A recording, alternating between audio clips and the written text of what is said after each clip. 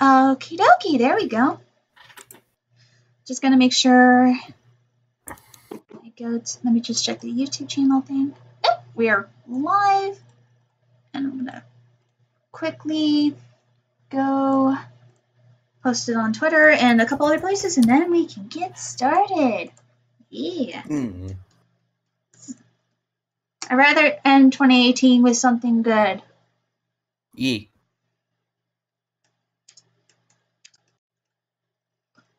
Ah, what? Damn!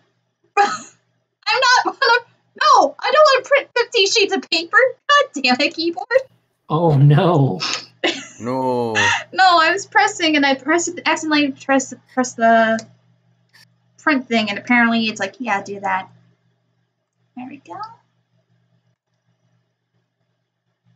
Just like that.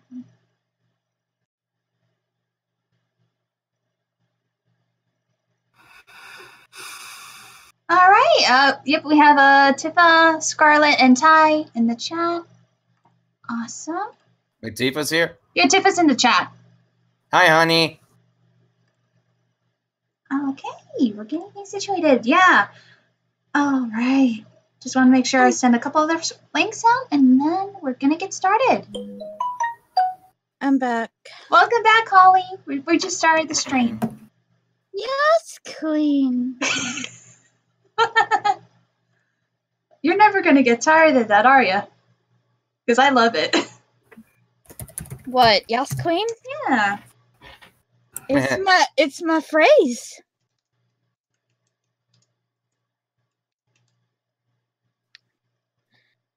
Welcome to live chat. Remember to guard your privacy and abide by our community guidelines. Well, I'm a mod, so that doesn't matter to me. All right. I should have picked a different image for. I think I'll figure it out later. Just gonna do a couple of those things in other Discord to make that.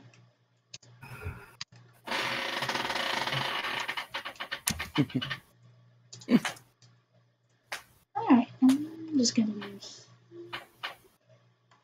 All right. Last one. Where?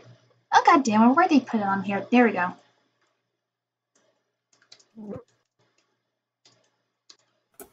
All right, there we go. That's all set and good. Okay, I'm just gonna click up the Twitter and. All right, how's the chat going? Okay, we got anybody who gets that reference is a wonderful person. Scarlett says hello from Lily. Hello from Tin Whitfield. Hello. Greetings and salutations. That's nice. All right. Hello, everybody. Welcome to the New Year's Eve stream. I'm basically want to kick 2018 out the door and welcome 2019 in. I figure I do that with a stream. It's my first time actually streaming on this desktop, so I'm feeling pretty happy about it. And we're going to start off by actually doing art and a Q&A. So you're going to be seeing art of my upcoming webcomic, Monster Humper, which I keep saying upcoming because I keep delaying it. But after, for a while, we will do Monster Prom. But I'm actually not alone at this. I have my friends, and we're going to start in the... I'm going to look up real quick. We're going to start with Jake. Introduce yourself. Hello, I am Jake. I am the least talented person here. You may also know Jake as being part of Vina Rosen's Twitch channel streams and also voice of Nekomaru and Gundam on the Danganronpa 2 stuff. Yee. Next is Holly. Yes, Queen! That's her catchphrase now. You may also know Holly from being a guest on their streams. And also, I'm so sorry for the Country Bears. I'm still sorry. It's fine. I'll find a way to pay you back somehow. Oh, no. Next up, we have Isaac. Introduce yourself. I'm normally known as Isaac the Media Hunter. I have my own channel. I do web reviews, basically. And typically, I'm also on Rosen streams. I'm usually known as Nagito. No, bad Nagito. You know what my favorite Sorry. You know what my favorite thing is? What? It's always hope. God damn it. No, bad doggy. And I really hope 2019 will be filled with brightness and hope. And all right, and then finally we have Aaron introduce herself. Yeah, hi, I'm Aaron. I also occasionally show up on Rosen's streams. And I am essentially surrogate internet dad for all these children. Yeah, but you also might know Aaron as my co-host from when we did Escape from Monster High. So that's also an amazing thing to see. And speaking of monsters, today for the first hour and a half, we're gonna do a Q&A. It's the reason why I have a few of my friends here because I can't look at the chat while I'm working on the art. I realized that from doing Streamlabs. So as I'm working on art, if you have a question, they'll let me know and I'll do my best to answer. Just make sure it's going to be questions about Missnet reviews, It's Nighttime, upcoming videos, storyline stuff, Escape from Monster High, and maybe some stuff about streams, what I do with Rosen for games. So, where are we streaming? Twitch or YouTube? I'm actually on YouTube. Okay. Yeah. I didn't want to do Twitch because Twitch is so complicated. From what I see, and what I gather, they don't really save the archives on there, which is what I think is strange. But that's just me. We're all strange here. All right. I don't know what you're talking about. I'm completely normal. Normal my foot.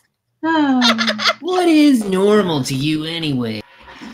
Oh. Surly is the whip-haired motherfucker. Oh, children. Why am I saying children? Hello, Lily. Oh, hello. All right. She's saying hi to me in the chat, so. Huh. And you got a virtual hug too from Scarlett. Yep. Who shows up every so often to when I live stream. I'm not sure when I'm going to do it, but I am thinking that when I do start live streaming again, I'll probably be doing Monster Prom because that seems like a nice little streamable thing. Oh yeah, no. If I play Monster Prom by myself, I don't read the dialogue. I just quickly try and get what at the end of the day want and just speed through the game because I sometimes I'm like, I've already gotten a lot of this dialogue from being on Rosen's stream. So it's just like, okay, fast. I just want to get this ending fast. Oh, okay. Shit. All right, I'm sorry. I have to bring this up because this just came up. This came up in the Discord. Yes. In Rosen's Discord from the Hero of Tomorrow. A retweet from John McAfee.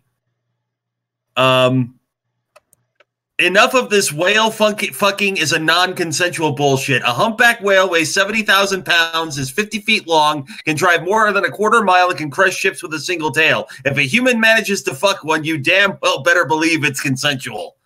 Okay,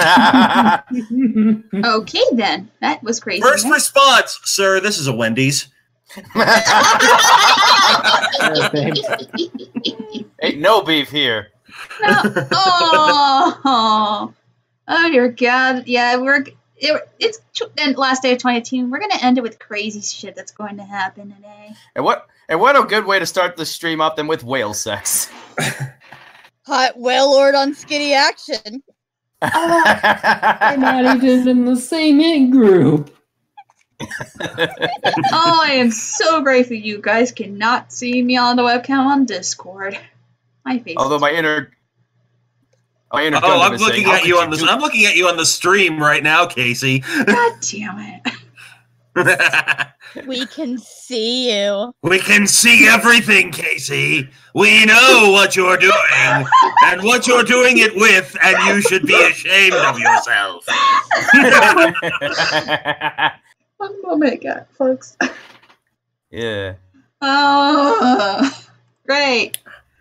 It was your brilliant idea to bring us here, Casey. You've got no one to blame but yourself. That's true. But yes. But like could be worse, Casey. We could all be drunk. But hey, good. We are up to 10 people on here. Ty Morgan, I feel like I've come to the wrong place. No, you're in the right place. No, Ty, please. Yes. You're good. You're good. You're good. Let's focus on Q&A questions you want to ask for me on the show, of my show and everything of stuff while I'm working on art. Like, comments will be cool because, like, I mentioned in the update that I got 4 reviews planned, and I also have storyline stuff planned and other things planned. We can talk about that too, because that is interesting and fun. Meanwhile, the rest of us will be fucking off and making Casey crazy. Yep. I'm just gonna color in Vicky's flowers. Hashtag crazy Casey. Jake, you've seen me go crazy on Frozen Switch. We have. I've embraced the crazy. You should We've too, all Casey. had. We've all had crazy pills. The only way I can even do crazy is if I play one of my characters, I can have fun with it. Though, when I play Misfortune, I have to get in a place that makes it very dark and very creepy. And you do it well. You really do it well. You are legitimately scary as Misfortune. Yeah, it just takes time to just get into that zone because it's like, I basically have to think, okay, I gotta really just think I'm gonna be this character, just think about this, and then I just go with whatever flows with me. And apologize if you hear any dogs in the background, because those are not my dogs, they're my brother's dogs. Scarlet Huntress says, Casey, how have you been lately? And will we see more Diva from Musical Hell on this channel? Oh, I will say I've been doing good about seeing Diva from more Musical Hell. I'm not really sure. I want to try and talk with Diva on doing a commentary on our crossover because last I checked on that video, it's past 20,000 views. I released it last year, and because of that video, it's actually helped me with the YouTube algorithm. Because last year I had ended with 200 subscribers, and then I start at the end of this year I'm at 760. So nice. Congrats. I'm a very short while. I'm 240 something away from reaching 1,000. So I'm very happy about that. I just have to keep the momentum. But I want to do a commentary with Diva on our crossover. I just got to figure out when, because she has a busy schedule. And I want to do another crossover with her, because it'd be a lot of fun. And also, people, every time in the comments, people keep talking about Shrek the Musical and correcting me, but people really love how I did Diva, and they want plushies of her, and I've told her this on Rosen's stream one day. And she was surprised. And I'm like, if you ever need to do that, just get in touch with me. We'll figure something out. Question came into the chat, Casey from Time Morgan. What was the reasoning behind reviewing Shrek the Musical? Yeah, what synapse in your brain misfired to make that happen? Because it was part of my childhood. I kind of got introduced to it when I was a senior in high school, and I liked the music. And it was during the time I liked the first 3 Shrek films, and I lost out of it during the 4th film like everybody else. I was going to say, truth be told, I started jumping ship after the 3rd one. I didn't care for it at all. Yeah. But for me, it was more, I liked the music, and it got me in a good spot. Except for, I think I Got You Beat. Like I mentioned in this song, I don't like that song at all. Because it was just, whose childhood was worse? It was mine. It was mine. No, it was mine, bitch. No. That's how it was. I can always skip that song when I listen to. I can listen to that song, but I skip it when it tries to get to the fat parts in the burping because it's not necessary. And then I was waiting for the DVD to come out. The DVD took 2-3 years after I graduated to come out. And I bought it and I watched it and I'm like, okay, this is completely different. And I noticed they took parts out from the soundtrack, like I mentioned in the review about Farquaad's mom, that they didn't include it in the live, filmed version, which was weird. So I after I watched it, I'm like, okay, this happened. And after a while, it just sat on my shelf. And I did references here and there, like notoriously of me tossing the Shrek the Musical DVD in an episode of Escape from Monster High, and using it in a cameo I did for Diva in her Peter Pan review. I actually did that because it was foreshadowing of our crossover. People really caught that. But then I was like, I wanted to ask Diva. Wanted to do a crossover with Diva for the longest time.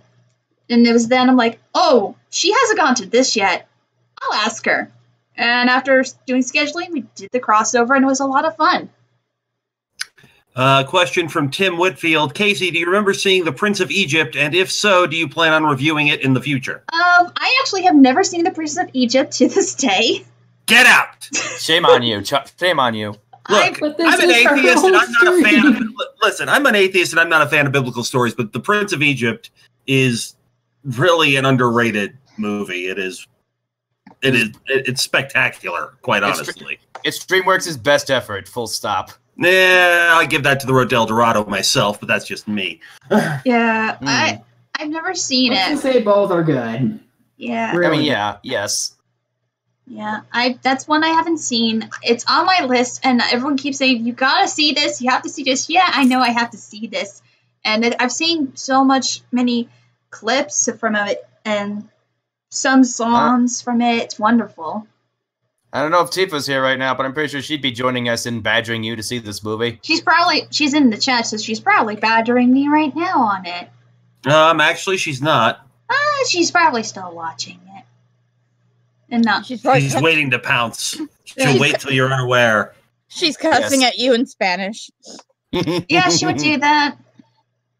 Ram Rohal. I hope I'm pronouncing that right. Hello, I'm new here, kind of, so I've got a question. Do you have a movie you would love to review, and by contrast, one you would dread to review?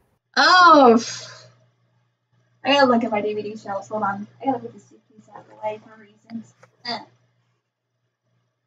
If I want to review something I dreaded, I think the one I wanted. Welcome to Monster High and Electrified. You see that on my shelf? Yeah.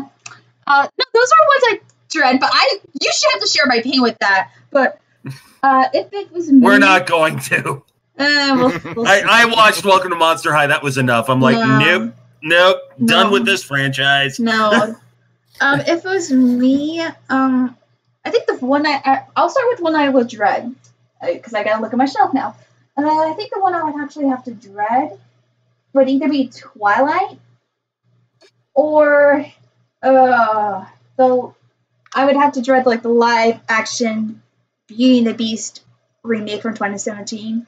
Oh, ouch. Yeah, I have reasons for that one. There's parts I love, but it's parts I hate, and it's one I would have to get into when I feel like if I want to review that, but I'm going to wait a while for that one. yeah, let that one stew for a while. The chat, Rom Rollhall, Electrified. What's that? Electrified is the Last. Electrified is the second of the rebooted Monster High direct-to-DVD movies, and as of right now, it is the last of the rebooted direct-to-DVD Monster High movies. Yeah. In fact, I think Monster High is effectively dead because I don't think I've seen anything new from them on the toy shelves in forever. No, they're dead, completely dead now. Mwah, mwah. Oh yeah, I need to draw her necklace there. But I think the best one I want to review the best. Oh, if it was me, I actually had this plan when I first started reviewing. I wanted to originally review something Night Before Christmas related on each year of my anniversary.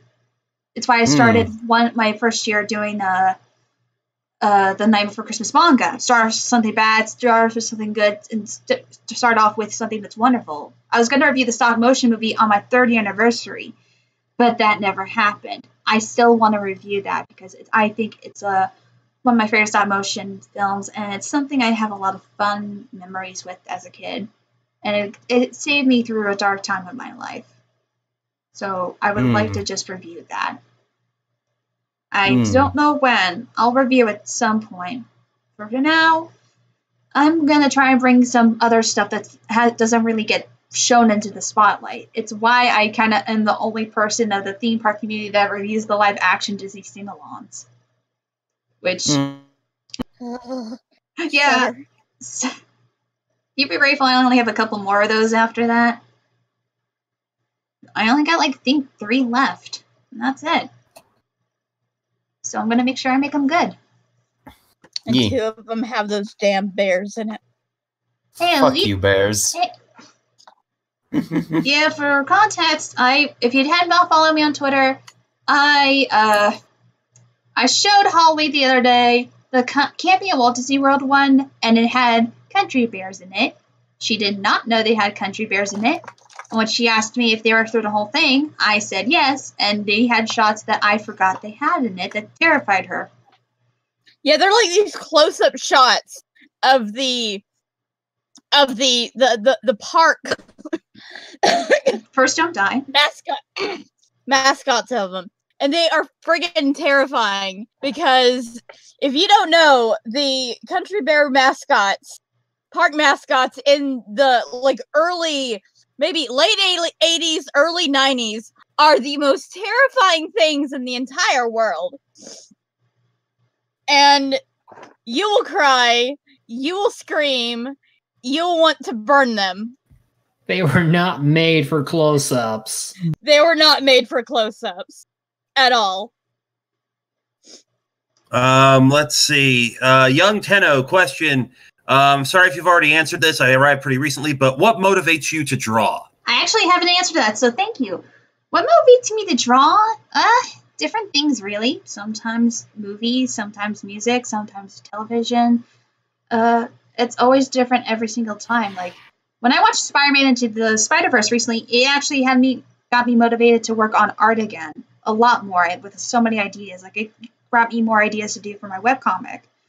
And so, I was just going incredibly crazy. I actually drew most of this page before the stream, like, last week.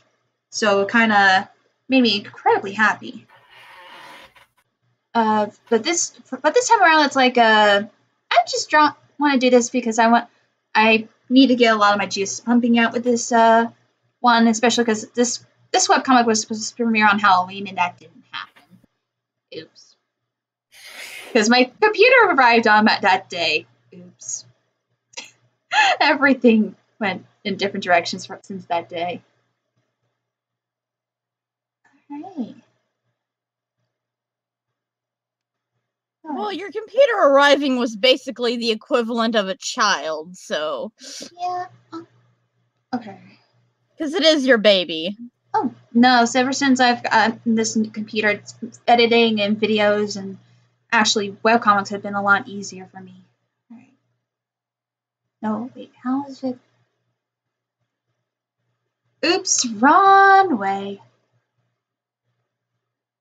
Right. I actually have one of the pages. I'm trying to remember how I did. No! This way. I have to remember exactly how I have Vicky's dress. She's the only one I've decided, and I'm going to use this little pretty gradient. And I keep forgetting how I have to do her dress every time. Yay, consistency.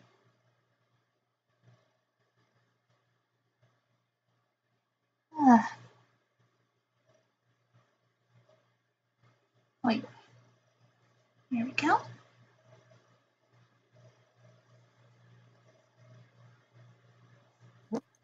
And actually, selection tool has been so freaking helpful with this right now. All of the gradient. There we go.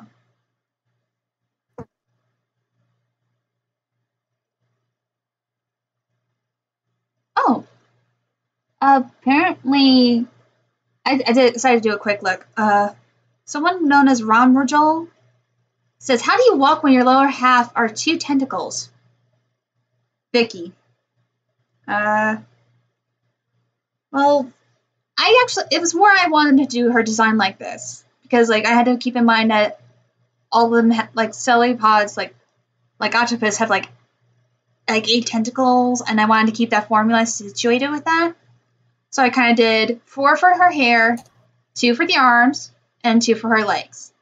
I didn't want to be how it was for Ursula, where all of her tentacles were to her lower half. I didn't want to be too crazy, so I kind of came up with this simple design, and it's actually been pretty helpful and useful. I only did a quick glance because I accidentally pressed on one of the wrong things on here. I'd imagine she probably uses her suction cups to kind of get a grip to walk. Mhm. Oh, yeah. Oh, also, take note of how, if you can't see it, it's a giant D20 paperweight dice she has in her hair. So she also, I wanted to add that she uses her hair to hold stuff, too. It's a simple, oh, what am I, no, I don't need a gradient there. She's All cute right, and adorable. Let's see. Question from Tim Whitfield for everyone on the stream. How many of you first heard about Friendship is Magic? Also, Casey, how long have you been doing this art? Well, to take the first question first, I came into Friendship is Magic on a message board that I used to frequent for the Daria fandom, and one particular person just kept talking about it. Most specifically, he wrote a little ficklet where Daria revealed she was a closet Friendship is Magic fan, and then Jane revealed likewise. So, and I had noticed it cropping up here and there all over the internet, and I was like, okay, I got to see what this is all about. And season 1, I think, had just wrapped. So I watched the first episodes of season 1. I was like, my God, there's a plot and it's interesting. And I'm old enough that I was around for G1. And I have a sister who's about 2 years younger than I am. And both of us watched the exact same crap. Because the way the syndicated stuff was on, it was just basically pretty much evenly split between boys programming and girls programming. So an afternoon would be Transformers, G.I. Joe, My Little Pony, and Gem, and whatever else happened to come up. So that's how I found it, and I've pretty much been sticking around since then. Yeah, that's kind of a similar story with me. I've just been seeing people talk about this new show, and then I thought to myself, oh goody, another reboot we probably don't need. But I've seen enough buzz about fuck it, I'm gonna check this shit out. And it turned out to be a reboot that we did need.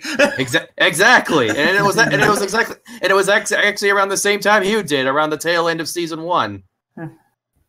I kind of feel bad. I've been watching it quite a bit early on, but then for some reason it just stopped. Not out of disinterest, but just like, I don't know. It happens, and especially. I've been wanting to go back too. It's all on Netflix now. So I gotta ask, do you remember which season? I think it might have been 5. I'm really not sure. Okay, you still got 3 seasons left to go, and season 5 is okay. Wait, oh wait, no, you said 5 was where you stopped. It might be 5. It might have. Trying to think when exactly. Maybe the Crystal Kingdom stuff. I know Discord exists. Yeah. Oh, you know what I remember? So I think it was around. No, you go ahead. I'll say when it's my turn. I was gonna say if it was around when Discord was more around somewhere, it was probably somewhere around season 4 or something. Yeah, season 5 is where Starlight entered the picture. Yeah. Okay, then it might have been season 4. And season 5 is the best season of the series. I'm just putting that out there. I don't know. Speaking as someone who has watched it, honestly, these days I prefer Equestria Girls. I mean, a lot of those movies are fun to watch, and the shorts are fun. It's all fun, and I enjoy it a lot more. I just discovered a couple of years ago that I actually enjoyed Equestria Girls a lot more than I enjoyed Friendship is Magic. Yeah. And season 8 was. I don't even want to talk about season 8. Season 8 was spotty, to put it nicely. Let's make a friendship school. I don't know. I haven't seen it. Well, see, this is what I don't get. This is an argument that I made. Between seasons 7 and 8, we have the theatrical movie that came out back in October last year. And it's like, here, we're doing this big, huge movie where we're expanding beyond the borders of Equestria. And then when the show comes back in the very first episode, oh, look, the friendship map is expanded to include all these places that we went. And what do? They anchor the series more to Ponyville with the damn friendship school. Golden opportunity lost. Anyway, What I about think you, I will Holly? say- So let's let Casey go ahead and weigh in on this. Oh, well, first off, what about you, Holly, with Friendship is Magic? Oh, sorry. Well, I was a child of the 80s, so of course I watched the original and had a lot of the original ponies. And My Little Pony Tales and all that. And so anyway, when the big like reboot things, I was like so just some of the reboots were hit and miss. And I'm like, oh, I was in that mindset of like they're ruining my childhood. But then they had, My Little Pony, and I'm like, how could they mess up My Little Pony? And so I watched, I think maybe they had already aired like maybe 3 or 4 of the episodes by that point. And I was like, I'll just give it a try, because I read up on who the voice actors were, some of them, and I love Tara Strong's work, and a few of the other ones that were on there. Because I mean, like I said, I grew up with late 80, early 90 cartoons. These are voice actors that I grew up on, so I'll give it a shot. And I watched pretty religiously for several years. I think maybe probably around middle of 5th, 6th season. I didn't watch them like that day or when they first came out. I kind of like waited until a couple of episodes came out and then I binge watched them. I haven't watched any of like the latest season though, because I've just been so busy, but I enjoy it. There's a few things that I'm just kind of like, why you do this? No, why? But I don't get like as like vocal with some things as other people do. So As for me, I started right as the show was actually coming out. I was like, this is a cartoon for kids. I'll just watch it. Because I think also Tippa was telling me, hey, why don't you watch this when we're doing our RPG stuff? And I'm like, yeah, why not? I'll give it a shot. And I was watching through the first season, like, okay, this is actually good. I watched through the second season. But I stopped right before the finale, and I never went back to it because of how, at the time, how fan community was so toxic, and it was just, I couldn't really watch it. Oh, it still is. I get around that by not interacting with the fan community all that much. Yes, and last year, Aaron was like, hey, why don't you just try and watch the show again? Maybe it's kind of better. You might like it. And I'm like, oh, well. And I was more interested in your take on Equestria Girls, but to do that, you had to get at least through season 3. So. Yeah. So I went through watching Friendship is Magic all the way until season 8. I then watched Equestria Girls. I like both series, and it's been a lot of fun. Also, because let me check. Not sure if you can see, but there is a sunset shimmer on this little goblet that I like. And that I sent you. Yeah, that you sent me. So it's been like sitting there as part of my set. And also to answer half of Tim Winfield's question, because he didn't just ask about Friendship is Magic, I've actually been doing art since I was about a kid. Like, I always like doodling here and there, but I didn't start actually getting into drawing constantly until I was 12 years old. And I've been drawing nonstop for the last 16 years of my life. I think the first few years of my life, it was just all pencils, and then I started going into the DeviantArt and fan communities, just drawings and using markers, and then I kind of learned trying to do paint, and then I got my first Photoshop, my first tablet.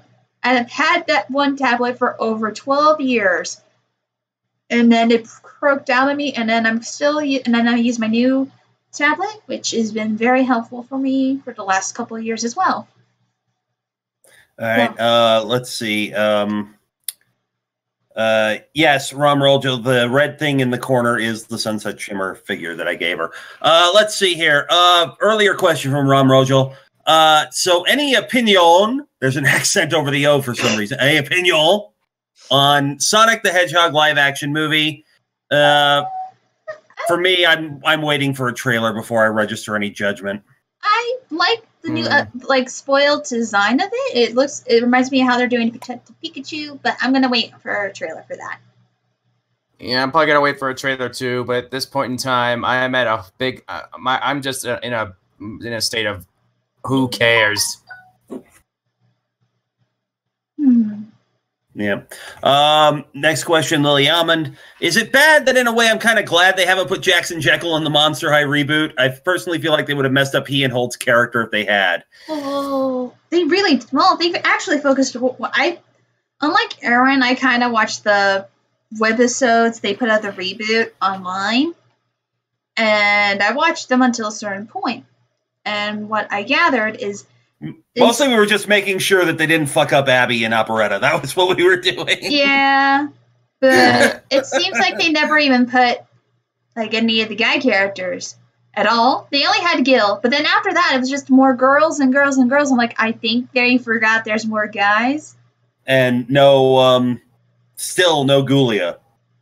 No, I think they used the design off of Gulia for when in that Christmas special. Technically, that Christmas special is the last thing they did, where Frankie had no family, even though she was made herself for some reason, decided to build a family and made herself a little sister. And no. Rom Rohal, wait, this wasn't the first Monster High thing. No, it wasn't. Monster High first got started in 2010, and then about 2 years ago? Yeah, it was 2 years ago. 2 years ago, they rebooted it, and which is actually, from what we understand, we have a friend, Greg, who's like very big in the Transformers fandom and has several connections in the toy industry, and he says it's actually unusual that Monster High lasted as long as it did before the reboot happened, because usually the shelf life of any given toy line is about 3 to 5 years. So Monster High lasted longer than anybody expected. My Little Pony in its current incarnation has lasted longer than anybody expected. And Rom Rohal is in Peru, apparently. Ty Morgan, this might seem oddly... Huh? Oh, that's cool. I got a view from Peru. Hello. Yay. Ty Morgan, this might seem oddly disconnected, but what is this comic that you're drawing? Okay, I need to... I could actually pull back off the page for a bit because I realized I haven't really explained what the hell the Monster Homebrew is. Well, by doing that, I gotta open Behold as I go into my web documents on here. Behold. I'm going to talk quickly about what the Monster Homebrew is by showing the main cast what they currently look like at the moment. I'm going to update their looks for a couple. Basically, the Monster Homebrew is a webcomic I have that's basically a girl named Clara, who is the human girl here, has just transferred to a new university called Ray FU University, where it's a university where monsters and humans coexist, and they can learn anything they want, any degree they want. And Clara wants to fund herself a new, new campaign group, our tabletop RPG group. And she comes across fellow people who love the game in their own way, and it's like a slice of lifestyle where we follow each of their lives, but we also get to see how they play the game and also connect with friendships and everything else, and also kind of see more of themselves and also see more about this world and how monsters are handled in this coexistent universe, or how ghosts live in this universe, because there's different versions of ghosts, and how everything else is. And I kind of grew up with this idea from just reading other comics. So I'm like, I'm not seeing a diversity between like monsters and RPG stuff here. So I'm like, let me just do this. And I kind of fleshed out the ideas. This was like 3 years ago I thought about these characters. And 2 years ago, I just made the script and started sketching the pages. And I'm now working on it. Basically, we have a main 5 group, but we also have supporting characters that I haven't drawn a main group thing of, because I haven't had a chance to. But we basically go in order of who they are. The one holding the book is Clara. She is just transferred to the university. We follow her in the first chapter, and we get to learn about the university, learn about like the characters and how it's going to be in this, and just it's going to be very fun and interesting, especially because the page I'm working on is her actually learning a bit about her friend and setting everything up with her roommate Vicky, who is a celiopod and also best girl. Next we have best girl. Yeah, she's one of my best girls. Next, on the right, wearing almost an homage to My Hero Academia insignia, because I want to do something fun, is Hubert. He's a little, like, half Cyclops, half elf who loves magic and wants to be a wizard. So he goes to this university to be a wizard, because, yes, I can do that with my comic. You could go to this school and have a degree to be a wizard. Because, yes. And he kind of has, like, a off crush between Clara and one of the other supporting main characters, which it will be shown a bit how I'm going to do that, but I'm going to do it in a way that's going to be handled correctly. Then we have Stella, who is a werecat. She loves Shells, a parody of Doctor Who show, and she's into wrestling.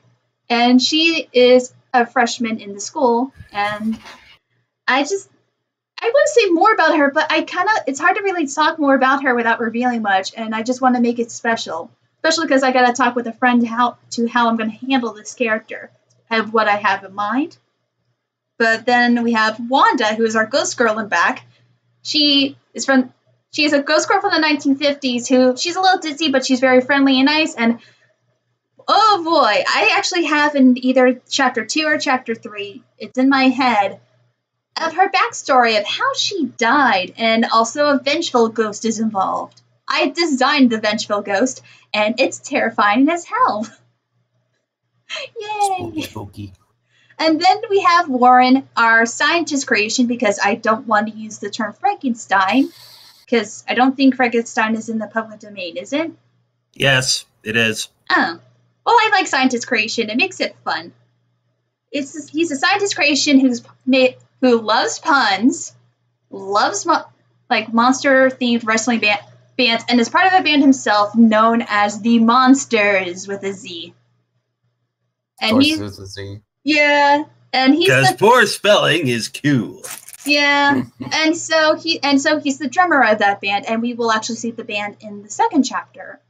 And if you can tell from how I did the main cover of this when I first showed it off, I got inspired by Scooby-Doo, because that's how I wanted how to be formatted. I might redesign this, because I've updated a couple of their designs a bit, and I'm very excited how some of the new designs look. I've only updated Wanda and Stella a bit, and I'm happy how they look, and it's been wonderful, amazing, just slowly updating these characters a bit, because it's only been a couple years, but I cannot wait to see how you guys feel about these characters and love them. Hopefully when I get this comic out in 2019, because I'm hoping I'm going to make it in 2019. I tried doing it this year, but the person I tried contacting to help make my site has not even gotten back to me in a month. So I did find a way to actually make a webcomic thing on WordPress, so hopefully when I get back from California, I'm going to work on the webcomic page, and you'll see that. But if you want to see all the pages right now, you can actually go into my Patreon at patreon.com/nightproductions and become a donator at the dollar tier to see all the first 7 pages for free. Well, for $1. So you can see all 7 pages are up there right now. So you are kind of ahead of the first chapter. Though I need to really work on the first chapter cover design, though. All right. Yeah. Lily Almond, just out of curiosity, if any of you read The Glass Scientist, it's really good. I've never even heard of it. Me neither. Me neither. Nope. All right.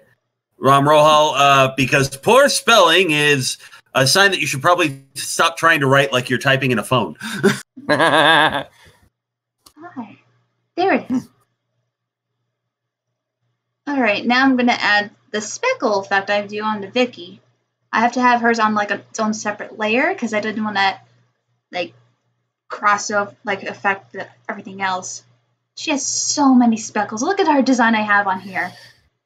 Yay. She's adorable. I love her. I want to protect her. She's fresh.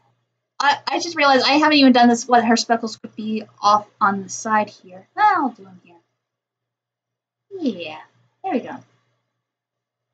Yeah, I figured that would be the reaction when people saw Vicky for the first time, that they want to protect her. I'm hoping the same thing for the rest of my characters, but I'm not sure about Warren. I have a feeling that Rosen will not like him because of the puns he'll make. All of the puns. And you know, if you ever need help on puns. Oh yeah, I'll definitely will go to my friends. There we go. I'll be like, hey, Rosen, what? How about this pun? Ugh. Okay, Casey, use that one. Oh, that's not... Oh, that's kind of how I was when I was on Escape from Monster High.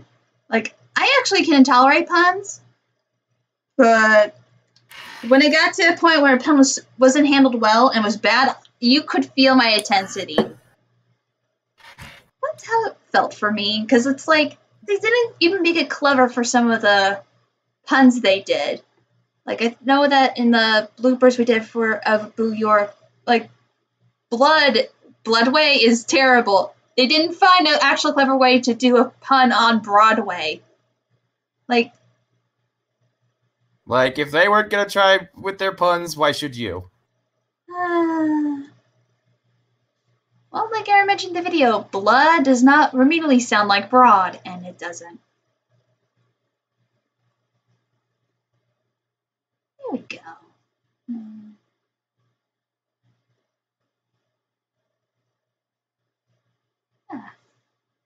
Let me do a quick look. Oh, we're at 11 viewers. Yeah.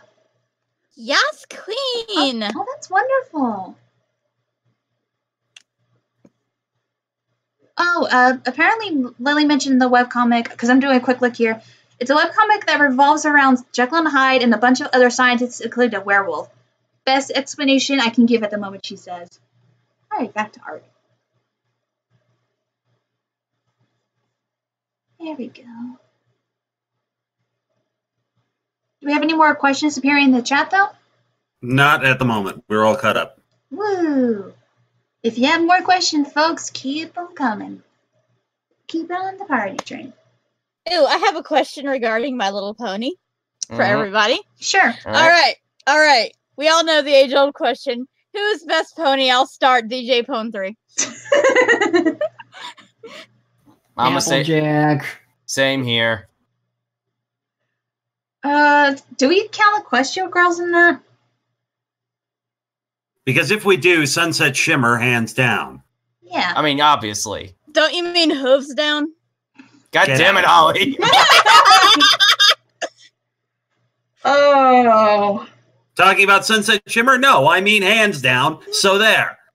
Yeah. Oh, dear. Scarlet Huntress votes for Luna. Blah votes for Derpy. Of course he would. Of course he would vote for Derpy, blah.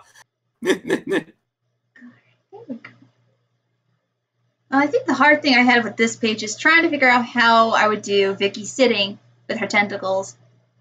But I forgot some octopus curl the tentacles, so I figured this would be a cute little touch. Though it's challenging. It was challenging to just draw. Because some of these things I'm going over, I sketched this whole entire page last year. I'm now just going over it. That's just saying a lot there. How my art's improved a bit since then. Alrighty. And you know what? I might as well ask this follow-up question. Who is worst pony? No comment. I'm actually thinking. I don't know. Oh, shiz. Who's worst pony? See, that's like kind of a... That's a loaded question. Yeah, they all have That's their fine. strengths and faults. And like all of the, quote unquote, like evil characters have pretty much nearly all got a redemption arc at this point. Kinda, in a way. Yeah. Wait. Pretty much, it's like, of all the villains, 2 are dead, most of the others are redeemed, and Chrysalis is the only one left. Well, T-Rex is still locked up in Tartarus, and we don't know what's going to come of him. Yeah, and then of course we have fucking Cozy Glow from season 8. Oh Jesus! And Christ. they're both in prison together, so we'll see what comes of that later. If we're talking like regular recurring characters, my least favorite of the main 6 is Rainbow Dash. Yeah. No real reason. It's just I like everybody else better. Plus, if I'm being real, Rainbow Dash probably has the weakest crop of episodes. It's hard to really tell with me. I don't know. That makes it difficult. Like, I'm not sure. So, can I say a My Little Pony fact? Sure. I went to see Mary Poppins Returns recently, and I'm like, I could have sworn I've heard Emily Blunt's voice before, besides being in Into the Woods when I was doing the vlog. It wasn't until afterwards I realized, wait, wasn't Emily Blunt Tempest in My Little Pony the movie? Yes, she was. Yeah, she was. I'm like, oh, god damn it, she could do it all. Well then. Like, she could, and it got me an idea of, I want to do an art of Tempest dressed as Mary Poppins. Oh my god. Well, you know, here's the interesting thing. We can actually say now that My Little Pony the movie features in the same thing Mary Poppins, Gamora, the Kingpin, and the guy who does the long drawn out summaries in the Ant-Man movies. You're right. And also that guy, Ty Diggs from Rent. Tay Diggs, yeah. Tay Diggs. Oh, I couldn't think of anything he's been in recently that we could match up for him. That was the only. Oh yeah, you're right. Damn it. Also, if we have Kingpin in MLP, wouldn't we call him Kingpone? No. Sorry, too easy. In case you're wondering, if you don't get the thing, Liev Schreiber was the main villain of the thing, the Storm King, and he was also the voice of Kingpin in Into the Spider-Verse. Which I didn't know that until I was seeing the beginning end credits of Spider-Verse, and I was like, wait, I was like, oh, he's Kingpin. I'm like, I'm like, getting flashbacks to My Little Pony Friendship is My Little Pony movie, and I'm like, oh yeah, this is going to be good. And it was heartbreaking, and I think I liked how they portrayed Kingpin in this. It's just so freaking heartbreaking as hell. Yeah. Oh, but also more, yeah. Like I mentioned in my vlog, yeah, you did it a bad way how you want to do it. I still think my favorite joke from that is still when they go to the little dinner that Kingpin's holding, which turns into a memorial for Spider-Man, and Gwen's like, what a pig. I'm right here.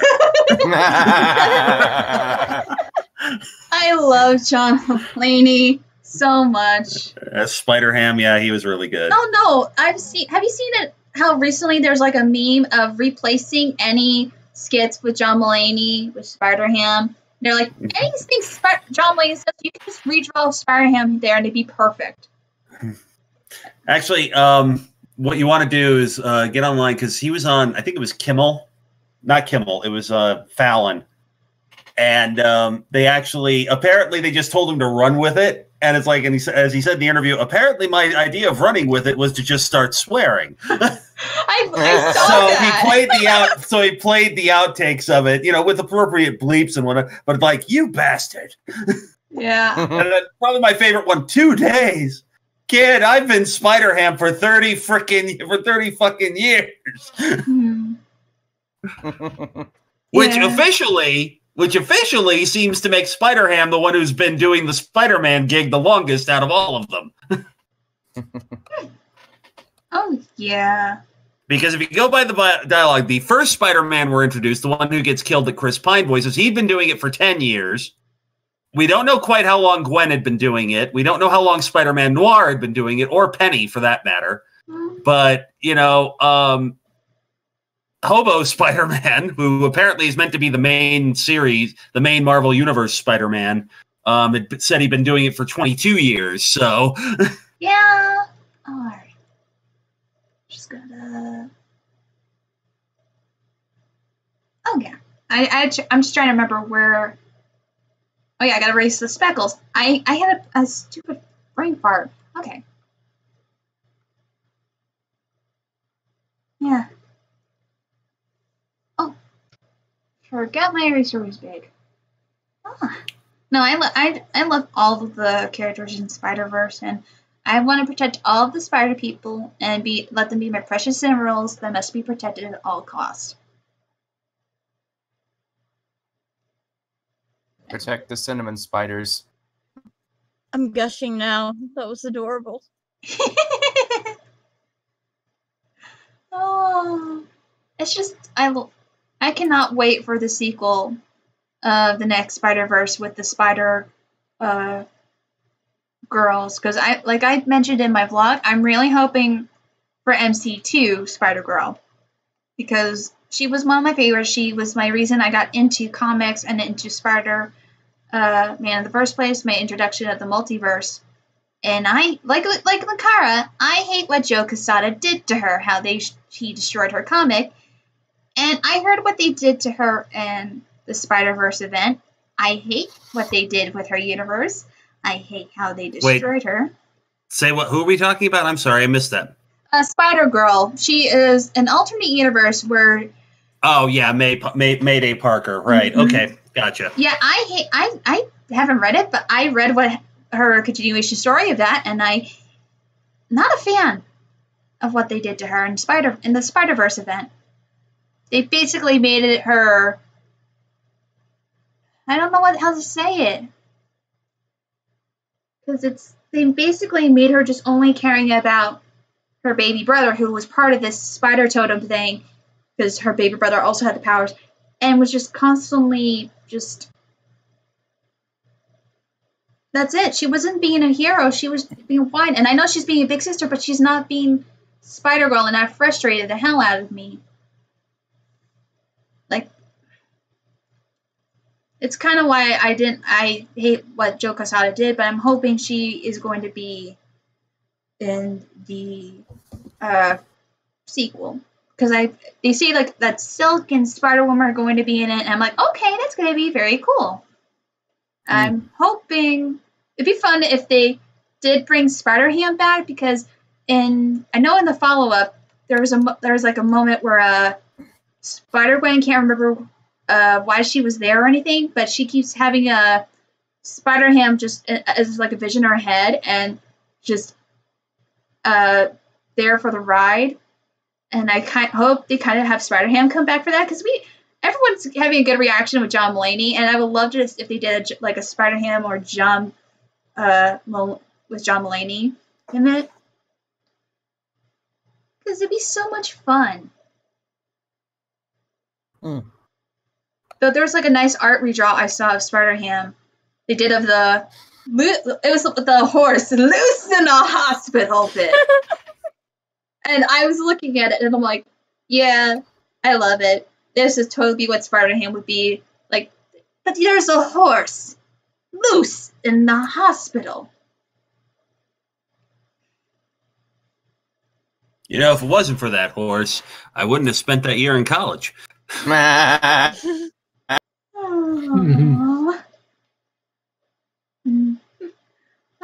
I wonder what's the chat saying though. Not much. Although Scarlet Huntress did point out Zephyr Breeze is worst pony, and yeah, I agree with that.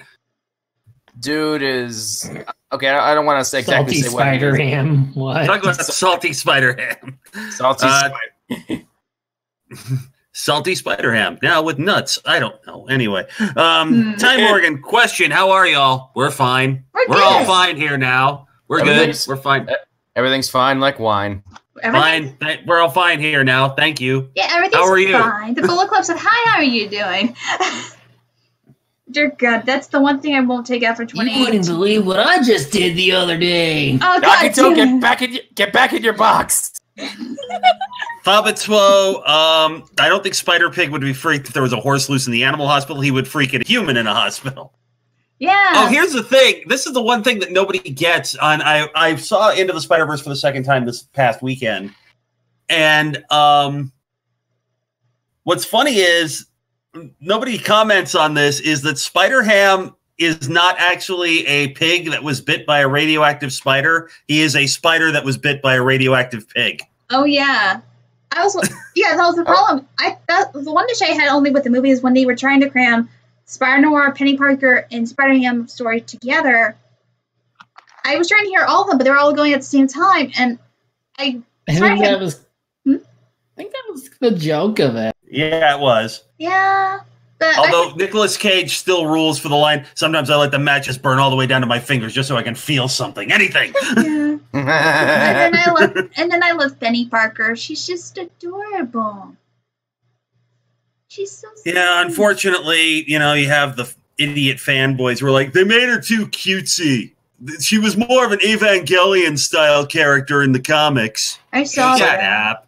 It's like, get off your high horse, horses, you pretentious fucks. Don't they realize? You realize this could just be a different Penny from a different universe, right? Because that is established that Marvel has multiverse. Oh, Fabitsbo is Olivia, apparently, Casey. Oh. Wait, Fobitbswo. She says, hey, Case, it's Olivia. Oh, dear God! I know who that is! Hi, Olivia! Oh, great. It's Liv. No, Olivia's a friend of mine. Hi, Olivia. I didn't know. Wow. Okay, you're going to have to message me on Facebook later of how you found this. Take it somebody you haven't heard from in a while? No, ironically, I saw her twice last week at both of my jobs. And one of those, she had recently just gone to see this Into the Spider-Verse.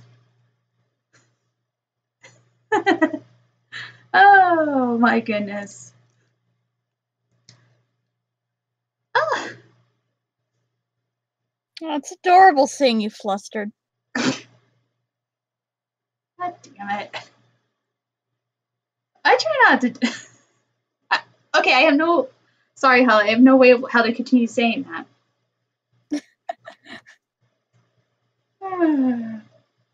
That's where you go with the age-old classic, bitch, I'm adorable. I would say, bitch, I'm adorable. I know. It's not on my DVD rack anymore. Like, I would show the Precious Cinnamon Roll button that I have. Because I totally do have that. This is my Precious Cinnamon Roll. Which you can see me have that in the Boo York finale, Bjork Escape from Monster High finale. It's clearly hidden on there, but if you watch the bloopers, I mentioned having that. And you know what I'm still waiting for, Holly? I'm still waiting for I'm adorable, damn it, button from you. Yeah. I need, like...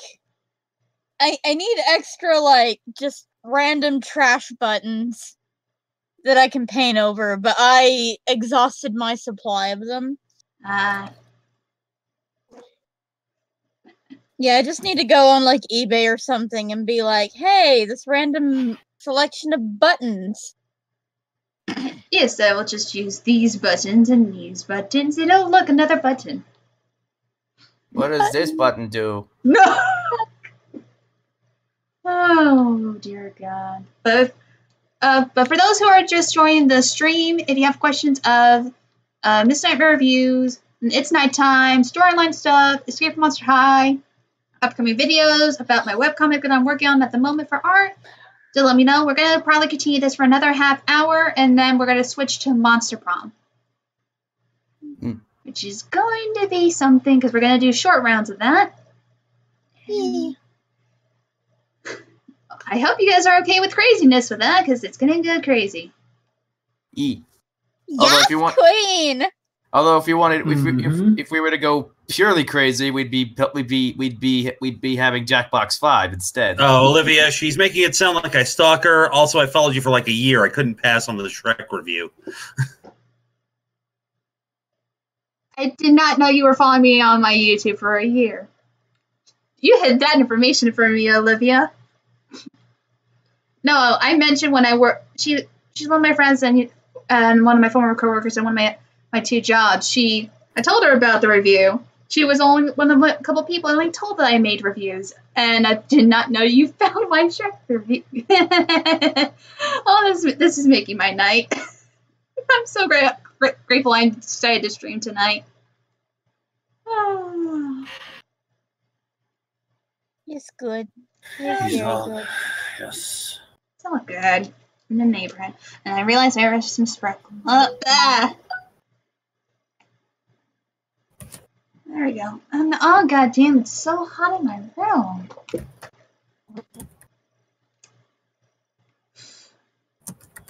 I'm so but I'll live with it.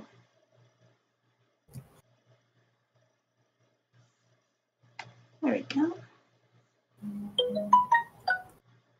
I gotta just double check, make sure I got any speckles. Can you say no to this little face? No, you can't. No. How dare Jake get out of the room? I was dare you. I was saying no in agreement that you can't say no to that face. I know. But you said no to her. How dare? How dare. Alright, I put my phone on vibrate for a moment. Olivia texted me. I thought I told you. No! It's all good, Olivia. Ty Morgan, any YouTube goals for 2019? YouTube goals for 2019. Hopefully I get to 1,000 subscribers by the end of 2019. That's You one should. goal. I should. I won't make it for monetization because of my stuff, but Yeah, it pretty happens. much.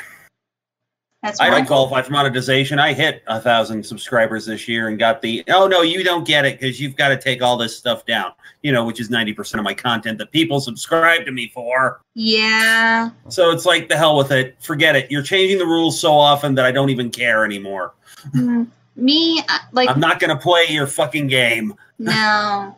No, it's kind of why I make sure to be like I will say from one note, when I was editing the Shrek musical video, I had like to edit it 3 to 4 times because every time I uploaded it, I would get hit with a mark, and I'm like, let me just trim this part down. I put it up, something else gets marked, and I'm like, god damn it, I'd edit it. Keep in mind, this was on my old laptop, and the video itself was like 33 minutes long, and my computer took over 2.5 hours to render it. So it's like more of my time I tried doing this video, plus so it took so much, and then it hit another one. I'm like, okay, screw it. I'm just gonna cut the things out.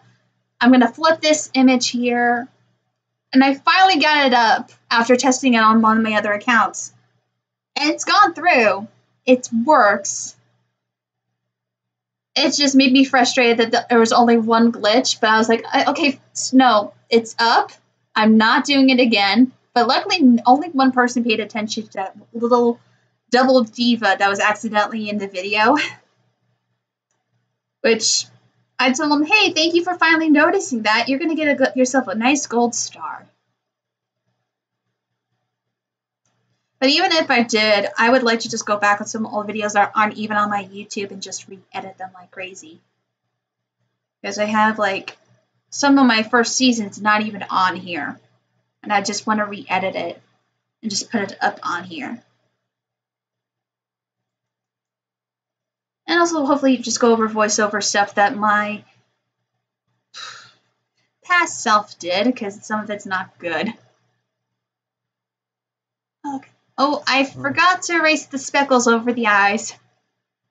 Oops. Oops. Yeah. Really, my YouTube goal is to actually start, but then again, that's something I've been saying for years now. My YouTube goal is to go weekly, which I'm trying desperately to do, starting with the upcoming Superman retrospective, which will be starting on January 7th. Hurrah! Mine is just be more on time with my stuff. I think Tim Whitfield, here's an odd question. Do you watch some old fall promos and network jingles just for fun? Not really. no. I actually, not really. Oh, God. I keep forgetting to, erase speckles around Vicky's eyes. Because it's right where I have to put some things right there. There we go.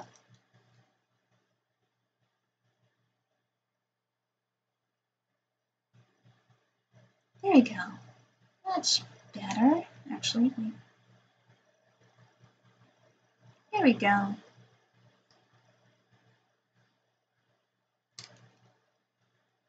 I keep forgetting this is always why it's always difficult for me with doing color on Vicky's. I have to do a lot of these technical things at once. But it's worth best, girl. It's worth it in the end, though. Because we're almost actually done at the point with all the characters. Hold on. Okay, this is one part I knew I was going to have to fix. We're going to take this eye.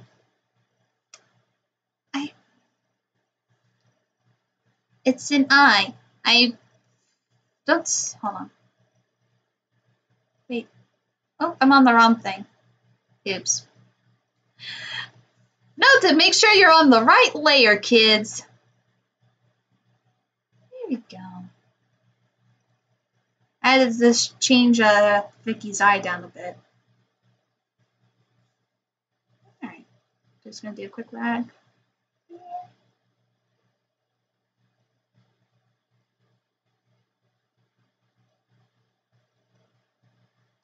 Trying to think of any other YouTube goals I have besides reaching 1,000.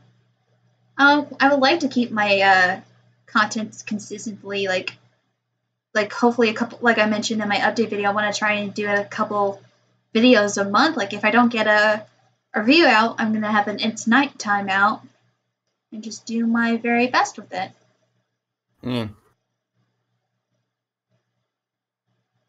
I want to try getting me some decent software and then nail down some form of a format. I got the newest version of Sony Vegas, and it's actually been doing pretty well for me. It actually has a special feature that I'm gonna use it for when I edit the Escape from Monster High commentaries. Dear God, Aaron, I realize the commentaries I have are over a year old. I'm sorry. It's all right.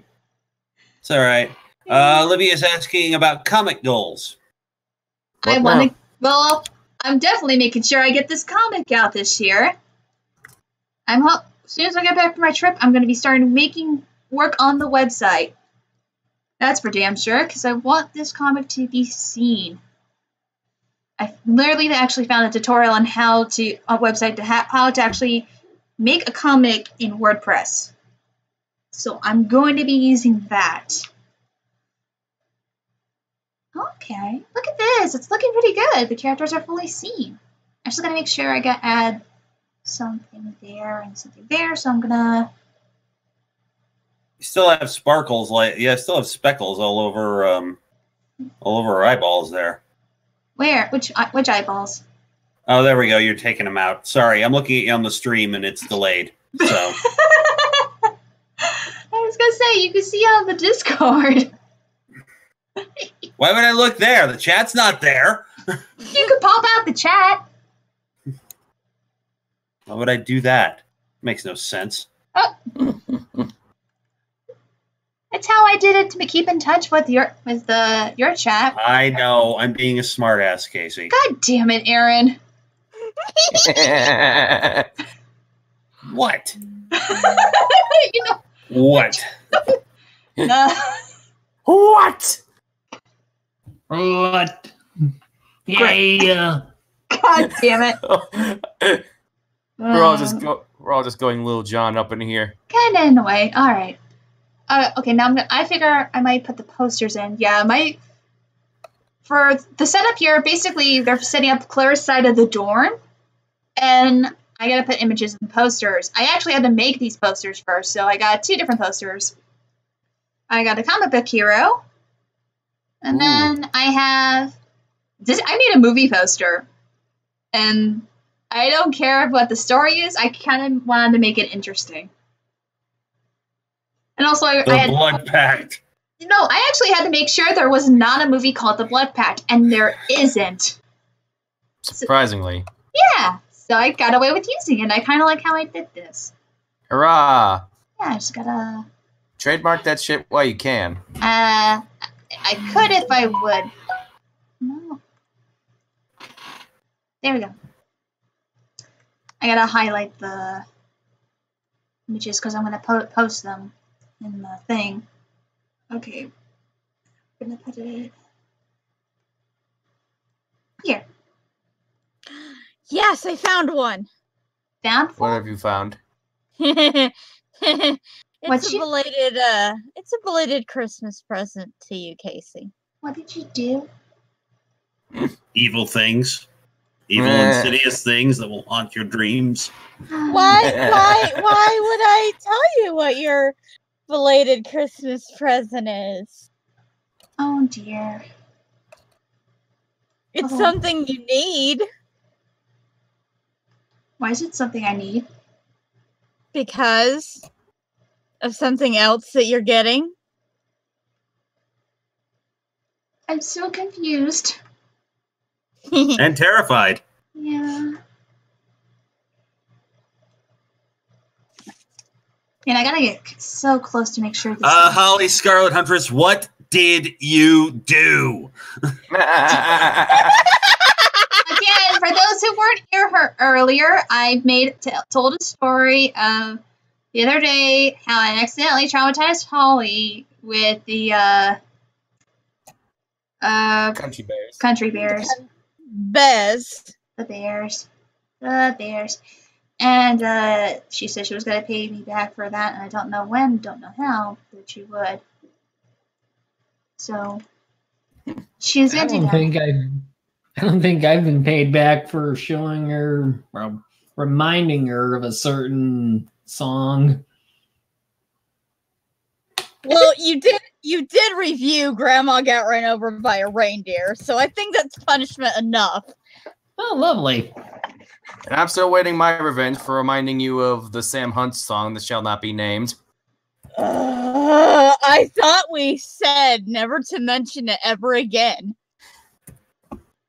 Hey, blame Sam Hunt. He made it. You keep saying it. Yeah. You keep saying his name. Unfortunately, I feel a little sad. Unfortunately, the whole image won't fit in here, so I have to erase part of it, because if I do it in a certain way, it's not going to look right. But I think this is okay. No, you'll like your eventual Christmas present when I finally buy it and send it to you. Oh dear. Okay, I'm gonna zoom out of the page for 1 second to see where. Okay, awesome. That looks wonderful for the image there. So pretty. Now I gotta put on the other one. Yee. Yeah. What is the chat saying from all of this craziness that's happening? They just still want to know what I did. They're catching up. They're slowly catching up. I can't reveal it in case you would know.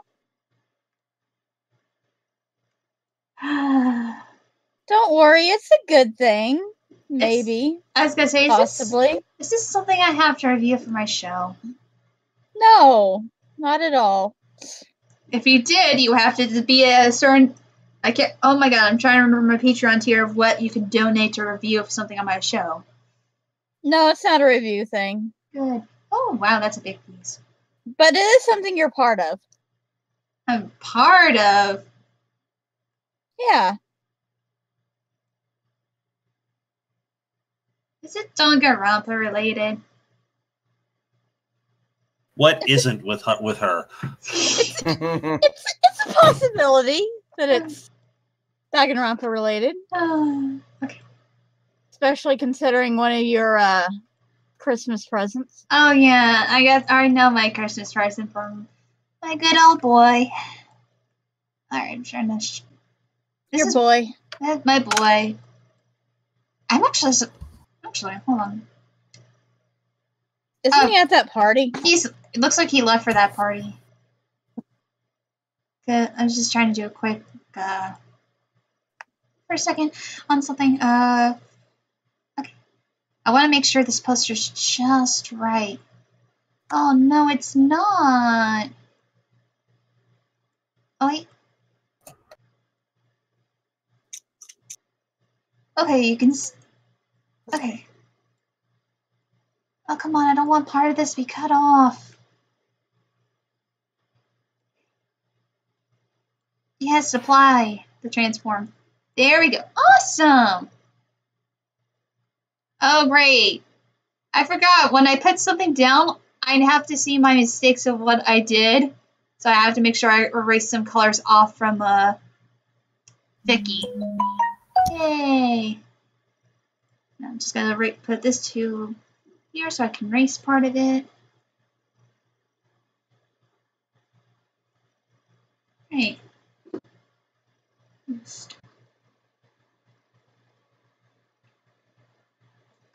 I did a quick look at the chat. Apparently, Olivia would say she would watch the hell out of the Blood Pact. I would too if I knew what the story was. I just kind of randomly came up with it.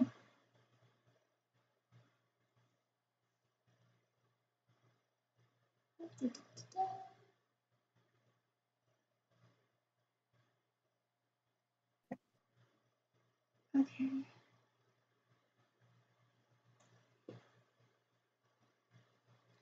We're going to zoom out of that and then put this back. Ooh! That looks great. Look at that. Oh, this is looking wonderful. Nice. Yeah. Yeah, and if you take note of Clara, in the first few pages, yeah, she wears a sweater, and then I was like, I don't want to keep drawing the sweater, and I let her take it off in this panel, so she's going to be in this for for most of the chapter. Because I felt like doing it. Okay. Alright, we're going to just, let's see, I'm going to work on this, it's just only for a couple more minutes, and then with a couple more Q&A questions, and then we're going to switch to Monster Prom. So if you have any more questions, let's do them now, as I try and figure out a couple things with this. Try and do quick, like, fixing over here with Vicky. I don't want to leave this before I do Monster Prom. Okay. There we go.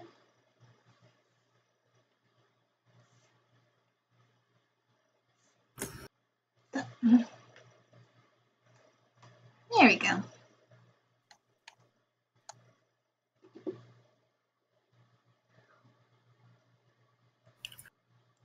Oh, this one I can easily color.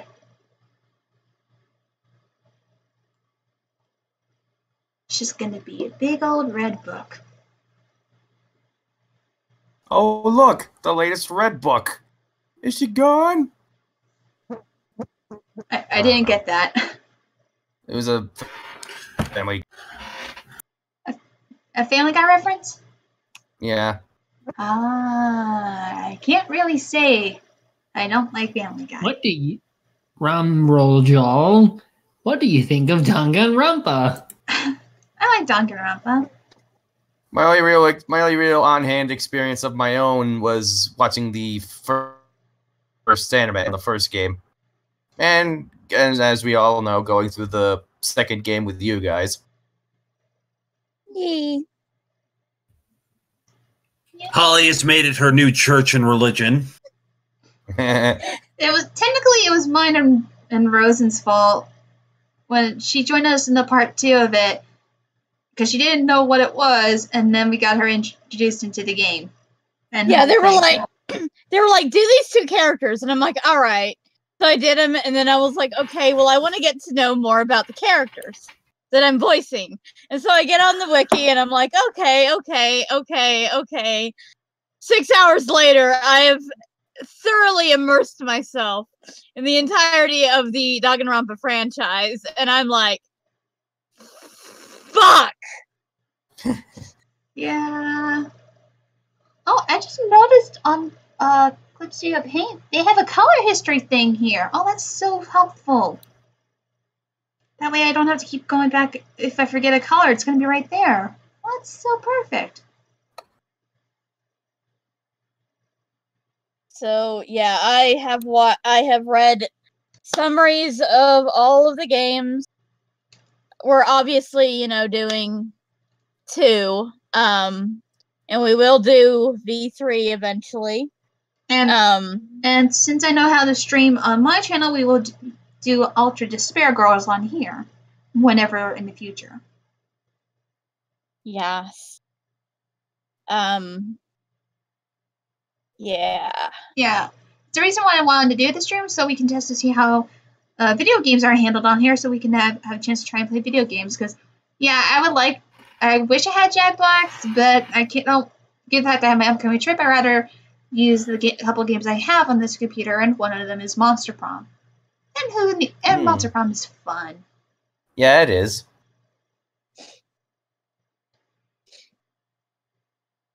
Ramarjal. Danganronpa. High school sucks or why I learned to stop worrying and hate the bear in Danganronpa 2. Fear and Loathing in Pacific Ocean. And Scarlet Huntress. Casey, you are a cinnamon roll, so you don't blame for introducing Holly to Danganronpa. No, Casey is a precious cinnamon roll. She's our Chiaki. Who was literally told she was a cinnamon roll. Yeah. I've been told this a few times that I'm very sweet or nice or I need to be protected. Other times I've actually been commented on some of my videos, wow, this chick is annoying, or what, or I will say this year I've gotten the most weirdest comments of all, where I'm like, hey, if you do a weird comment on me, I'm going to delete you, and I'm not going to approve of it. So it's been that type of year for me. But it's been fun, nonetheless. I had to deal with my fair share of morons, but that is a totally different story. Let's not get into one that me and Aaron have to deal with our videos of Escape from Monster High constantly. Like, I will say, when I posted I was telling Holly this the other day, when I had to literally post my new review out, when I've been working on for, like, over a year, he literally commented on it. Hey, where's the Escape from Monster High 3 commentary? And I don't approve of their comments because, yeah, you keep saying the same thing without really watching my video. I'm not approving it. So people who do that don't really get that does not motivate us to do it. If anything, it makes us resentful and make us wish we never started in the first place. For me, it's just more, I'll get to it when I'll get to it. Especially when I worked on the video on and off for over, like, I was telling you, the Gumby review literally took a whole year because I had the script and then I had things that happened and then I was getting back into it and I had biggest burnout of my whole entire life. And I finally got back into working on it during the fall. And that also includes, because what reason also took a while with this is because the Gumby review also had storyline elements into it. Which are storyline elements for me, especially when I have to deal with misfortune, that took a lot of energy to make sure I got right. And I'm kind of grateful how well I did that. Because I was so nervous how it was going to be. Especially when I was editing, I kind of learned that, I was wondering how to do echoes. And it's not semi-Vegas. And I found out how. I'm like, that's why reverb is there, to be my echo. Why did it take me forever to know about this? But it worked out. Because I've heard the most that when people see misfortune, when they hear the laugh, they get chills. So that's something.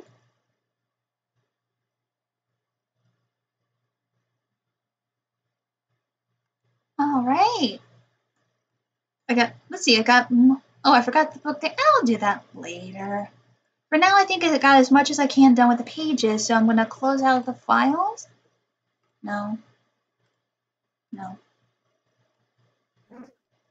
I had other I had other pages too because I thought I would get to the background, but not tonight. Not today. All right, gonna quickly turn share screen off on Discord for a second. Click on up here. I saved the pages. What? Damn it! All right, we're gonna set up for Monster Prom in just a second. So I'm gonna quickly put on Twitter that we're still going. And then we're gonna start Monster Prom. So if you have any last minute questions, tell me now. But I do see that apparently Scarlet says, curse you, Rosen. Why curse Rosen? Why? He's not even here. Does he He really could have to be be. here? Does he really have to be here in order for us to curse him? I'm not sure.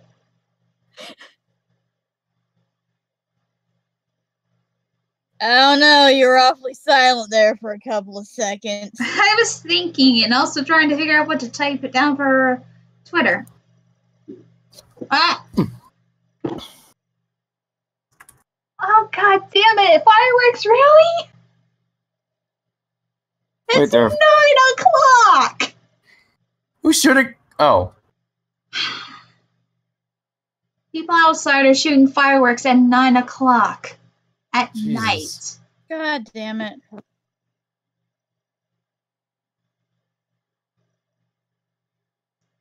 I'm just gonna...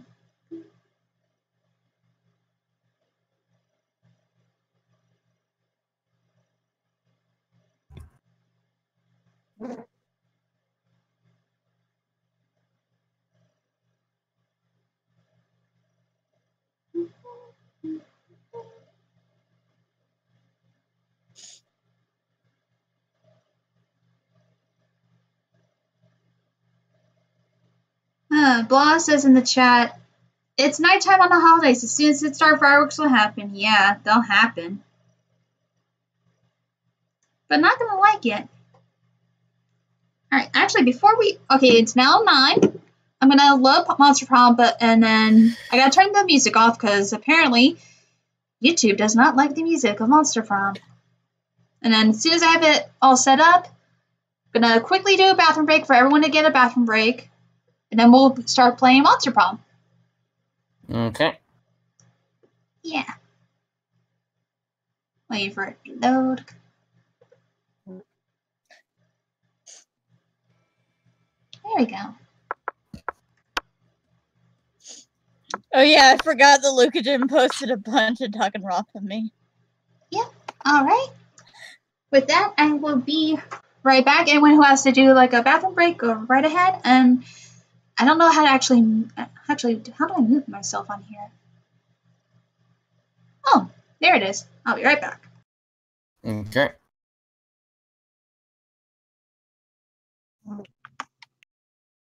I am so sorry. I am so sorry. Why? What'd you do? I'm so sorry. But if I had to look at it, you have to too.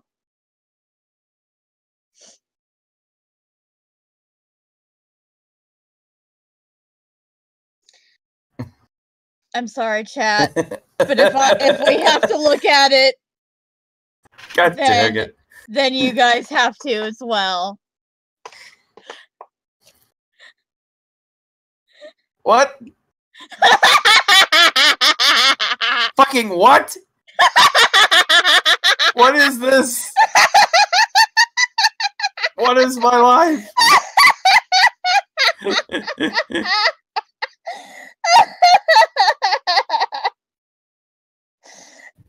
What was it?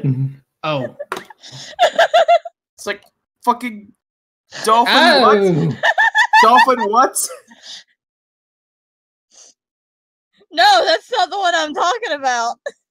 Well, that's what I'm talking still. In general, all this, what the fuck?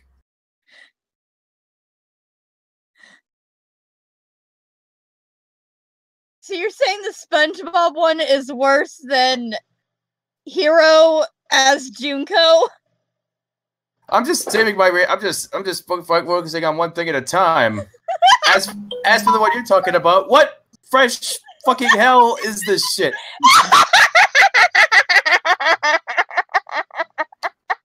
What did I miss? Holly posted a thing in Rosen's group. What? It is and then she shared it with the chat. It is a thing of pure hell. Why'd you just share this image with my chat? Because Because if I had to see it, they all had to. Chat, I am so sorry.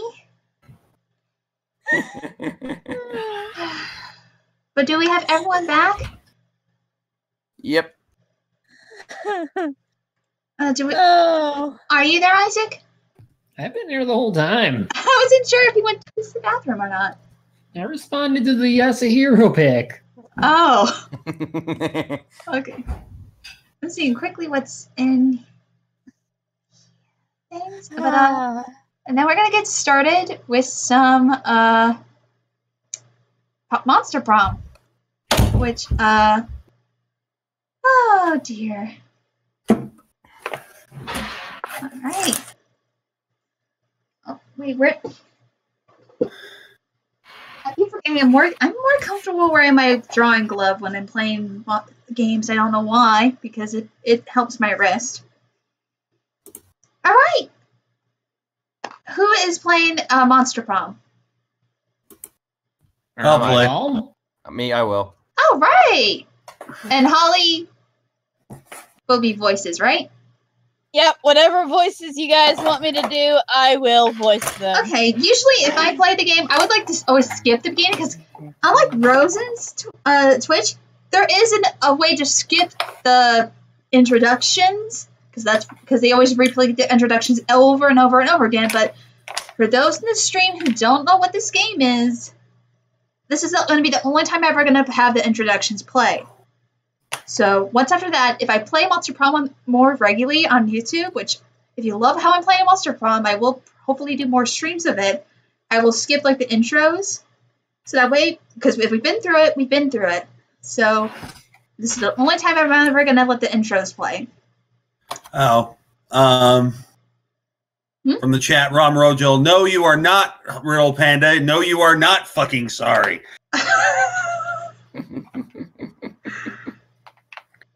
Yeah, knowing Holly. Also, I saw in the chat from Olivia, those aren't fireworks, just me firing raccoons in the woods. What are you doing in the woods? Wait, Olivia, there's no woods outside my house anymore. It's just flat land for construction. So there's no woods anymore. Sadly. Oh. All right, we're going to get started. We're going to get... For those who have never heard of Monster Prom, it is essentially a dating sim. Yeah. Mm-hmm. Really messed up dating sim. I love this. Olivia, perhaps I'm hunting something not in the woods. True. All right. Like I mentioned, we're actually doing short games because we try doing a full game every time on Rosen's Twitch. Which is fun. Which is fun. I mean, it's still a fairly short game regardless, but... Yeah, but I'm doing the short game because they're usually supposed to last a little bit shorter than this. So we're going to try and do maybe hopefully a couple short games. But... Okay. All right. Rom Rojel, why are you hunting the most dangerous game? Oh, awesome. All right. I'm gonna try. I'm trying to sync myself because I think this is the first time I actually streamed a game on my YouTube right now. That's just me. It's weird to have a night without a Rose in here, but I think I could do it. Yeah. All right. We don't need him. You don't need no man.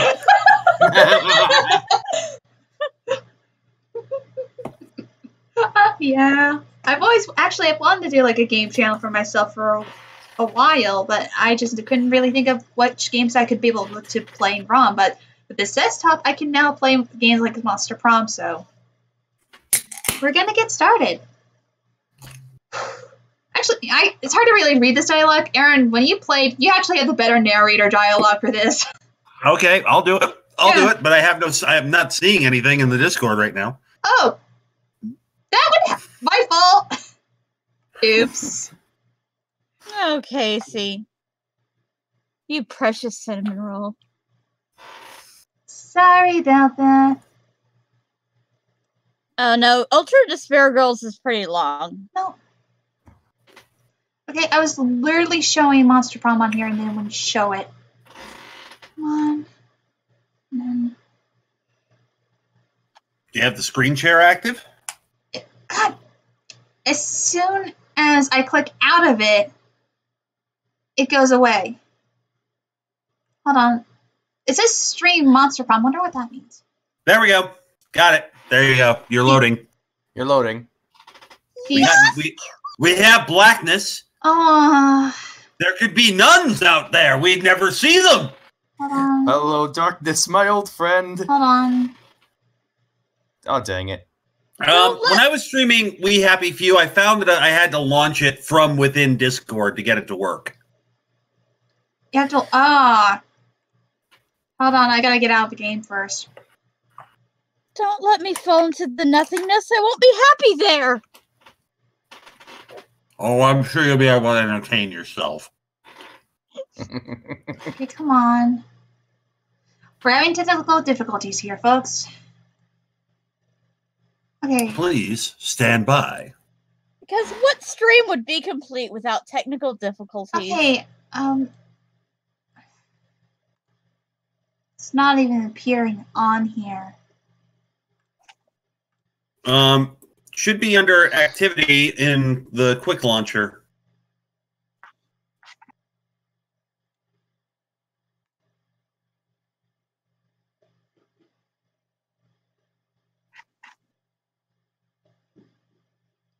Yep, there are fireworks again.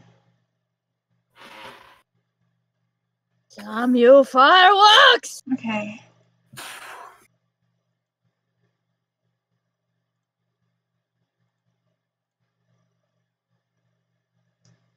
Come on. Come on. Let me know if you see. Is there anything? Waiting. There's one thing I forgot to do was figure out the screen share with Monster Prom. Anything? Still nothing. Maybe give it a few more seconds. Actually, hold on. I'm gonna just do...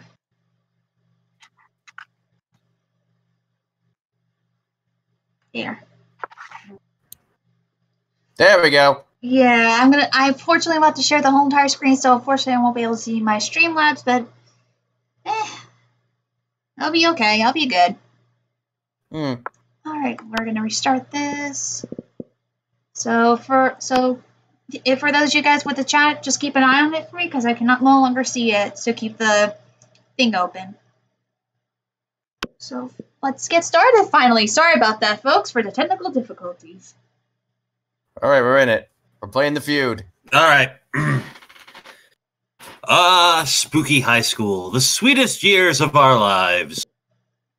Back then, we were young and unafraid, stupid but confident. Sometimes reckless, sometimes brilliant, sometimes just stupid but confident, but always willing to live life to the fullest. We were on a wild journey to discover who we really were. All right. Of course. What were you guys saying? Nothing. All right, I'm gonna... Got my chance. Yay! All right. Who wants to be next? I'll be player 2. All right, what do you want? I'm gonna be the green guy. All right, what do you want the name to be? Just name it after me. I kind of learned you can also type on the keyboard instead of doing the cursor. That makes things a lot easier. Oh yeah, I don't think Rosen knows that though.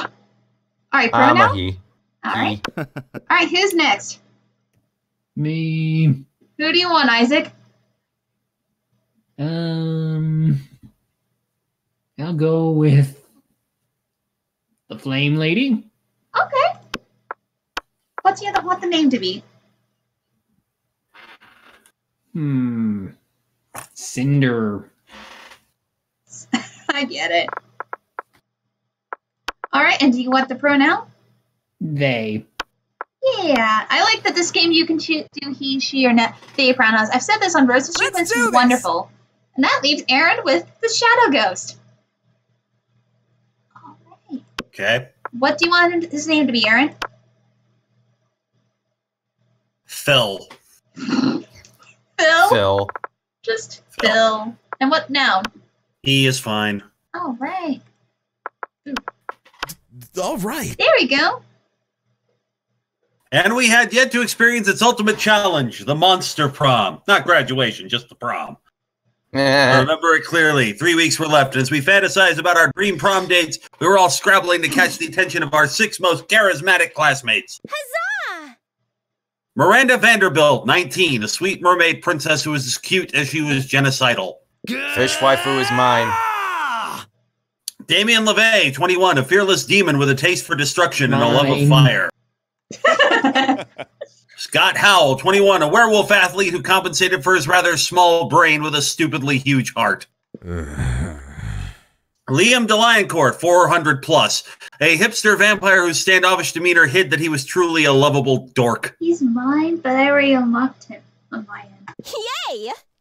Polly Geist, 22, maybe? A party ghost with an insatiable hunger for all the wrong things. What? And Vera Oberlin, 23, a mean, self-made Gorgon with a merciless sense of business.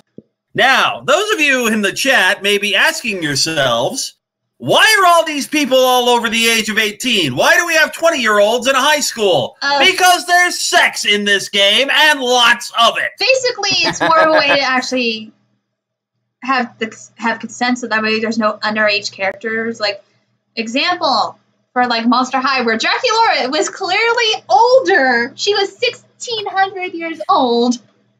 Why? And why would she need to be in a high school if she was over 1,600? It made no sense, but they were like, she's 1,600. It's equivalent age of being 16 years old. Oy vey. Whatever. Yeah. All right. Oh, Aaron? Hang on a second. Okay. Sorry, I'm having dinner at the same time. Oh, sorry about that.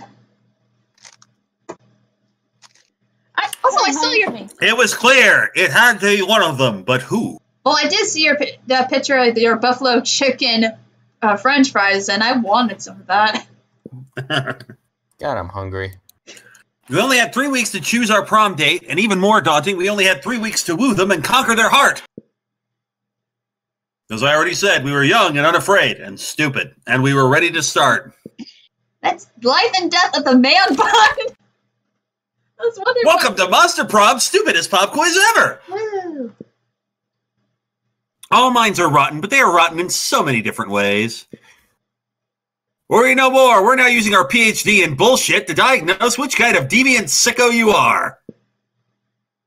Monster Prom, stupidest pop quiz ever, trademarked, will throw a bunch of absurd questions at you and turn your answers into your character's stats. This way, each of you will start by having stats that better reflect your true selves. Let's start. Yeah.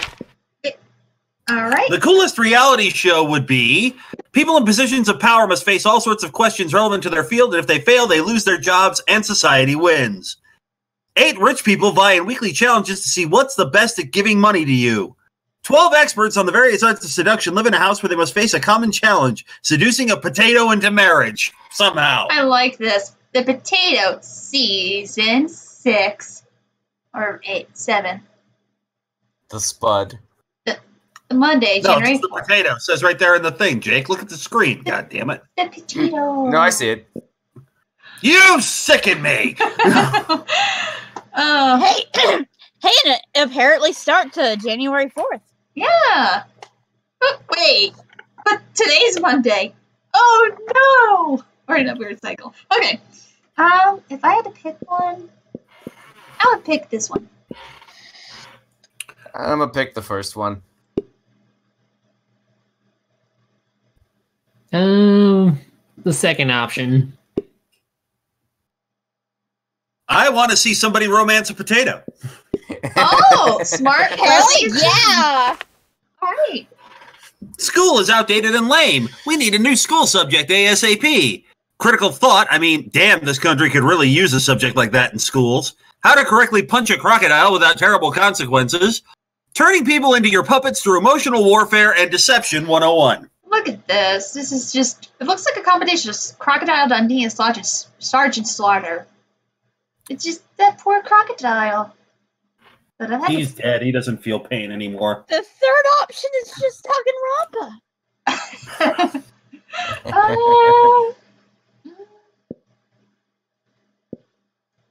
I pick this one. Second one. Second one. Third one. Oh! Ari's getting all of the charm today. What would be a killer accessory? A necklace with your own name in case you forget, shiny armor, fancy brass knuckles, sunglasses at night, coolness itself, or a fabulous purse made from the skin of your worst enemy. Oh. I will say, I gotta take a quick note about this one. The sunglasses at night. It's basically I wear my sunglasses at night song. When I uploaded my footage... No. The problem was when I uploaded my footage of Halloween Horror Nights, I had left the whole entire Vamp 85 scene intact that played the song. I'm like, oh, YouTube can't hit me with a copyright strike because it's being played when there's so much drowned out noise, right? They can't hit me with that, right? They did. They did. The same thing with the Killer Clowns from Outer Space. Like, the song was playing during the scare zone, and it hit me, and I'm like, why would it hit me when you can hear the sounds of people screaming in the background at Halloween Horror Nights? It frustrates me. You know, I wear my sunglasses at night so I can keep track of the visions in my dreams.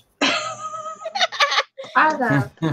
But now remember, this question is the one that you want to see if it's the one you want to go for. So you got to choose differently. Yeah, that's true. And remember the characters and what they might like. For me, my killer accessory, I like armor. I want the shiny armor too. Oh, fancy brass knuckles. A fabulous purse made from the skin of your own worst enemy. Let's see, we got Miranda, Damien, Vera. Casey, please tell me we're not going to be in competition for Fish Waifu. No, it's fine. You can go after her. Oh, okay. Let's go. All right. Okay, I'm just going to quickly... Where's the thing where I can see... Oh, there we go. Okay. Can everybody see what their stats are? Yep. Yeah. Dear God. My boldness is so low. Xerneas isn't here. Huh? You said, dear God. Xerneas isn't here. Yeah, but I'm gonna get my bold up with the bathrooms. Alright. That day you skip class and just hang out in the bathrooms because you respect no authority. I guess some people just want to watch the world burn. By skipping plants? Sorry. By skipping class and hang out in the bathrooms. You have +0 shits, but you gain +2 boldness. Alright, you catch Miranda monologuing about her problems to no one. She often does this. It's like she's accustomed to having a royal scribe following her everywhere she goes. Oh, whatever shall I do about my army? Oh yeah, speaking of why she has snow on her, we're playing with the Monster Prom December update where they have some Christmas stuff going on right now. So some of the characters have updated December costumes and have snow. Their special Christmas items are once per game. I learned that out from getting a Christmas item once for my game. No, 2. I can get 2. She got coal. She got coal and wiped out all her stats. You can see that currently archived on Rosen's Twitch, which I'm surprised I don't have Rosen's Twitch linked as one of the things in my description, because I made sure to have, I think, the links to stuff, but it's twitch.tv, Rosen_Thorne, THORNE. I recommend watching that maybe after the stream, whenever it ends, but I basically picked the one thing with the present. It's completely random. You don't know what item you're getting. I got coal and immediately lost every single stat, and I gave up. This is in the very beginning of the game, which sucked. I'm back. Welcome back. I had to get candy out of my candy toolbox. Oh yeah, I have candy too. That's candy. We haven't had a proper war in months, and the soldiers are becoming ever so anxious. I tried sending the servants to give them tellurabs and even putting extra leaves and sticks in their cages, but they just kill the servants with the sticks. Death by stick. I never thought managing an entire branch of the military would be so challenging. How could I possibly keep my soldiers entertained? Divide them in half and make them fight a practice war, or 1,000 pinatas. Wait, what? Oh, the sticks. Divide them in half. Oh! Sorry, Jake. You can get her, don't worry. Ah, yes. I'm hoping so. You'll have to fight for... Yeah. I was gonna just get a Christmas event, but yes, a healthy live fire skirmish. Woo! Why am I holding my keyboard? Don't do what I just did, kids. I should have no trouble organizing such a thing. My lieutenants informed me that the soldiers bloody hate each other. And as an extra bonus, anyone who dies during the practice war will be guaranteed not to die in the real war. That would be enough to reduce war casualties significantly. Oh dear. Yay! It is as Father always says, any problem can be solved by dividing people into groups and making them kill each other. I never understood until now, but these are such wise words. Miranda gets off to organize her little bloodbath. You gain +2 boldness and 1 plus smarts. Sure. Alright, Jake, where do you want to go? Take me to the gym. I need to get my charm up.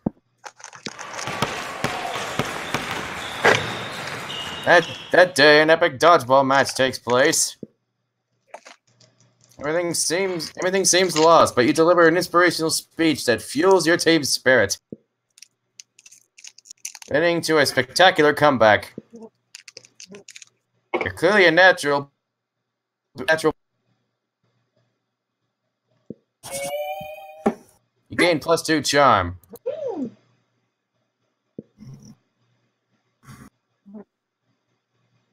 You see Miranda in her gym outfit in the far end of the gym's swimming pool. Sorry, I'm slacking off on my narrator duties. I'm sorry. I wasn't sure. Well, I wasn't sure what we were gonna do. If we are gonna have nap. Oh yeah, actually, let's just have a. Hold on. I mean, a Reese's cup. Do what? What? I mean Reese's cup. So why don't when the narrator appears on the screen, we can have Aaron do the narration. When characters appear on the screen, we can just voice the characters on our own turn. Okay. All right. Okay. Wait, the gym has a swimming pool? Why aren't you using it? Why are you always playing dodgeball? Why don't you get to see your classmates in swimsuits? Because it's not the summer update. Anyways, you approach Miranda. She shrieks, and her merman bodyguards tackle you to the floor.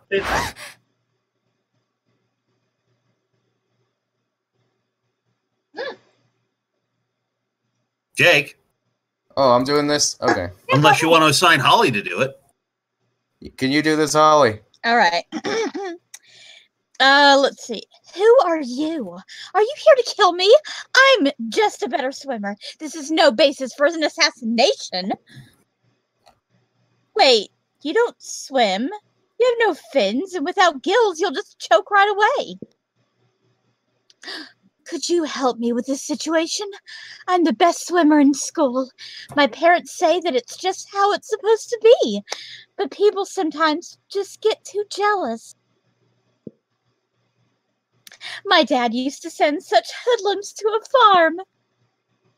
But now he says I'm not 11 anymore, so I have to learn to deal myself with the people who might plot my assassination. Wow.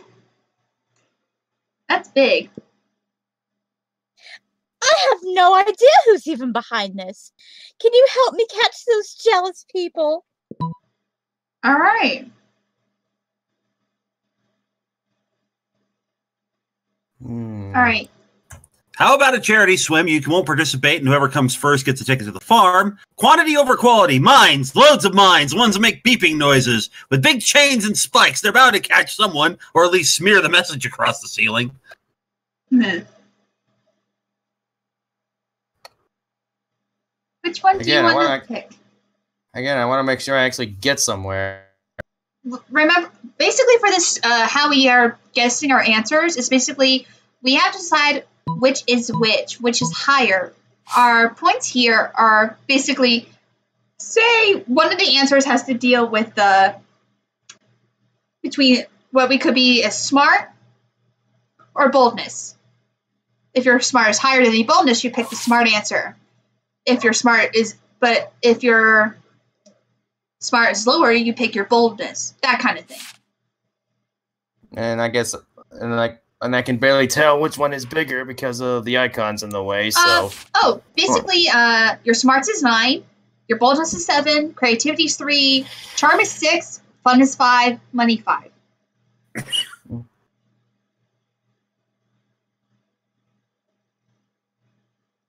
I guess so. Fun is 5, money 5. Sorry about that.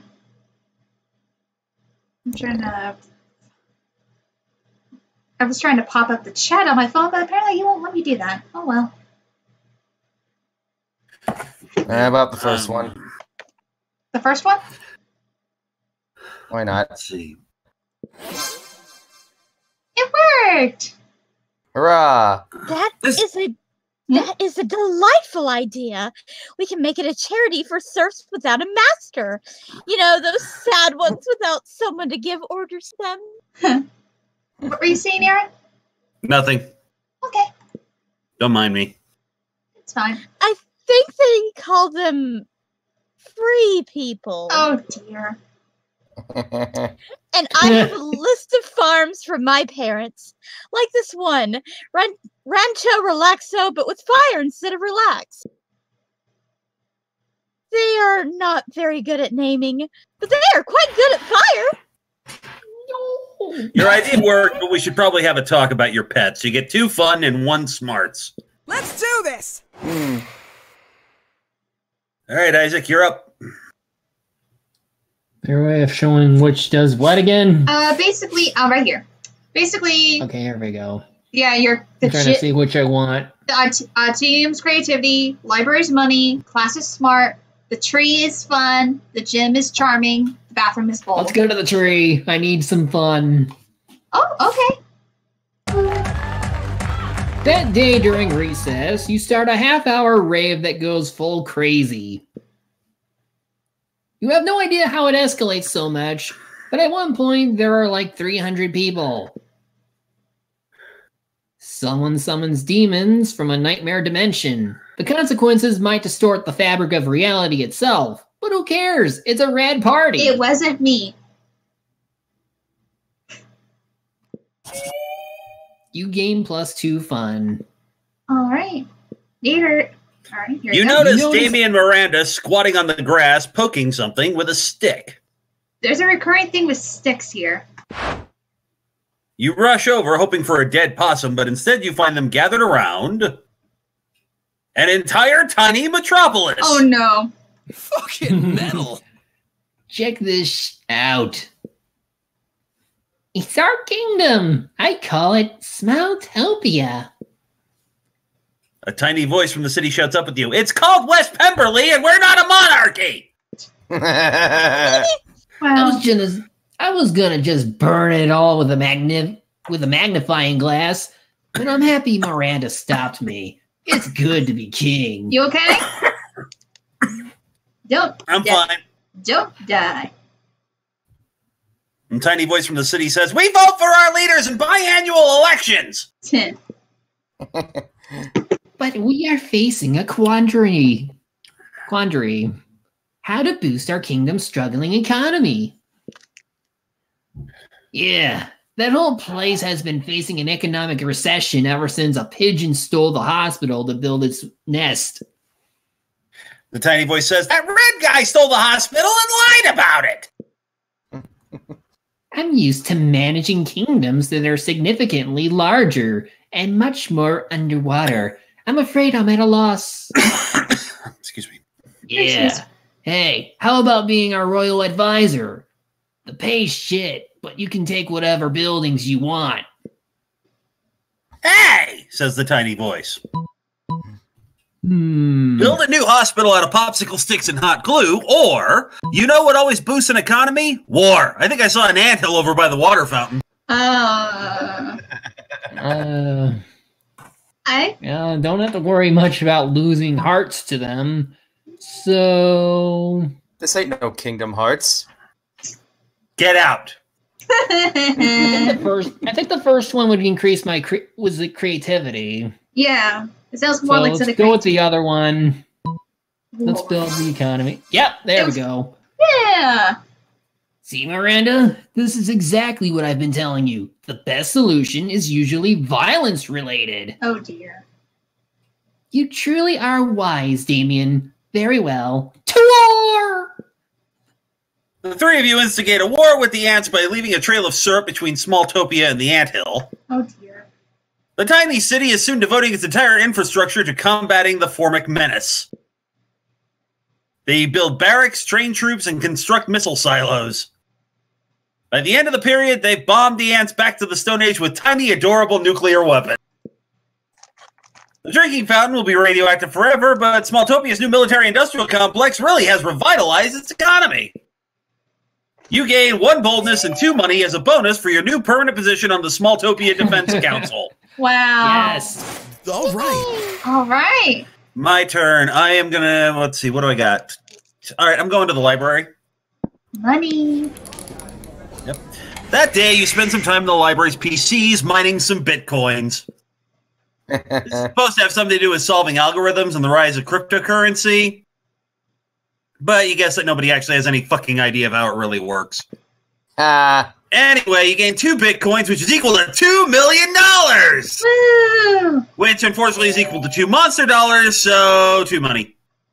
Stop shooting fireworks! That's like the 4th one I heard in the last hour. Just get used to it. It's going to go on for the rest of the night. God damn it. Afterwards, you discover you've been poisoned and only Vera has the antidote. She does this all the time. It's how she invites you to hang out. Yep. There. There you are. Thank you so much for coming. I'm embarking on a new criminal enterprise and I need a consigliere. The idea is simple yet brilliant. Think Uber, but for killing people. Oh no. I call it murder. But it turns out the market is flooded with assassination apps and blood. I need a way to get ahead of the pack, and since you're such a good advisor... Oh. Differentiate yourself by being the only service that offers free-range organic murders, or viral marketing. Literally, tailor a highly contagious virus to make people love murder.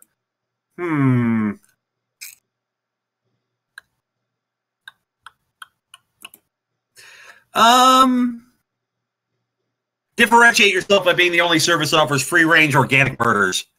Not so creative. Damn. Did you just say free? Yeah. Oh, damn it. Yeah, she does not like anything free.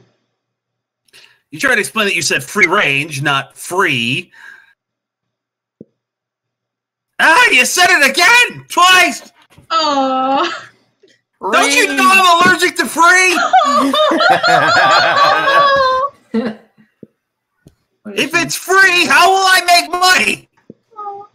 Oh god, I think I'm going into anaphylactic shock. Oh no. Somebody inject me with a syringe full of liquid gold. You hurry to obey, but are beaten to the punch by Trevor the cock-blocking Fuma. Bummer. You never get this. Vera never gives you the antidote to that poison you drank, so you lose 2 charm and 1 fun. Damn it. All right. Everybody oh, sorry. Yep, everybody chooses an animal. Say your choice out loud to the rest of the players before clicking. Yeah. Chicken. Ocelot. Penguin. Play orders decided based on how hilarious it would be if Cinder died after being attacked by 8 of the selected animals. Start debating now. I mean, getting killed by chickens. You can't get more hilarious than that. I don't know. Getting killed by penguins seems a lot more hilarious. Penguins are rare, Okay. So Yeah. Okay, penguins, then chickens. What was yours, Isaac? I was cat. Mine was an ocelot. Ocelots are kind of dangerous. Well, I mean, the idea is which one of them would be more hilarious. Which is true. So, yeah, I would, basically keep the same order. So, it's Penguin, Casey, chickens. Jake, Isaac, and me. Here we go. Week 1, noon. It is now lunchtime. Let's go. When it's lunchtime, you actually get to pick who you want to sit with. But here's the Change problem. places. Once you sit there, no one else can sit there. So if two people are vying for a character, say I'm vying for Scott and Scott, but Jake is pining for Polly. Well, I'm pining for Miranda, actually. I'm using her as an example. This is a what if, Jake. Sorry. So if I get put there, Jake can't sit there, so we have to pick one of the other tables. But the thing is, this cat here is the shop, where you can buy some goodies. And then sometimes a random character like the prince can get you some extra stat points. Here's just mostly where you can get like extra heart bonuses with them. But since I'm not going for any of them, because I want to actually go for something fun, I'm going to shop. Money.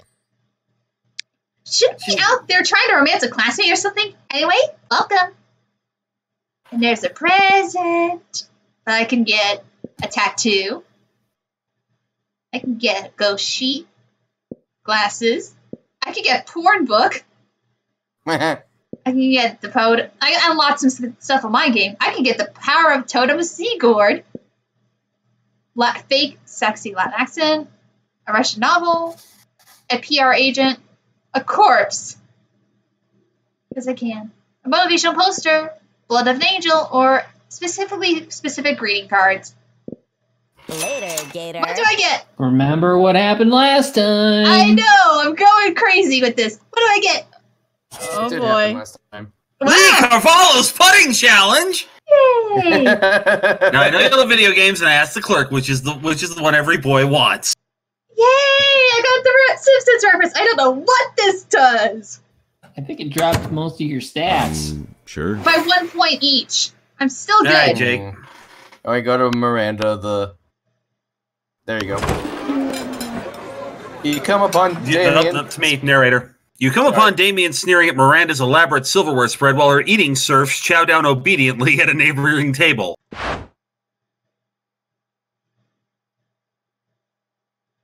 Now it's you, Jake. All right. I still don't get why you collect all these stupid forks and spoons and shit. What a noob. I mean, even if the knives don't really look that deadly. Do you still want me to do Miranda? Yes. Okay. Silly boy, the silverware is not for killing. Things can be for stuff other than things can be for stuff other than killing. Oh god damn it, Damien. You sweet dumb child. Damien is such a dumb child.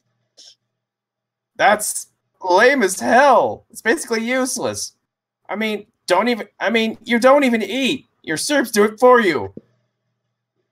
Well, of course they do.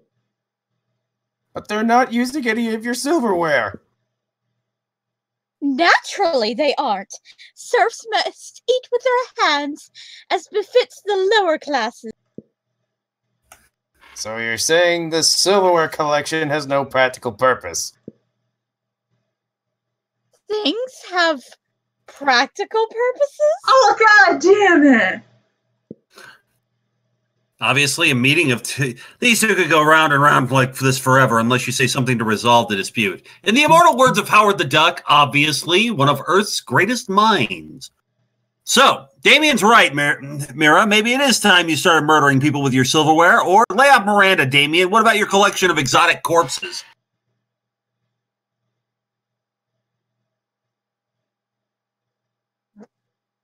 Jake? Hold on, I'm thinking it over. No, you want Miranda, so Yeah. so you go with the second one. Wait, second one? Okay, second one. Wait. Here. Okay, thank you. That's different. Those corpses are useful. Useful for what? For holding down important documents. Oh, look at his face. What important document? Documents about very important. Fine. I guess I don't use the stupid corpses for anything. I just stack them in a shed and occasionally dress them up into silly costumes. Oh, I've seen horror episodes of that. No, so much no. There, are you happy? I am extremely. Whatever. I'm gonna go play with my corpses. Phrasing. You stay behind with Miranda to admire her collection. She even teaches you how to use the romance fork. Smooth. Let's do this! Da-na-na-na. Alright. Unfortunately, your table got taken, Isaac. I know. You can get Send me to the stat. print. You can get stat points with Yeah. the prints. Yep, that's what I was trying to say. Oh, sorry.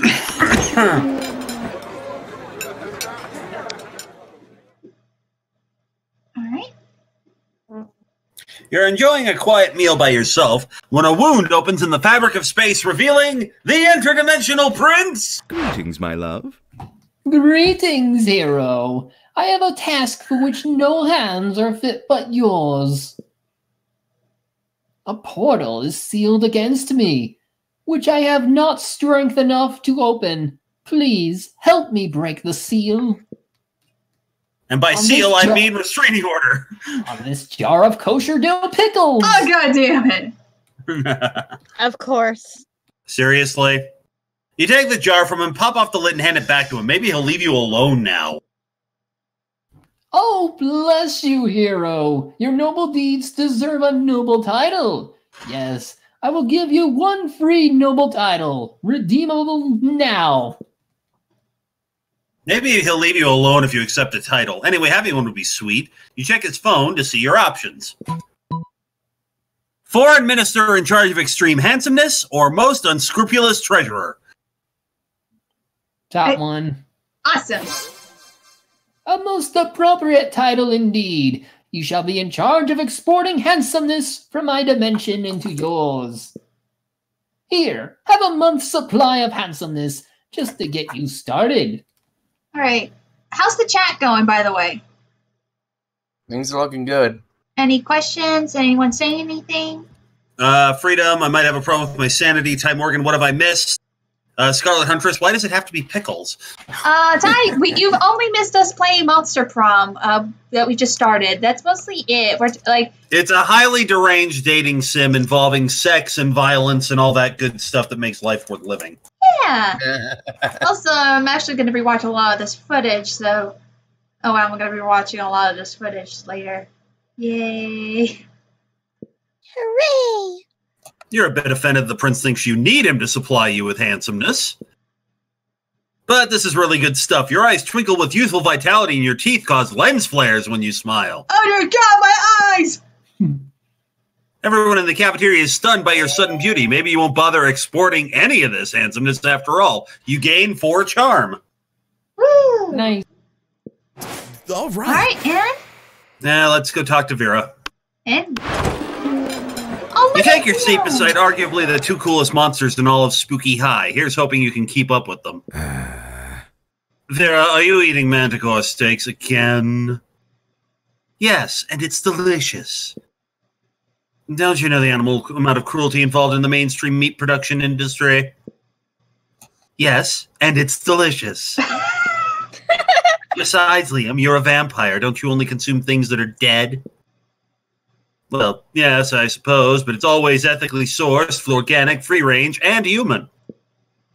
The human population is out of control, and eating them is the most environmentally responsible thing to do. Yeah.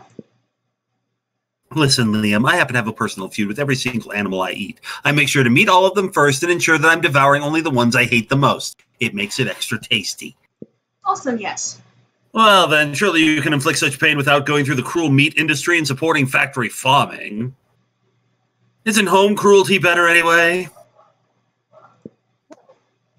You may actually have a point there, and if I get my hand in the pot, I can inflict even effective and specific pain. And I bet there's a way to make money off this, too. Apologies in advance, you're hearing dogs barking. Apparently they don't like the fireworks either. Hang on. Somehow I've ended up arguing my own in there. Liam, do you want to find innovative and creative ways to move society forward, or do you want to oppose cruelty like every other weak mainstream loser? You can actually hear Liam's brain shaking as he struggles between his desire to be perceived as ethical and his desire to be perceived as creative. Maybe you can step in and help out. The animals you kill may lose their lives. What about their afterlives? Instead of letting their spirits go to waste as the byproduct of the meat industry, let's serve their eternal souls as a side dish. Liam, animals are already suffering from ignorance. If Fira wanted to increase their pain, the best we can do is teach them the concept of death so they really fear their fate. Let's educate cattle on metaphysics. Sure, let's educate cattle on metaphysics. Oh! Well, that didn't work out the way I hoped. You got Liam loving you. Well, I can't condone animal cruelty, but I wholeheartedly support animal education. I do like animals, but their illiteracy is my fourth least favorite thing about them. Right between their poor taste in fashion and simplistic views on German cinema. It's not the worst idea you've ever had. Although, face it, Phil, you're known for having pretty terrible ideas about 50% of the time. Oh, don't hark on Phil. I don't really see building an empire out of private schools for cattle, but with my business acumen, I guess it's possible. And I can rest secure in the knowledge that I'm solving the bovine education. Helping Liam help cows is helping you help Liam choose you to go to prom with. Or something. All right, let's trade places.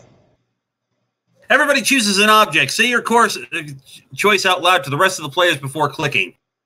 Rubik's Cube. Die. Baseball bat. A pencil? Player owners decided on how young sexy it would be to use the selected object as a sexual toy. Start debating now. Well, I'm already out of the running. What?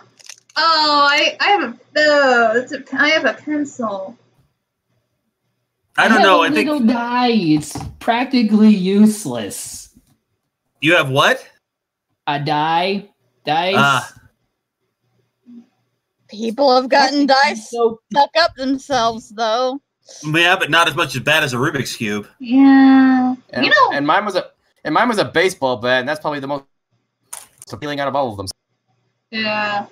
No, I'm pretty sure somebody stuck a baseball bat up their ass. That's what I was getting at. The thing is, or is deciding how Yeah, we how can't sexy decide. they are. Hit the random button. It's random! It is!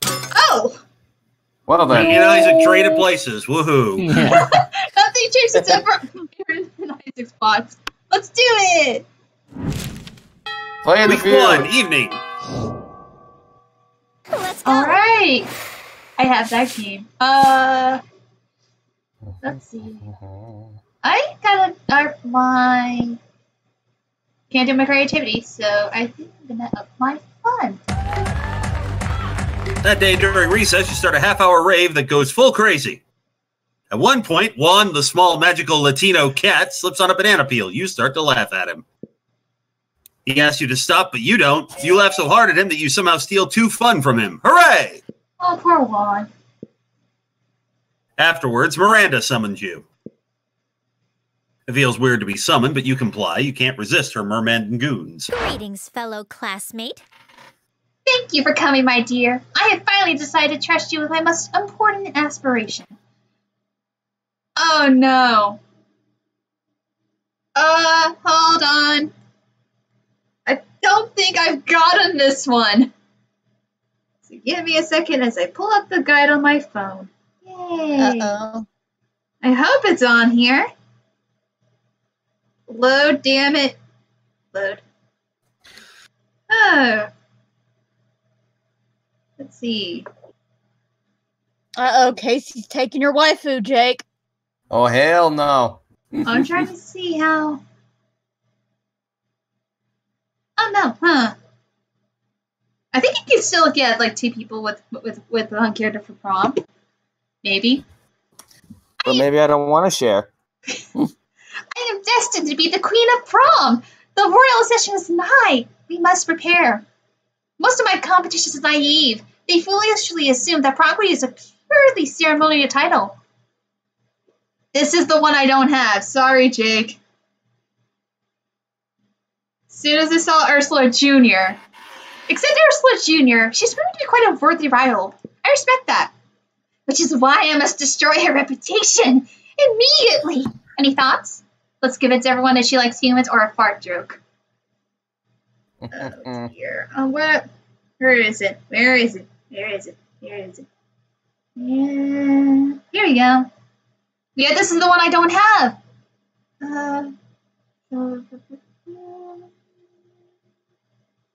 Which it is.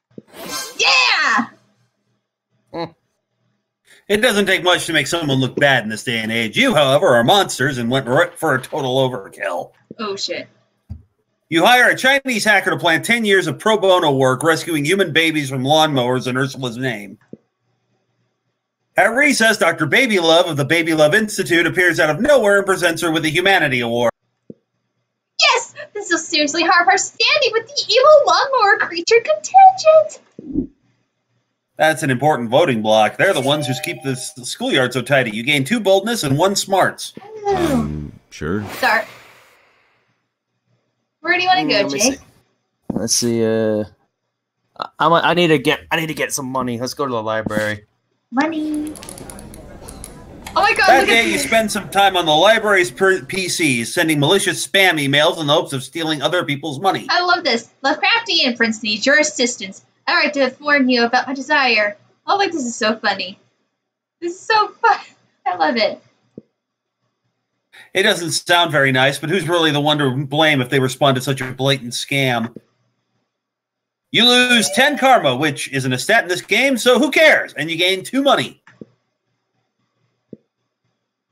You're checking your email in the library when you see one from an address you don't recognize. The subject is urgent, funds needed, emergency. It seems important, so you open it. Hello, my name is Nazret Azwa, the totally legitimate prince of Ethiopia. Due to recent cruel betrayal at the hand of my brother Gambala Wasa, who bought many whores with government money, my kingdom is in terrible debt. I require only a paltry loan of 1,000 U.S. American to regain my footing. Alternately, you may simply provide your bank account and routing number, and I will transfer the funds myself. Once I have repaid the debt, I will compensate you with 10,000 handsome U.S. dollars as American expense. Sincerely, Nadraz Awa, legitimate prince of legitimate actual Ethiopian government of Ethiopia. His story is so sad. You really only have 2 options here. I've never gotten this one. Send $100, you're not made of money, or write back to the Honorable Nazareth Oswald of Ethiopia. While I cannot offer you direct financial support this time, here are some tips on how you might improve your failing economic system. I think Jake is finding another December end edition. Holy shit. Second one. You got it. You spend hours writing out a detailed financial proposal complete with spreadsheets, bar graphs, and especially pie charts. Nazareth Oswald thanks you kindly for your advice and promises to follow it to the letter. Later, you run into Miranda. She gives you a big hug. Oh! Who would have thought that someone as non-rich as you could provide such sound financial advice? Oh my god! The royal family is saved. They'll finally be free to go back to their traditional practice of exploiting the peasants. Oh dear. You've done a good deed today. Let no one tell you otherwise.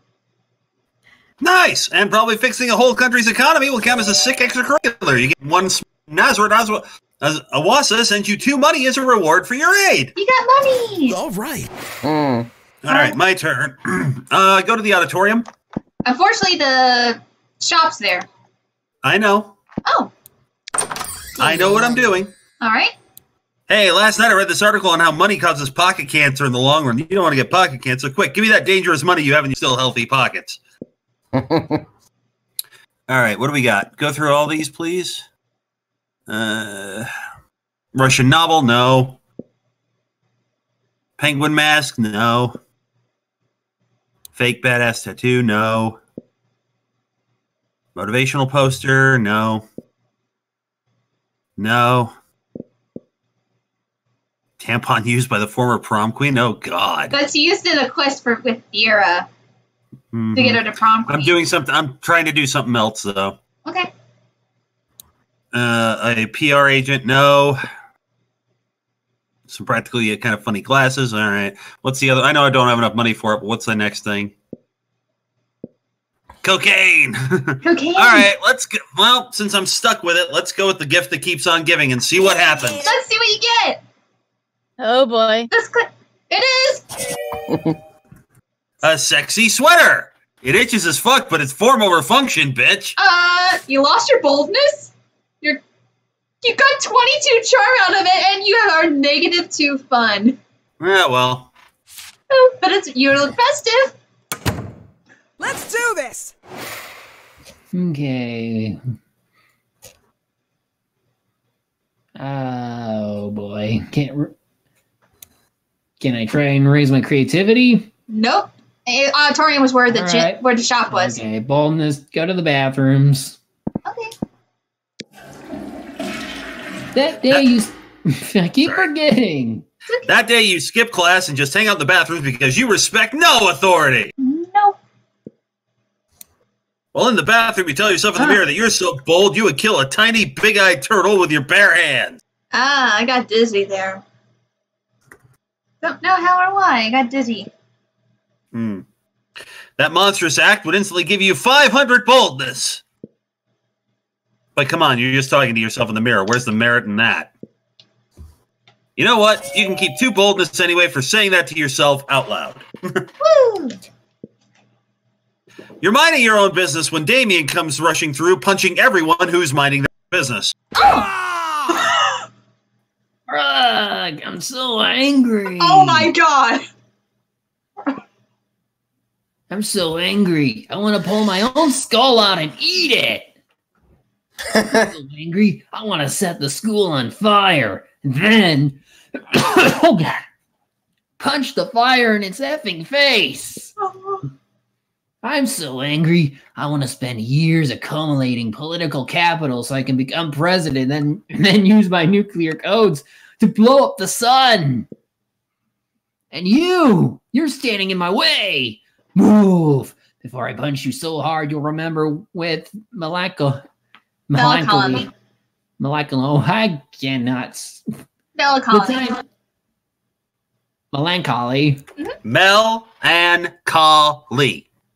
Melancholy. There you go. Yay! Melancholy. The times you could move without all your bones hurting. And this is your stream where you learn how to say melancholy.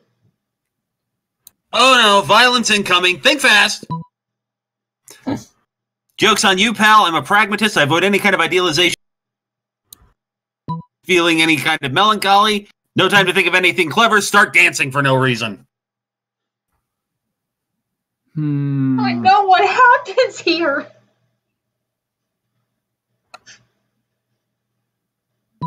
No, because one just seems like it's smarts, the other isn't.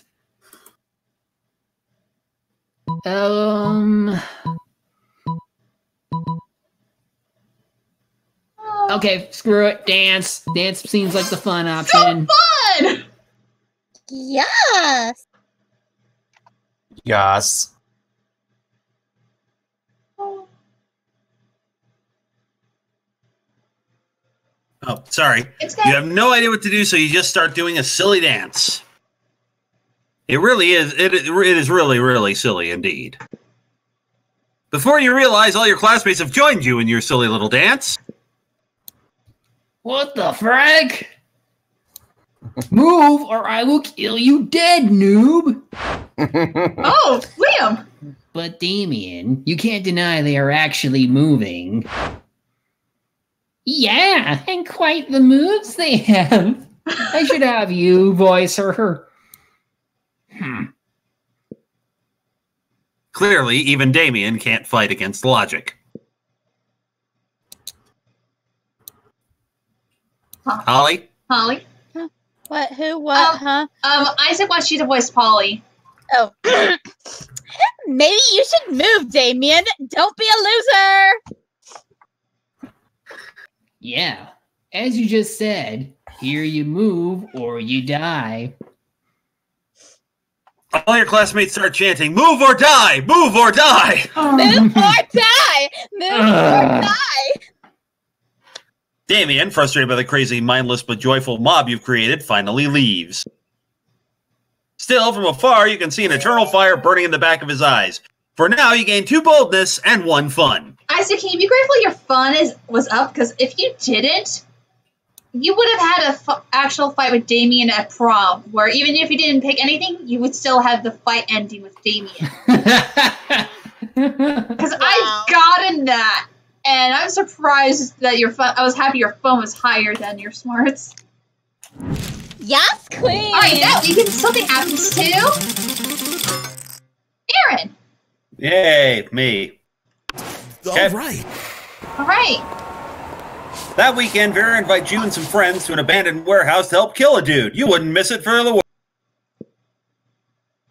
When you get there, you find Miranda and Damien are there too. Also, a naked fish man tied to a chair. What? I'm glad you could make it. We're going to execute this fish man for crimes he's committed against us. Look at the scarves on the snakeheads. We are indeed. Do you know this fish attempted to express a controversial opinion about my father? And he cut in front of me in line at the pharmacy. And I'm sure he did something to me too. Let's kill him.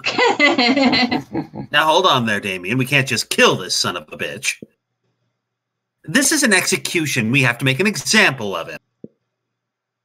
Personally, I'm a big fan of quantity over quality. Why don't we just kill his family? We already did that. Why do you think he was saying such treasonous things in the first place? Oh my god, why? Miranda's right. We need to do something truly extravagant to this upstart. Okay, I'm cool with that as long as you guys are paying. Oh, we're not paying. That's what Phil's here for. Hell no, you're not spending your hard-earned cash on this. Luckily, you've got a super rich friend you love to take advantage of. It is either. Jake is the natural choice. He spends money just to keep from drowning in it. Or let's bring in Chance. They're so rich they can actually afford to eat organic food. And you have So to both of remember us will it. add more money. Because you can't. You have to use your memory. I think I had 9 money last I checked. I don't know for me.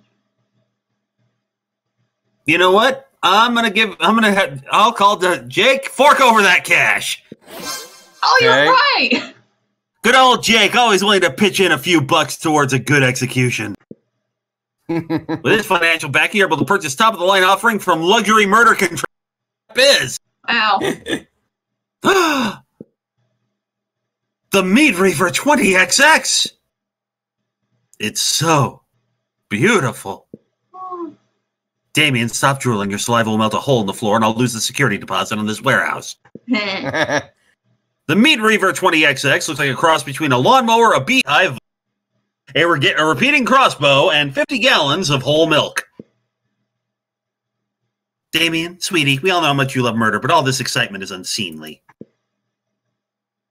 You think I'm this excited from because of the murder? This is the Meat Reaver 20XX! Keep it in your pants, Damien. yeah. The only murder contraption that also makes a perfect cappuccino! Wow.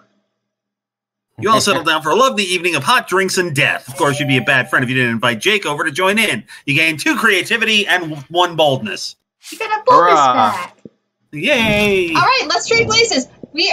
Everybody chooses a food. Say your choice out loud before clicking. Cheese. Poutine. Ham. Pizza.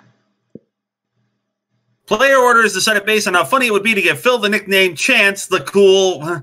What? Chance the cool ham. Chance the Cool Poutine. Chance the Cool Cheese. Chance the cold pizza. That's weird.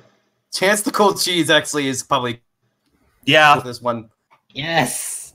All right. Yeah. And then we have I think here. Chance the cool ham is taking 2nd place. I said poutine. Ooh, I like poutine though. I'll pick poutine. But Jake's is good too. Right. All right. Good to see. Yeah. Let's do this! All right. Where do you want to go, Isaac? I need to increase my creativity. The auditorium's free. Because I'm pretty much... I think I'm caught up on what I need for Damien. I just gotta boost my other stats. All right. So, the auditorium then? Yep. Yeah. That day, while rehearsing for the class play, it's as though the muses themselves had descended to give you figurative oral sex. Your performance is intense and inspiring. It will be remembered for generations, which is pretty rad by high school play standards. You gain 2 creativity. Woo. Despite everything else happening around you, you're just solving some Sudokus. But your mind is constantly going back to Damien. Stupid, sexy Damien and his idiotic short temper. Oh my god, what a referencing! You think he'd even be your sweetheart, but he seems to be more focused on being angry 24/7. For God's sake, he's the kind of guy that could get angry at a banana. Yeah, he would. I would love to imagine that. As a matter of fact, your daydream is interrupted by the feral screams of a Damien who seems to be insulting an actual banana. What? You stupid yellow fruit! What? Oh, right, it's... What's your deal? You think you're richer in potassium than me? No one is richer in potassium than Damien fucking Levy! Why is Damien dressed as Killmonger? Because we're at the auditorium. It's the school play. Yeah, when they're okay. Yeah, for those in the chat, when they're in the auditorium, they actually dress in theater costumes, which is wonderful. Is he even for real? Stupid, sexy Damien. No, you need to put a stop to this nonsense before it escalates somehow into arson. Defend the banana's honor or eat the banana. This sound. Oh, I'm sorry. Eat the banana sounds bold. Defending it sounds smart. Eat the banana. Eat it. Oh, it was. Yes, thank you. I was just guessing. Well, you guessed right. All right. Get closer to Damien in a very cool and quiet way. Huh? Why don't you mind your own business, noob? Oh wow. Sorry, hang on. Sorry. Okay. But you don't mind your business. You eat the banana instead. ... What?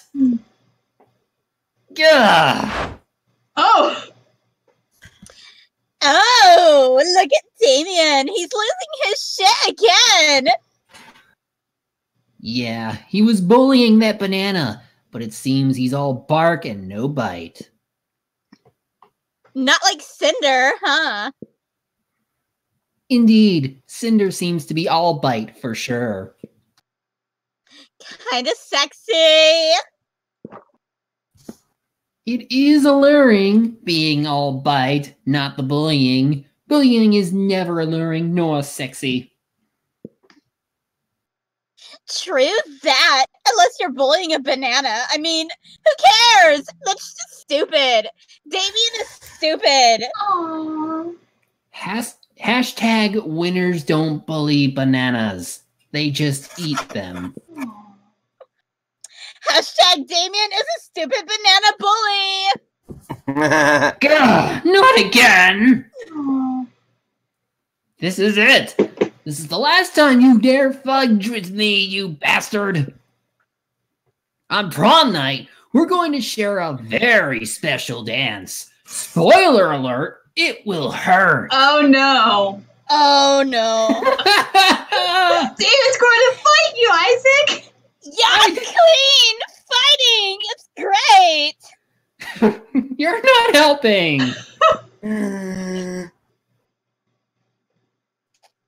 Ew, that's a prom fight on prom night.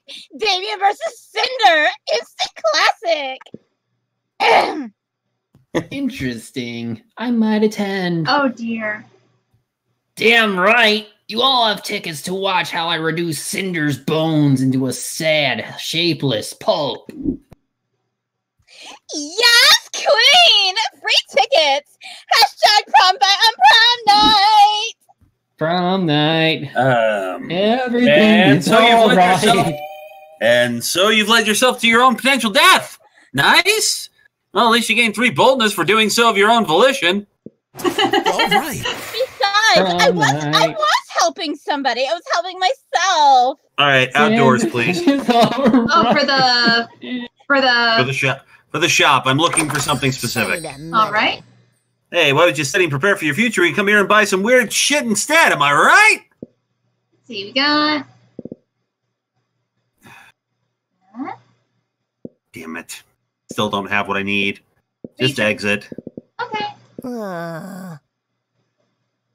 aren't good enough for my stuff either. No. Great. Sure. Where do you want to go, Jake? Oh.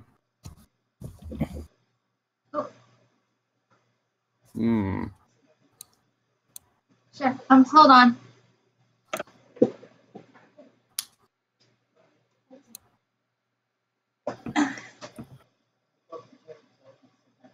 Will do. Sorry about that. That was my mom. Yeah, you're fine. Do you want to say I might get my boldness up, so take me to the bathroom. bathroom time? The day you visit the bathrooms to take a number 2. Don't worry, there won't be an illustration of that specific moment. Thing is, you make one of the boldest decisions in your life. You don't put paper on the toilet seat before using it. Look at you, you crazy bastard! You gained 2 boldness and probably 1 staphylococcus with a slight chance of 1 STD. After you finish doing your business, you hear a commotion in the next stall. It'd be polite to just ignore it and move on. What item are you trying to find, Aaron? I need a cult ring. That's what I'm trying to find. Oh, I think I say like if we have the lunch thing, you might find it there, but it might be too late in the game. But we're gonna do another short game anyway. Unfortunately, a cave troll taught you manners, so you kicked the door open. Miranda and Liam are huddled around some bathroom graffiti, and they seem confused. Oh, God. Jake. Oh, is this me? Yep. Yes. Maybe it's the password to a highly exclusive event. But what if people aren't smart enough to figure it out? And why make it secret? Well, obviously, they don't want outsiders to get in. Father's beard. That's how it starts. What starts? The revolution? They're having a coup! No, it's probably like a party or something. Oh dear God. Parties? That's exactly what revolutions are about! I'm too young to have a revolution. You don't want a revolution. I want a revelation. So listen to my declaration. Yay. I want an execution. Hamilton went over. You're not sure why this random piece of bathroom scrawl is so important, but this is a great opportunity to impress them both. You confidently tell them, isn't it obvious? It's an exclusive download code for the internet's hottest multimedia dating sim, Human Prom. Or, that's Polly's number.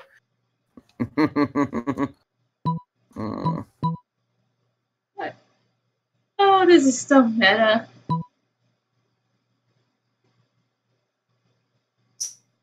Well, Second Jake? Second one. No! Fuck! You think Polly would have her number on the wall in a bathroom stall? What a base assertion!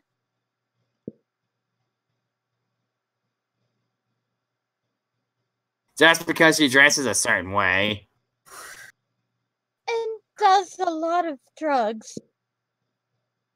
And is always getting wasted in unusual locations such as airplanes, graveyards, and, yes, the occasional bathroom. Meh. You still can't make judgments about people just because of what they wear and say and do. Yes, she is my friend, you know. The folks writing my lines might be assholes, but they would never do that to Polly. No. How dare you? You lose 2 fun and 1 charm. That'll teach you. Let's go. Oh, where do I want to go? Wow. Going to up my money. That day, you spend some time in the library PCs playing some good old online poker. Gambling seems like a stupid and dangerous decision. But who cares? This time it paid off, so fuck it. You gain 2 money. Somebody puts a sack over your head and throws you in a car. You drive for hours before they let you out and take the sack off. It's clearly the first floor restroom. Miranda is sitting on a makeshift throne while her goons jump in and out of the toilet. Wow. Greetings and salutations. I'm glad you came. My prom queen campaign is moving on to the next stage. Your expertise is crucial for this part. Most of my inner circle are fish, highly helpful unless genetically engineered beyond recognition.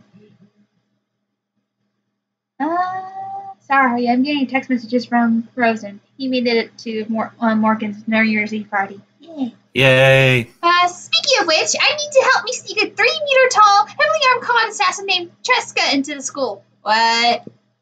No reason, but if you're friends with that seeing harlot Ariel, you just say your goodbyes. Wait, Ursula, Ariel. What, you just realized this? No, I'm just like, how many Disney references can they pull off here? A lot. Well, do nothing. Every student in our school is some kind of bizarre monster, or we need a diversion. Release the Kraken! Oh my god, I love that, but I'm looking at the gun. I'm the Kraken. It's so true. As a matter of fact, I think we already have an enormous heavily armored codfish at our school. Jessica can simply kill him and take his place. It's as father always says, you can't make an omelet without severe collateral damage. This is the sort of plan Tresco should have been able to come up with on his own. He's the assassin after all. I almost did a lower class job. Phew, he saved my dignity. Doing a college job is like 100 ranks beneath me, right next to being from Iceland. What? You've just averted the real crisis here. You get 3 boldness. Woo. Trade places. I'm just gonna quickly respond. Everybody chooses something bad. Say your choice out loud to the players before clicking. Stubbed toe. Stabbing. I don't know. Donald Trump.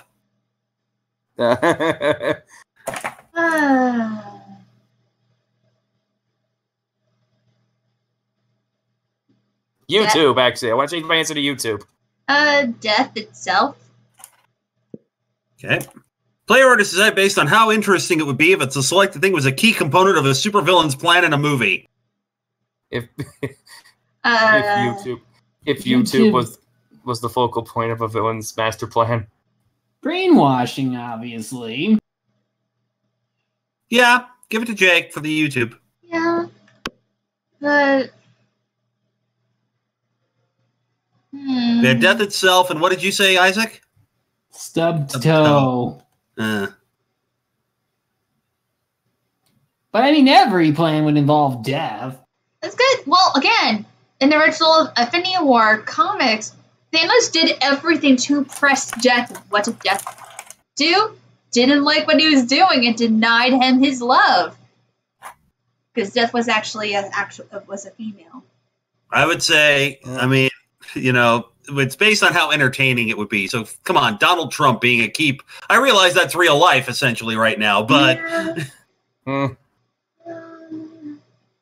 So, honestly, I would say Trump, death, and then the stub toe, to be quite honest with you. All right. Except Put you me just in second. assigned it completely differently, Casey. Thank you. Oh, Sure. did I? You put me at second. Oh! Sorry, Isaac. No. I gotta Isaac's go. not the one who got screwed over. I got. Oh, you're going over there. Gotcha. Yeah, I'm going over there. Sorry, Isaac. As usual, Miranda sits before her immaculate rave, carefully wearing silverware. Damien predictably is examining her biggest knife. So is this the one for killing people? So this is the one for killing people, right? Disgraceful. What? Good heavens, no! This is the butter dagger. It would be unseemly to use it on meat. That's a giant butter dagger. Okay, before you go on, this reminds me of an old web cartoon with Charlton Heston was involved, and he was opening a. Excuse me, is this the salad gun? No, that's the dessert gun. So what then? Am I supposed to use this scrawny-looking knife to kill a dude? No. If you simply must kill someone mid-meal, it is customary to use the fish knife. This is merfolk court silverware, after all. Duh. That tiny thing? I might as well wait for my victim to die of old age. That is usually how it's done in my kingdom, yes. That or poison! This is ridiculous. Yo, you there. Which knife would you use to kill a guy? And don't say the fish knife. The fish knife or The a fish knife. spoon? What, you need blades to kill people? Do the first one. Fish knife. I said not to, but you said, I'll show you which knife is used for murder.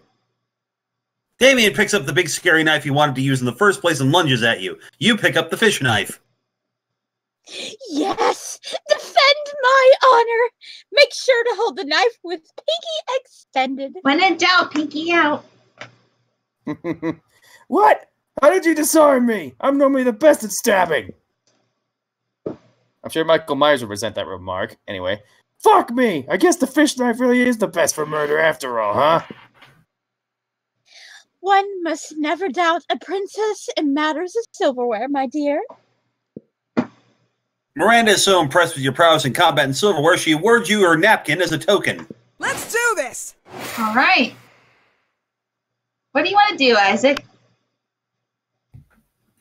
Well, might as well just go shopping. Yeah. Hey, stranger. All right.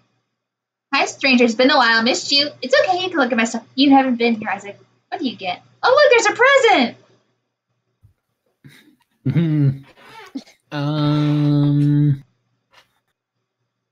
Do you want to risk it? No, just give me the tattoo. Yeah. See you later. Oh, Let's go. I think I know why the cult ring isn't here, because this is a short game. I think the cult ring appears in the long version. Well, from what I was looking at, it was supposed to be able to show up in the short game as well. What I was trying to do. Huh. I haven't seen it, which is weird. Alright, I don't know. I'm gonna go for stats.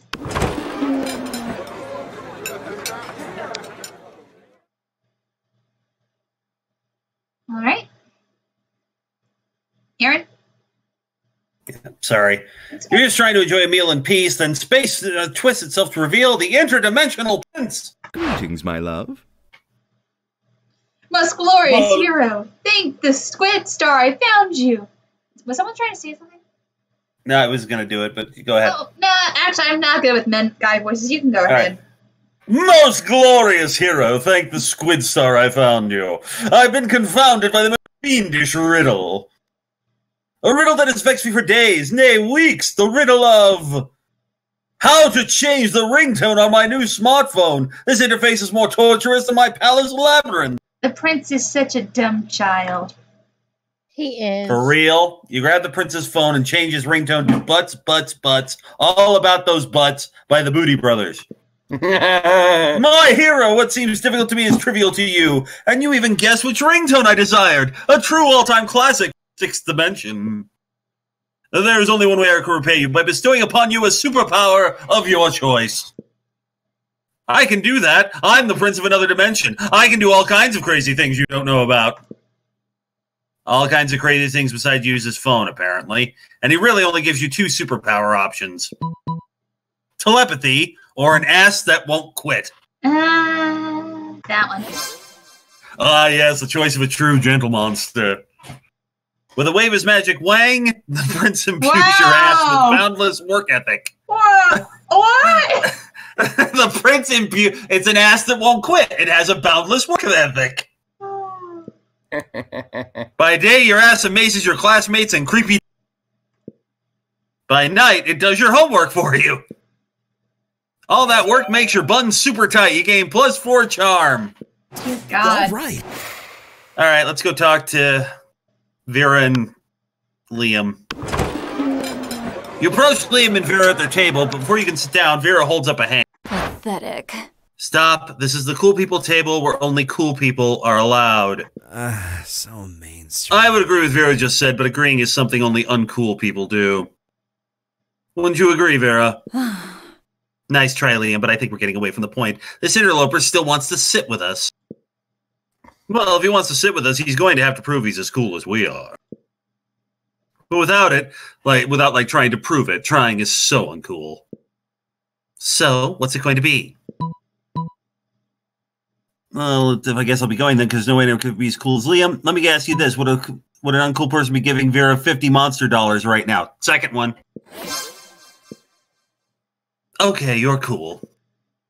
What? Money can't buy coolness. Really? Let me consult my list of things money can buy. Let's see. Ore, organs, obedience, and there it is. Coolness. Why is coolness in the O section of your list? Because it's not a real list. I pretended there was a list in order to fuck with you. Cool. Okay, that's pretty cool. I love when he blush shoes. Speaking of cool, why can't I currently... Well, I can't currently accept cash for campaign finance reasons. I'll remember this favorably in the future. Oh, not Perhaps bad. I'll call on you later for other favors. You hope those favors are sexual in nature, but you don't say that because that's not a cool thing to say. Let's trade places. Choose a brand.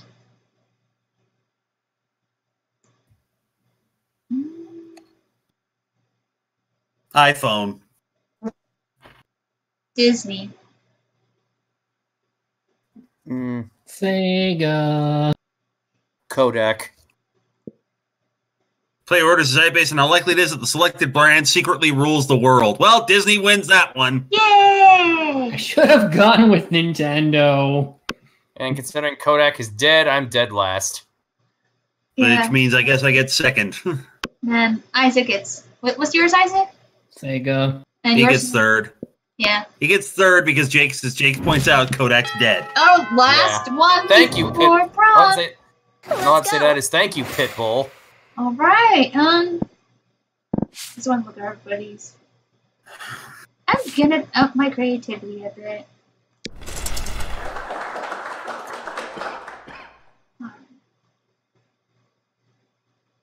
That day while rehearsing for the class play, you can't help but feel that you're not as good as the role requires you to be. There doesn't seem to be any ordinary way of getting yourself there, but there might be an extraordinary way. You summon the devil, one of many, and make a deal to enhance your creativity just a bit. You gain plus 2 creativity, you also lose 3 years of your life at the end of your deal, but who cares? They weren't happy in game anyway.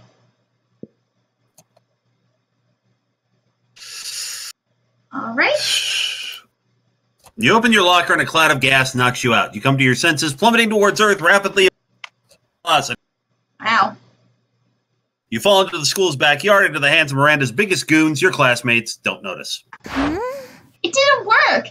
No one even knows your glorious fall. People are so used to spectacle at the school. She's dressed as Daisy. I know! It's cute. This flow session is tiresome. I need a glorious act, a grand gesture to secure my throne. Well, if she was dressed as Peach, to be pink upon pink, it'd be too confusing. Can you think of something while I flay my salmon? No. Is that a No more euphemism talk. or We something? bring war, or I will bring a monument to you, Your Highness, and the your family committed.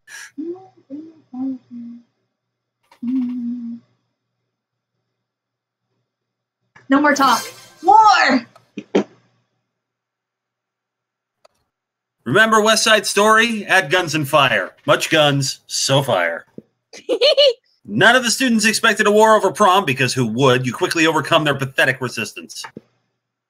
Miranda stands victorious and raises her flag in front of the school. It's the cutest death's head you've ever seen. Wow. Few are left to be impressed by her victory, but those who are definitely scared enough to vote for her. Father was right. Winning elections is easy. Wow. You gain 3 charm, which is good because you'll probably need that. Great. All right. All right. Where do you want to go? God, I don't think it doesn't matter at this point. What the hell are my stats?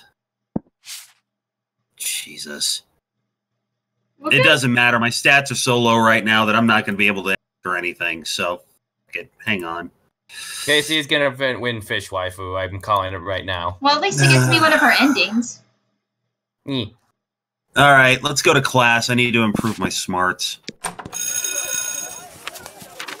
That day, you listen to your elders and learn valuable lessons. Sometimes, after all the monster nonsense and dating gimmicks, you forget that attending class is supposed to be the primary activity at this high school. You gain 2 smarts. Later, you see Vera frantically rooting through her kelpie skin purse.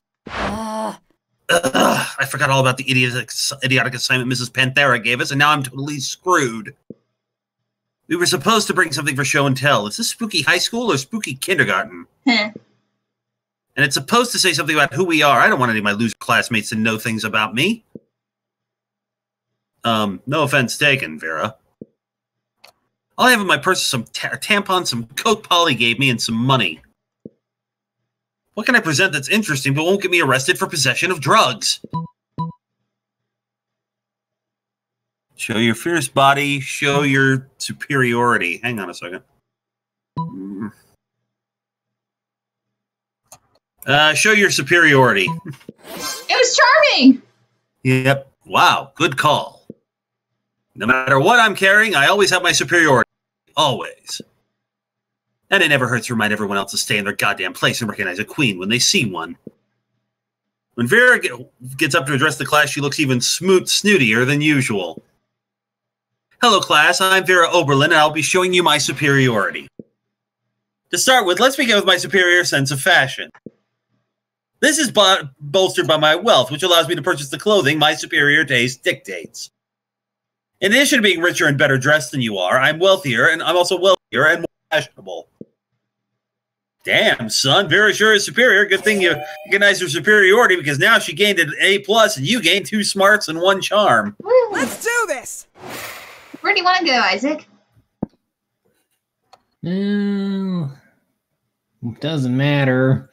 You're going to go to fighting Damien. Library. Money. That day, you spend some time in the library PCs, managing your start kicker. You receive lots of people with a sensationalist video.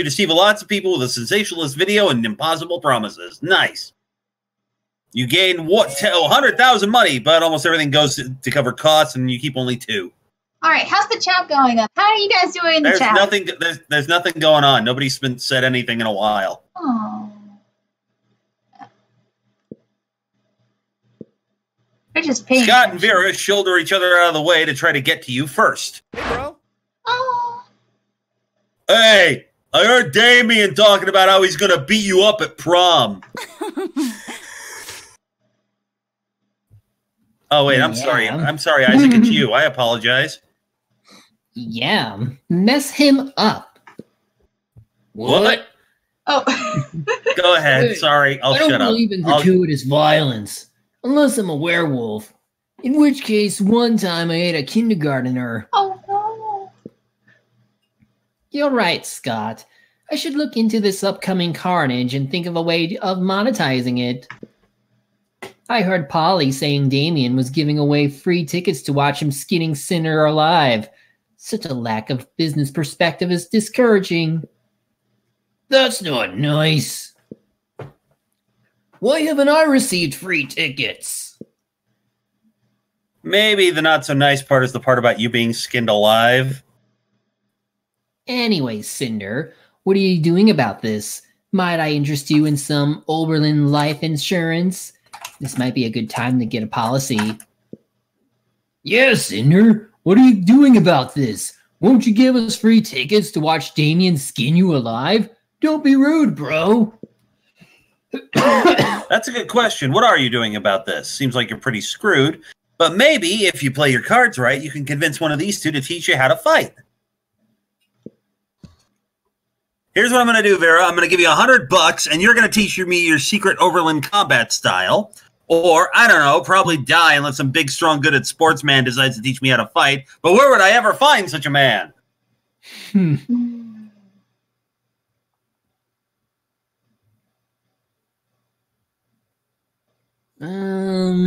This is weird.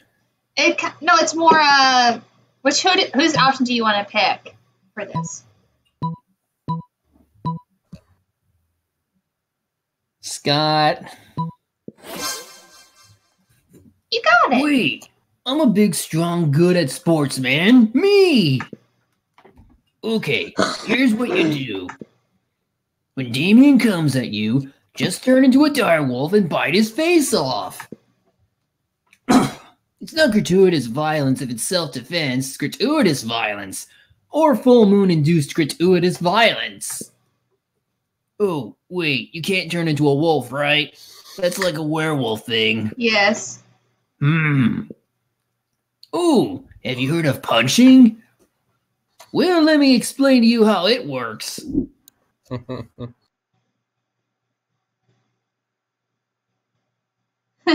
After that, you have a very cool training montage where you punch lots of things. You start by punching a punching bag, but later you punch several trees. Close to the end, you punch a whole tank, and you even punch your various fears and weaknesses in the face. Now you feel ready to face stupid, sexy Damien in the prom fight on prom night. It'll be bloody. You gain 2 boldness and 1 fun. Sure. Where do you want to go, Jake? Hold on, let me see. I've thought about going to a shop, but I don't see Cat Lady around. Yeah, so. when it comes to the last day, like of the week, she doesn't appear. Go boldness. Go to the bathroom. Bathroom. That day I skip. That day you skip class and just hang out in the bathroom because you respect no authority. But you don't stop there. You want the world to know how reckless you are. So you do some graffiti on the wall. No way! Graffiti says, I'm bold as fuck. And you know what? It turns out the wall is a magical wall that grants wishes. What a wall! A deep voice resounds from within the wall and says, well, not bold as fuck, but maybe a bit bold. And then you gain 2 boldness. Oh boy, that's an opinionated wall. Anyway, lucky you. Afterwards, a royal procession, 500 members strong, informs you that Miranda has requested your presence at dinner tonight. The restaurant she's chosen is so fancy, its name is unpronounceable by anyone that is making less than 6 figures. But with all these heavily armed guards around, you think it would be unwise to refuse. And so, later that night... This restaurant is remarkably charming for a low-born establishment. Granted, the flatware is only platinum, not diamond. And this wine seems to be significantly less than 1,000 years old. But at least our table is held up by 3 weeping serfs, as it always ought to be. Those poor serfs. Gakhan, 1 bowl of rubies and a bottle of actual gold. If you would be so kind, and my suitor will have... Quick, pick something before she realizes you've never been anywhere fancier than Wilmer's Chicken Hut. It doesn't matter what I order, anything will taste as good as long as I eat it with you, or one of everything, and I'm buying! Oh. Oh shit. Oh shit. I'm gonna go with the second one because that probably requires me having a lot of money. Oh wow! My! What an expansive gesture. Yeah, you have a lot of money. By that you have $9. You must be quite wealthy. Why, the duck... I think that's supposed to be duck à l'orange. Duck à l'orange alone costs more than the gross domestic product of Iceland. And the chopped salad is literally just shredded money! Is it possible that your family is wealthier than mine? Look at that! Oh, look at that blush face earlier. No! It can't be! Father would be inconsolable! Garcon, make that 2 of everything, and I am paying. Oh, but you look so disappointed. Well, if you insist, you may cover the tip. Just the tip. Just the tip is enough to set you back quite a bit, but you're lucky it wasn't worse. You gained 2 fun and 1. Woo. The prom draws near. I doubt I even have enough hearts anyway, so I'm up. But I mean, whatever. All right. I'm gonna ask Vera. Hey, you. Isaac. Damien. Yo. Like I have a choice. Jake. Miranda, but again, you probably won this more than I did, Casey. So Let's find out. All right. let's spin the wheel. Starting off with man. me. You finally pluck up your courage and ask your beloved to go to the monster prom with you.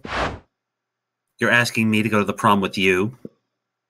Sorry, I'm focusing on my career. Ugh.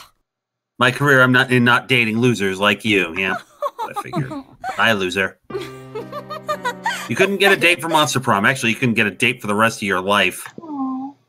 Some nights, alone in your bed, you wish sadness was an STD because then you would, at least then you wouldn't be getting so much of it. Sure. Oh well. You finally pluck up your courage and ask your beloved to go to the Monster Prom with you. Ah, disgusting! Oh. Ew!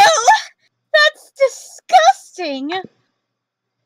I think of you as a brother.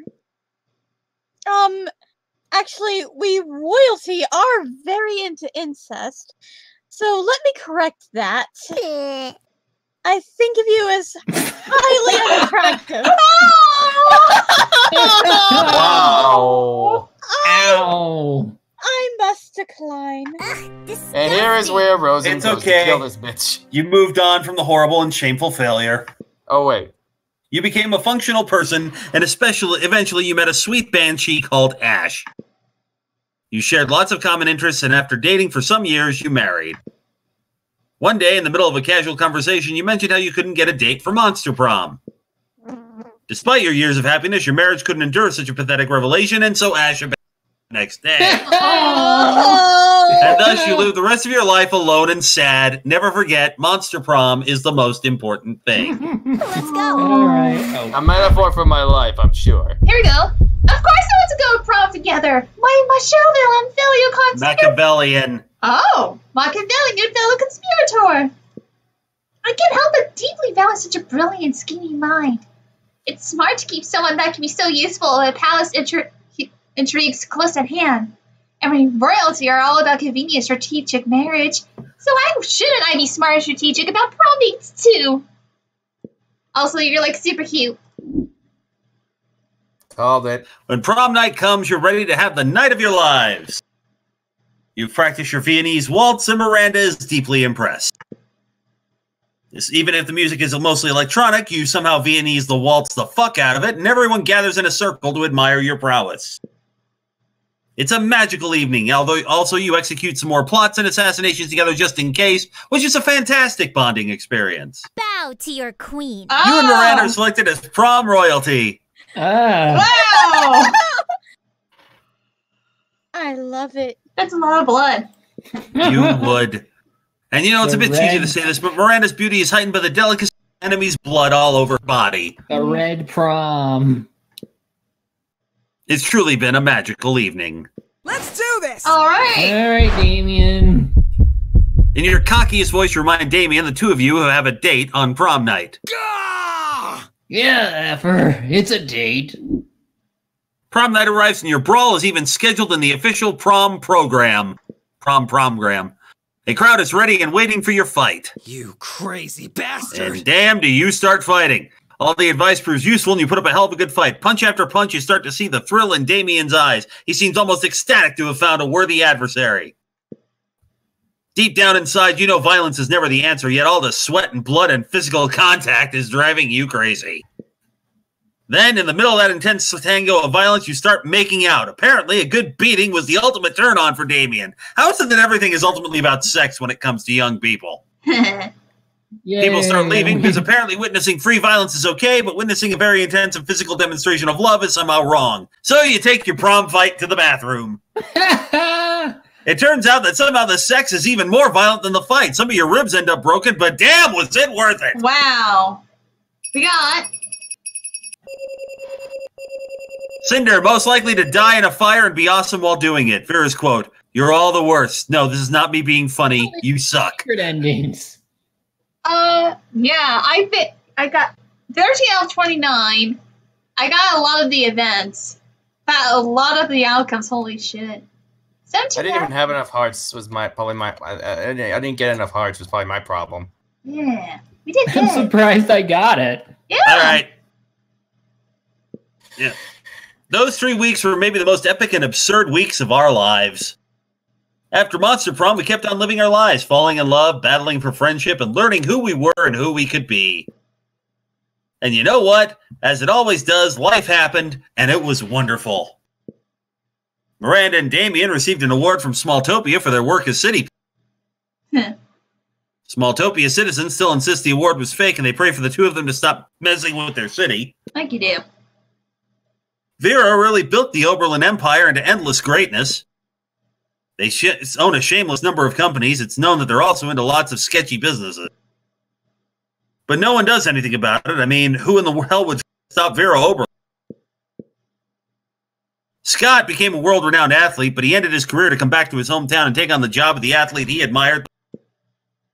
Now he's here again at high school, working as the coach. Oh, wow, and an endless cycle for Scott. During those 3 weeks, Monster Prom seemed bigger than life, and then it was gone, just like that. The battle for Monster Prom might have ended then, but there were lots of battles left in that war called youth. But once again, we were young and unafraid, and we were ready to start. And we were rock stupid. Yeah. And then I'm gonna click. Farts! I have locked 3 new images in the gallery. I'm gonna look at the gallery real quick. And then Holly just randomly shouts farts. I got No, Davey it was on the chalkboard. Polaroid. I got a new Polaroid. Let's see. My fire beats yours. Look at that. Oh, it's so cute! Oh. Alright, All right, I want to request another bathroom break before we go on to the next one. Sure, go right ahead. I'm just gonna quickly look at the chat real quick. Not only am I gonna do that, I'm gonna get me something to drink. I'll be right back. I don't care if the chat, like, everyone's seeing what my thing, so, because I really want to quickly see how everything's going right now. We are still, we got Garnet! Hello, Garnet! You're joining us with Monster Prom. We just got finished with one, so we're just actually going to do the other one. I'm going to actually turn the brightness down, because I was wondering, because, I got woozy every time I kept on woozy when I looked it up, so it kind of got woozy a couple times today. Don't know why. I'm also going to quickly do another, hey, we're still doing Monster Prom.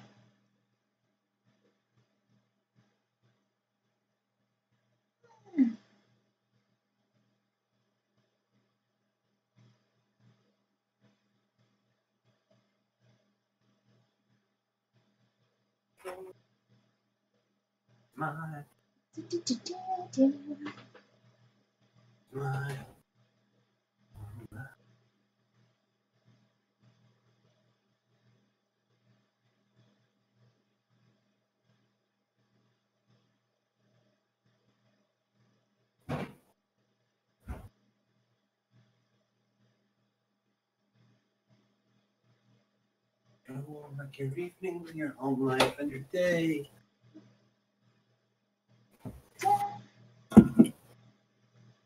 Oh, there we go. Also retweeting the Rosen. Thank you, baby. Oh. And I am back. Actually, give me 1 second. I'm actually going to do a quick stretch.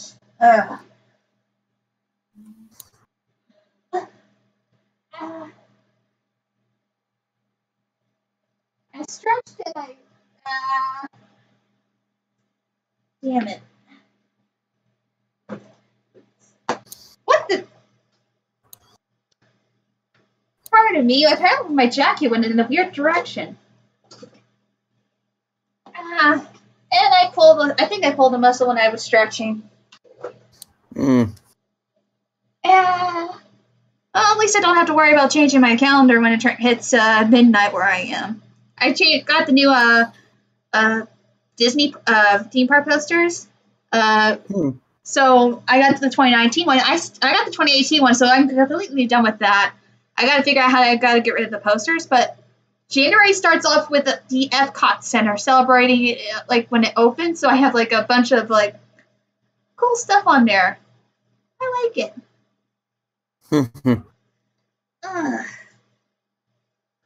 But I looked at the chat. Like the only downside with this is I have to keep looking at the chat, like mostly because it's like people can see my recording setup. Yay! You guys too. I just realized. Yay! But are we ready for another round of Monster Prom? Yep. Let's try this again. Yes. Yeah. Wait, there's my keyboard. I like that I have a keyboard where I can just move it around with me. Woo. Okay. Shirking. And we're gonna skip that.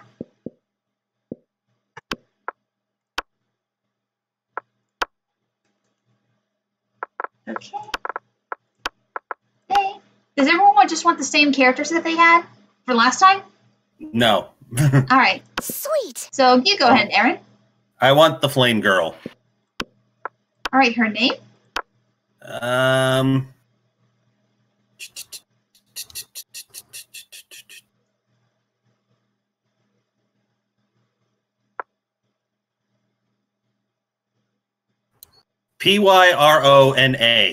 P-Y. Rona. Pyrona. Damn it. My Pyrona. And she? Yeah. Let's start a fire. I'm gonna be Shadow Guy. Alright. Do you want just Jake? Yep.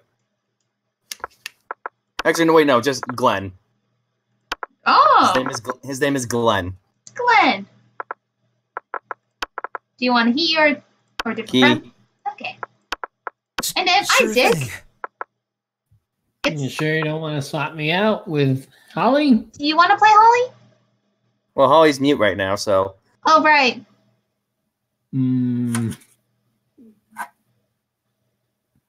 Oh, let me look at I'll just go with green. Green.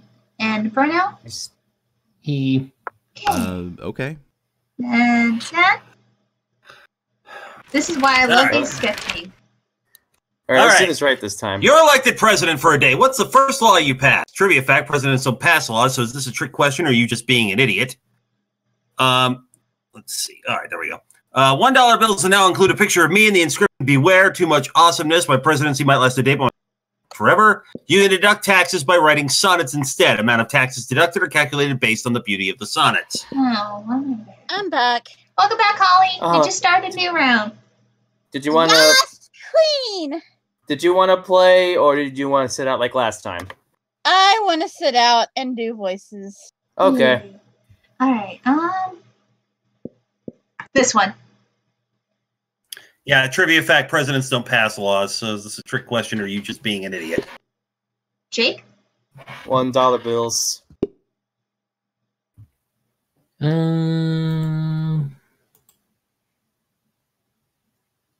Soulmate taxes. Ooh, smart, charming, creative. Woot.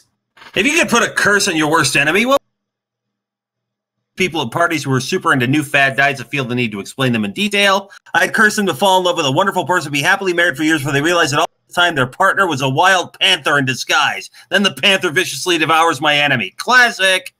You can't rely on the effectiveness of a curse. I prefer to take care of my enemies the old-fashioned way by exposing them to unsafe doses of radiation over the course of several I was years. gonna say, wasn't that used in Watchmen?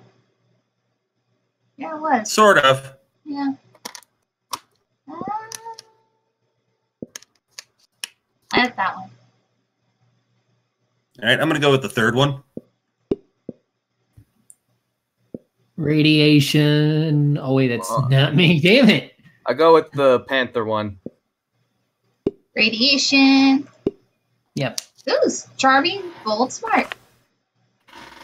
What's the sexiest type of knowledge a lover can have? Obscure 80s movie trivia, all the principles to build a financial empire, how to set stuff on fire, how to make a killer cocktail out of everything, lyrics to all Disney songs or sports things. I'm gonna go Which sports things? All the principles to build a financial empire. Disney songs, Jake. Yeah. And Isaac. I'm on trying to find.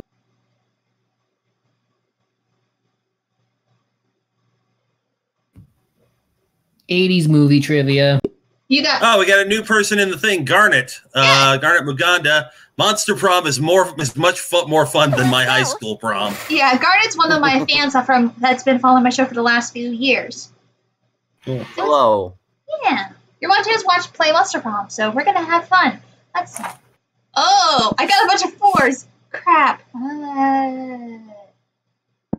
I'm doing the gym. That day, an epic dodgeball match takes place. Everything seems lost, but you deliver an inspirational speech that fuels your team's spirit, leading to a spectacular comeback. Yeah. You're clearly a natural-born leader. You gain 2 charm. Woo. Nearby, you can see Scott and the wolf pack talking. Scott, we have the greatest power drink to date. Check this out, bro. Oh, I love power drinks. But wait, this new cutting-edge sports supplement is like no other before. There's no need to mix it with a beverage. You can consume it using only your nose. Drugs. It's called cocaine. Yeah, cocaine. Oh my god, I was waiting for this one! Oh, yes! Whoa, that totally doesn't sound like your regular power drink. Oh. Which definitely means it's cutting edge, just like you said. Oh. Yeah, it's like 50% energy drink, 50% protein powder, and 100% raw power. God damn it with these crazy pranks. But before you can do anything, Scott has snorted all the coke. Oh no. Boy, no. No! Whoa! Oh. And he's gone full wolf mode. And now he's basically unleashed and is destroying everything he sees. You need to do something to calm him down, but what? Let's see. Using your vast knowledge of aromatherapy, give him some lavender-scented cocaine to neutralize the regular scented cocaine and relax him a bit, or give him a flashy fidget spinner. Oh my god. I don't think I'm gonna get this, because guess what I need to be higher? And both of them are equal! You want to go with... I don't know. I'm stuck. Oh, pick one. Uh-oh. That didn't sound good. Lucky you always carry some lavender-scented cocaine with you for very specific situations. I made it worse. No one can say you're unprepared. Since Wolf Scott seems to be everything but responsive, you just throw a cloud of the coke in his head and hope for the best. He sniffs it and gets even crazier. I mean, what did you expect? If there was more, it was more cocaine in the end.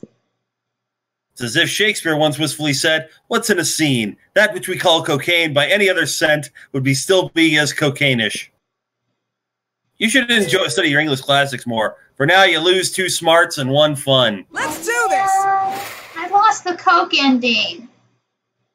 There's literally an ending where Scott can get hopped on Coke for an ending. Alright, Aaron, where do you want to go?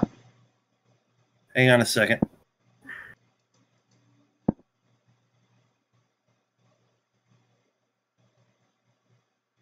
All right, let's see here.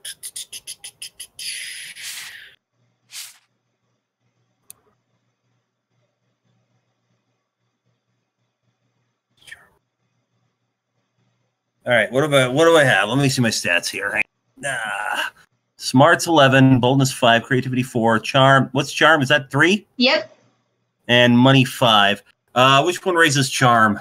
I'm in the gym with that. Oh, no, all right. Damn it. All right, let's go to the library then. That day, you spend some time on the library's PCs managing your start kicker.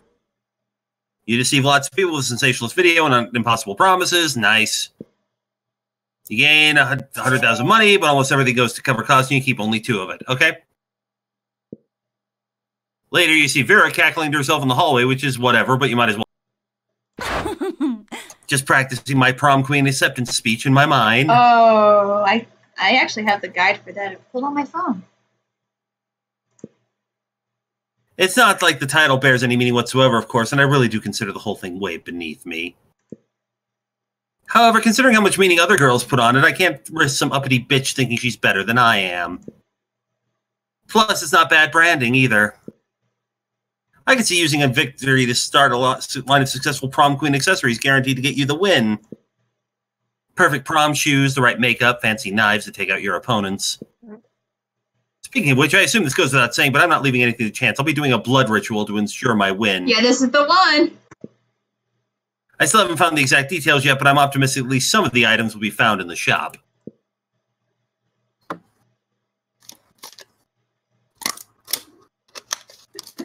All right. Hang on a second. Okay. The only question is, where exactly can I find the details for a proper blood ritual? Hang on. Do you want the guide for this one? I've got it. I've already got it open. Give me a second. Is it the one by Magic Game World? No. But I got it. Don't worry. Okay. I trust this one. It's the same one I used when we were on Rosen's stream, and I got the reverse Romanian Wilkinson ending. Oh, okay. Let's see. Search the internet. Literally just search the internet. That's what it's there for. Oh, right. Good call. Sometimes you get so caught up in the grand scheme of exploiting blood magic to secure a petty victory that you forget about the little things. You and Vera scampered over to the library to put the school's computers to good use for once. For real, does anyone at the school use the school resources for educational purposes? Let's just search blood magic to guarantee prom queen victory over basic bitches to maintain social status. That's pretty clear, right? Couldn't possibly be clearer. Seems like we're going to need the blood of a former prom queen, the tongue of a goat, and the earrings of an ancient goddess. Yeah, that tampon from earlier. Not exactly stuff that's going to be lying around, but when you're destined to be, you make it work.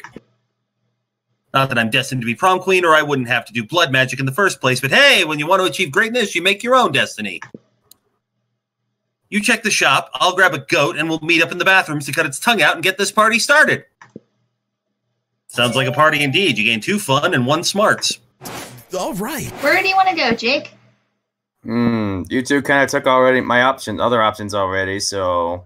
Got 3 5s and fun, money, and smarts. You know what?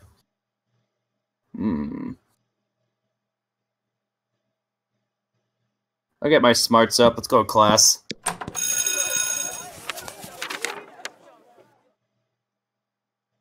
Am I narrating this? That day you listened to your elders and learned valuable lessons. Yeah. Sometimes after all the monster nonsense and dating gimmicks, you forget that attending class is supposed to be the primary activity at this high school. You gain 2 smarts. Oh. Holly, you're up. What? Oh. Sigh. Woe is me. Sigh!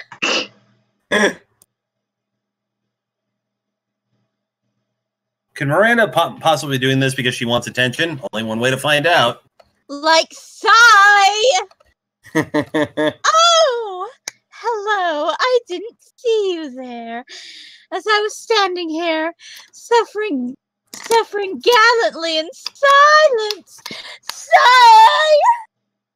She did, and she wasn't, but okay.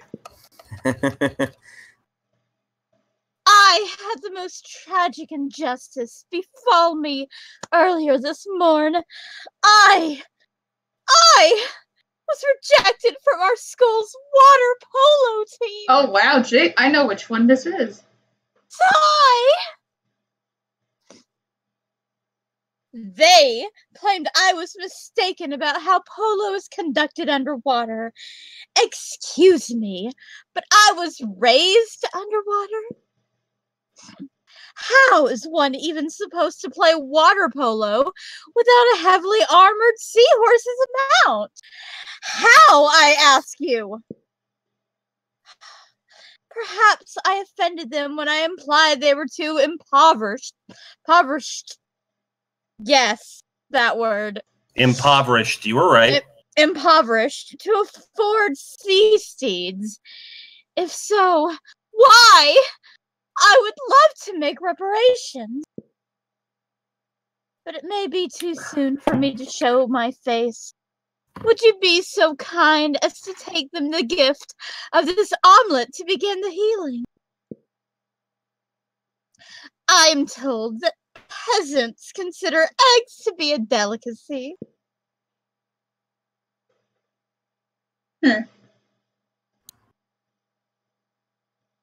Oh, Yeah. sorry. It's okay.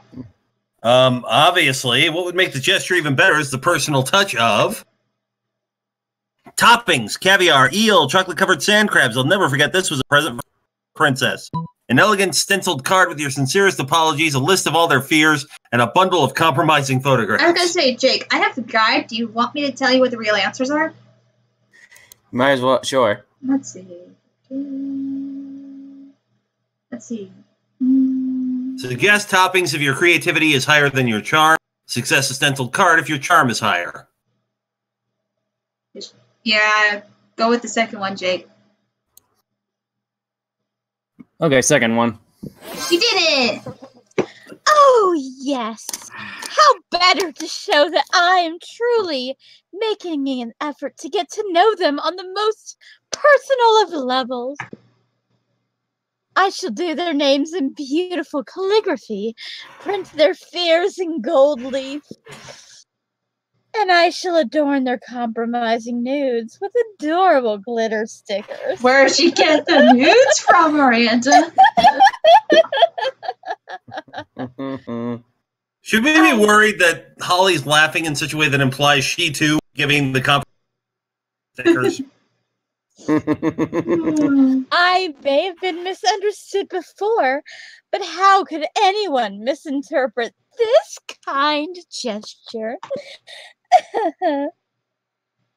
Take the omelet and make sure to take lots of pictures of them eating the eggs so we can all remember how generous I was.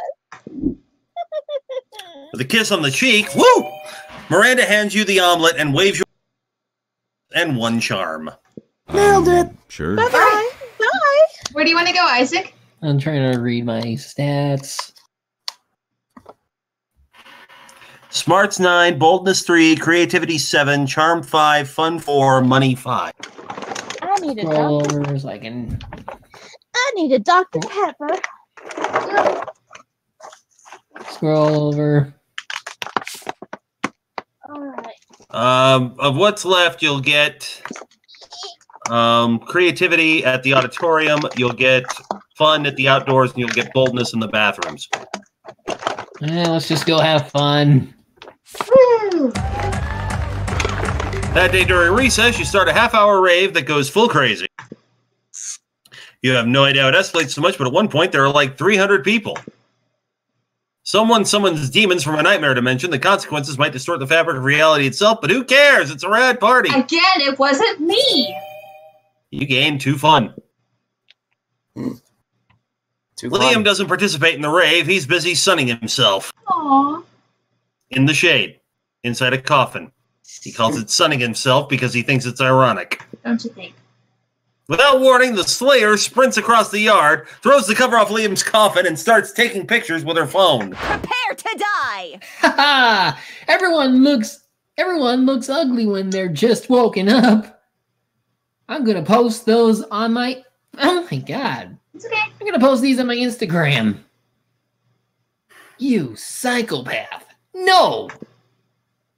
Stake me in the heart. Bathe me in holy water. Just whatever you do, don't post candids of me on your benighted Insta. Oh, it's happening, suck boy. What you gonna do about it? You're not close enough to stop her, but you are close enough to tell Liam what he should do. Critique her new fashion sense, or banish her phone to the hell dimension.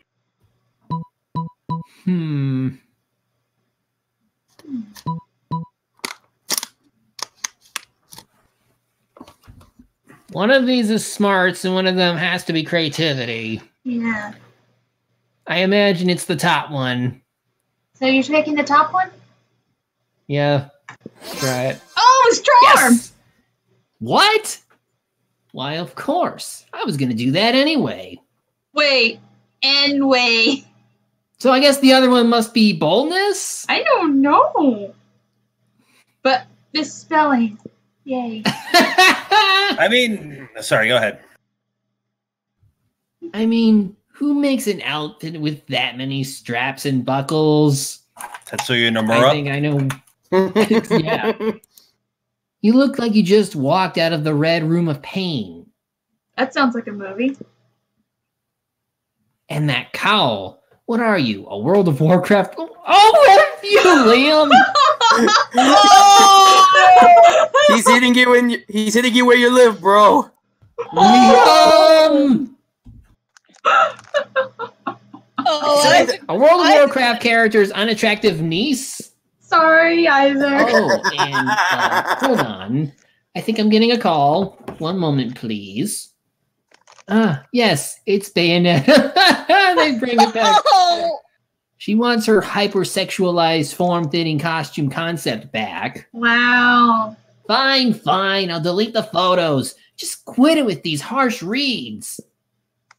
Oh, I'll stop for now. You come at me again, though, and we're going to have a talk about those boots.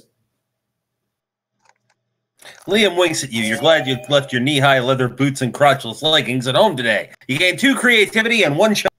Yay! Let's trade places. Choose Everybody chooses something bad. a cat.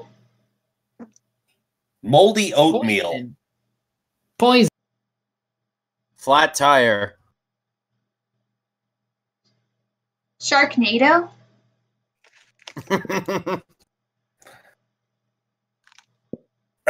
Player is decided based on how horrible it would be if the selected thing was part of a torture device.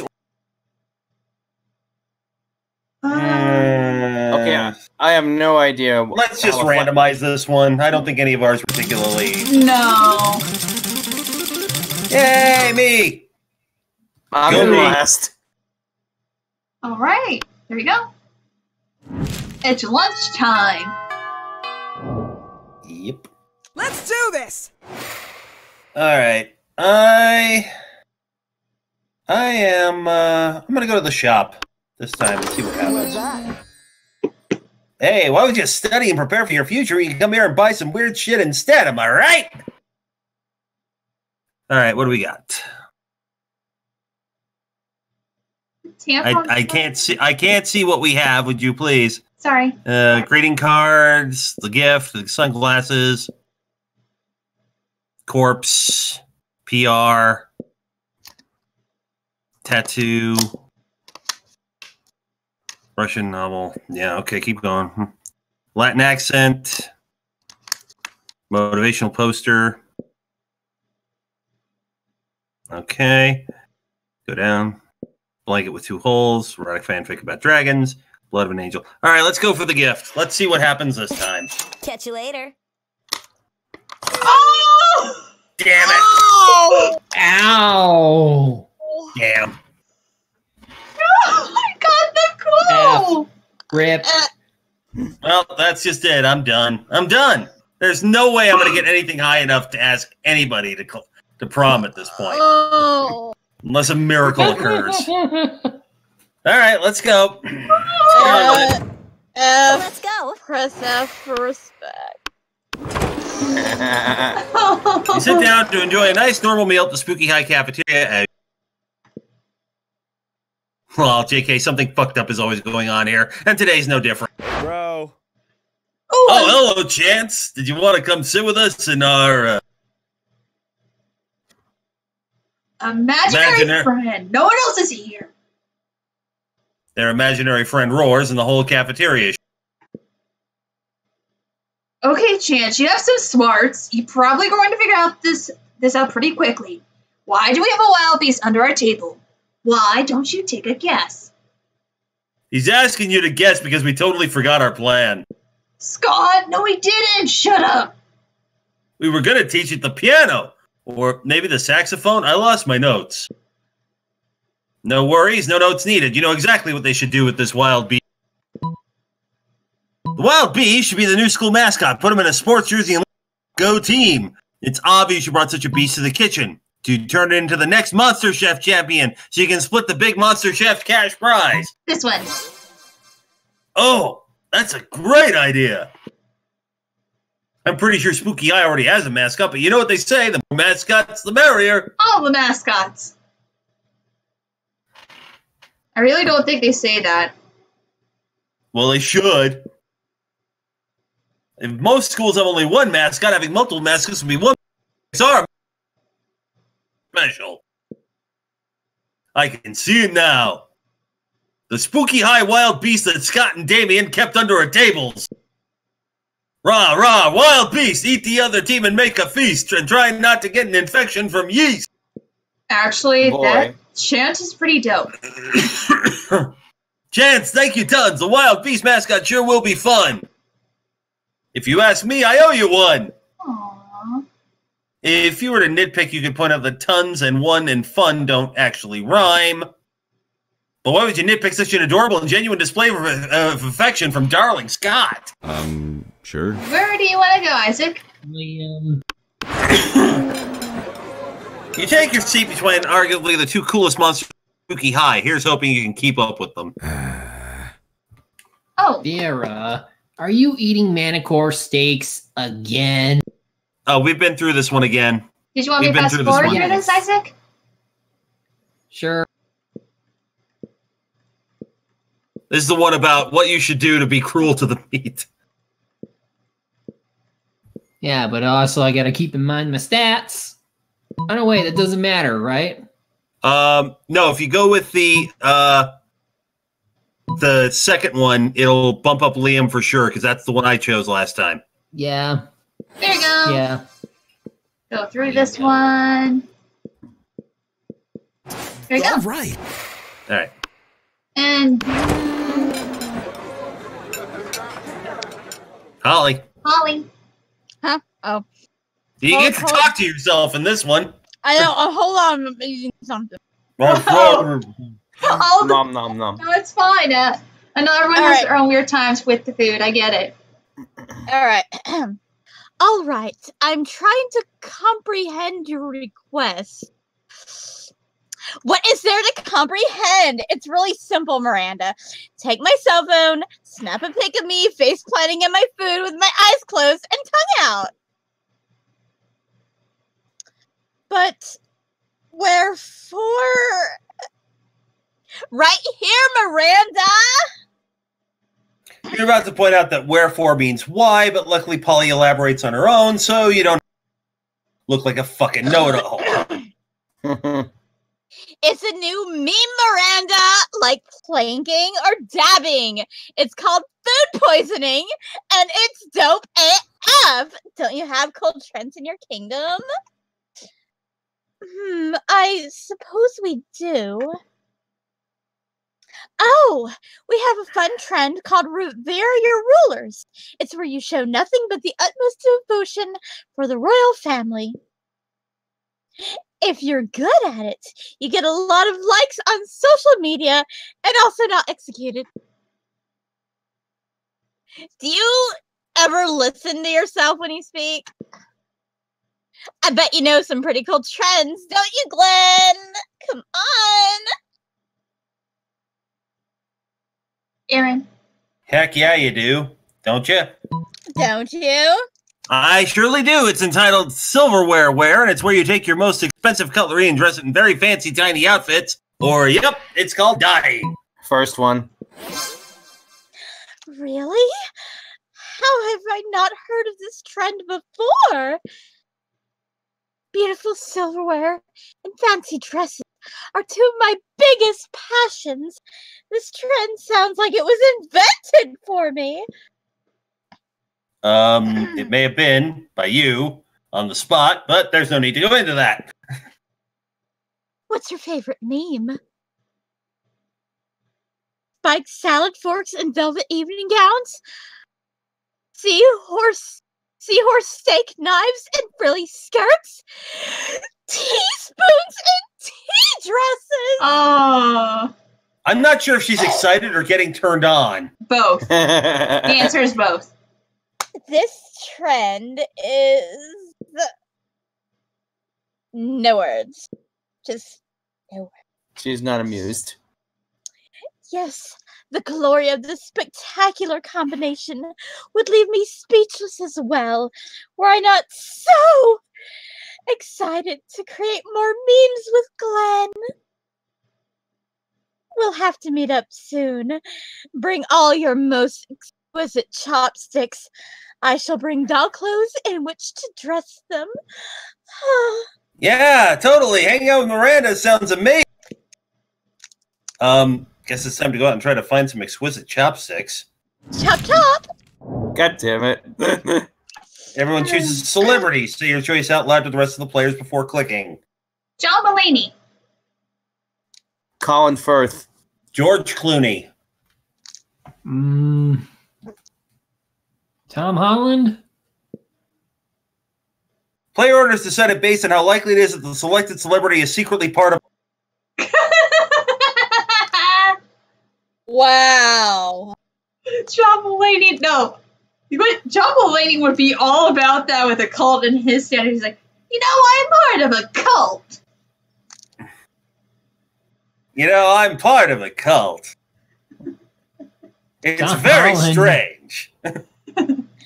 No, So it's like who do we have? We had Tom Holland, George Clooney, and who did you say, Jake? Colin Firth. Why don't we randomize it? Yeah, let's randomize because those are all good ones. Random! yeah, Tom Mulaney would be like, one time in high school I joined a cult. And it was the strangest thing because I thought I was signing up for the Latin club. But all of a sudden, as soon as I entered the classroom, there was a ceremonial symbol on the floor and a goat. And the goat was shaved, which was very strange because I didn't think that was standard cult behavior. But Silly goats. no, the only people that changed are just Jake, me, and Isaac. Aaron, you stayed the same. Yes, I did because the game knows that I was right. Moving on! Moving on. Let's do this! All right. All right. I got nothing. It doesn't really matter at this point. Hang on. Let me see what I need. Yeah, there's no way. Send me to class. To the Shop, might as well. Whatever. It doesn't matter. I'm not going to be able to ask it Stranger. from. There's no way I've got enough time. Go ahead. Look at the stuff. Nope. I can't afford a damn... Well, I would like to see what they were offering. Oh, sorry. All right. Whatever. Sorry. All right. I need more money. Let's go to the library. That day you spend some time on the library's PC sending spam emails, stealing other people's money. It doesn't sound very nice, but who's really the one to blame if they respond to such a blatant scam? You lose 10 karma, which isn't a stat, so who cares? And you gain 2 money. Yee. Oh, woe is me. Alas, and alack a day.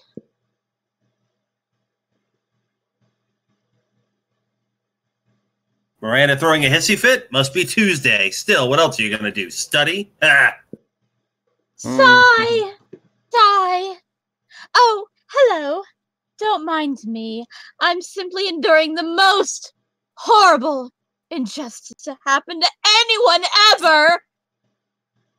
You shan't believe such cruelty could happen at her own school. But just today, Mrs. the Loch Ness Monster told me that I shall be receiving a B+ in her class. A B+! Sigh! And all because I seldom attended. Does she not understand the importance of my daily royal manicures?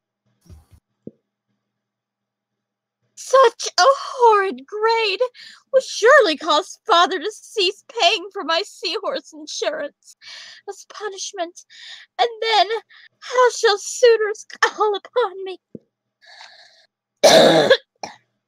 Hold on 1 second.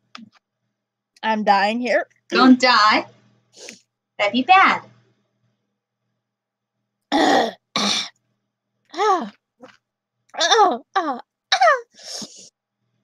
Oh, the tragedy!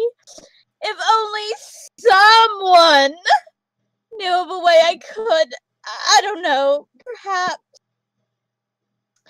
break into Principal Giant Spider's office, access his private computer, and alter my grade? Okay.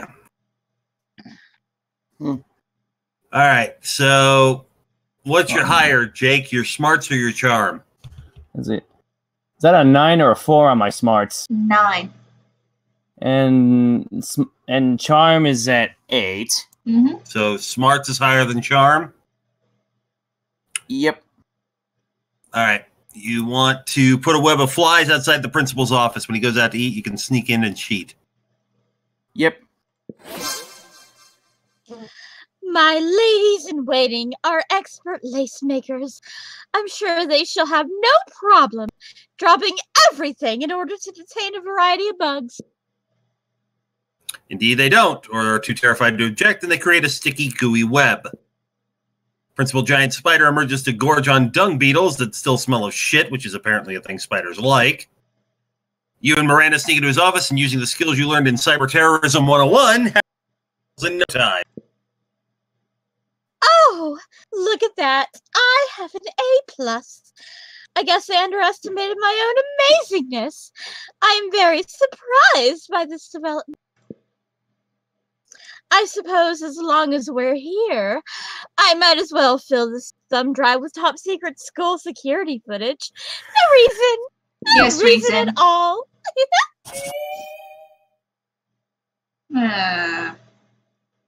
That seems on the level. Definitely don't ask any follow-up questions. Just gain 3 charm and be cool. Let's go. All right. I need my fun up.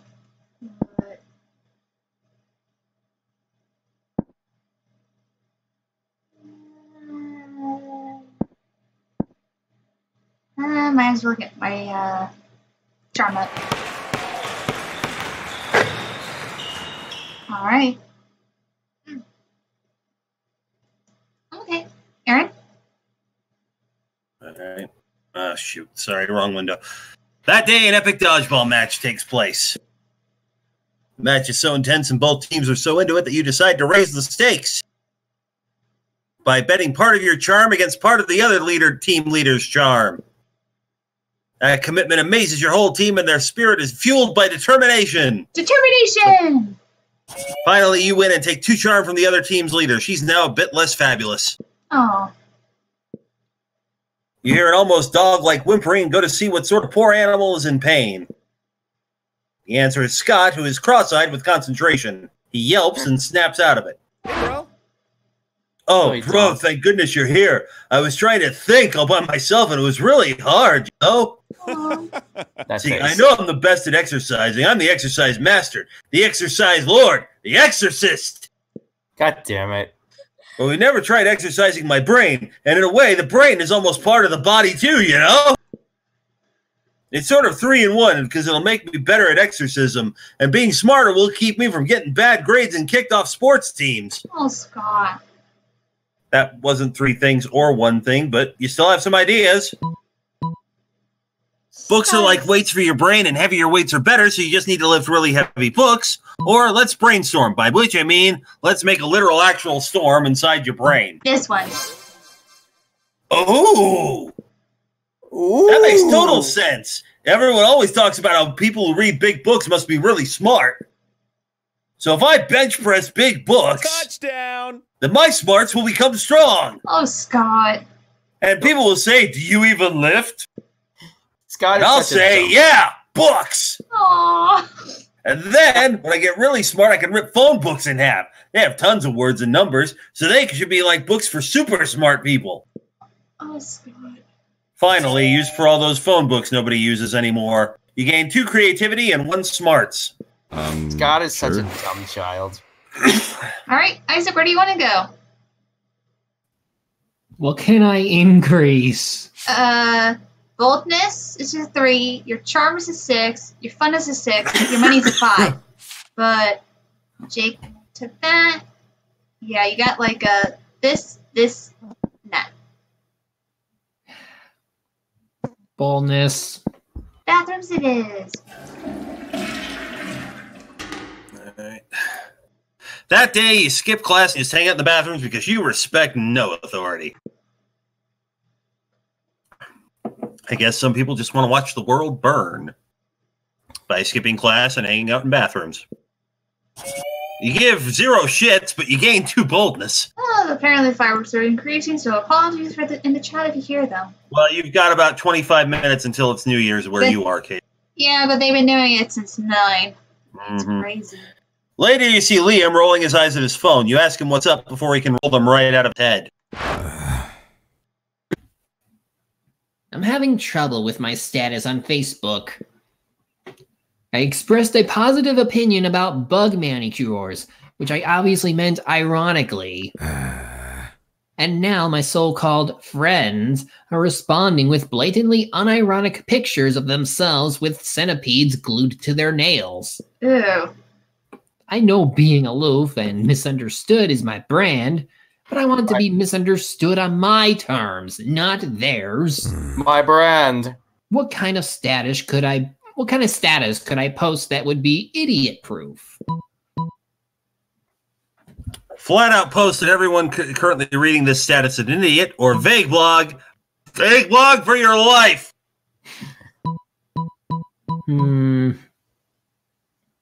Let's go with vague blog. It's smart. Vague blogging is a tricky proposition. Welcome to Leon. But luckily, I'm a master of the blogging arts. The trick is to reel people in with an intriguing premise. But make it absolutely clear they will never know what it is.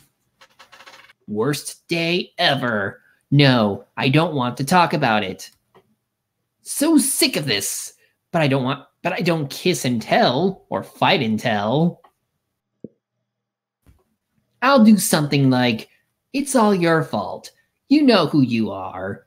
And then a high-heeled shoe emoji. Oh, Vera. I get it. No one can possibly misinterpret that, because there's nothing to misinterpret. Boom. Vague blogging is always the simplest and most direct solution. You gain 2 creativity and 1 boldness. All right. That weekend, something happens to... Woo! Jake! All right. Let's see what happens to the helper. Oh, no! That weekend, you decide to take some rest from your very wacky day-to-day adventures. Enjoy some pleasures instead. So you go to an art exhibition with your most sophisticated friends, Vera, Liam, Miranda, Green, and Pyrona. Oh, the delicacy. Oh, God. I think, okay. How do we want to do this? There's a lot of characters here. Yeah. The delicacies of pictorial art.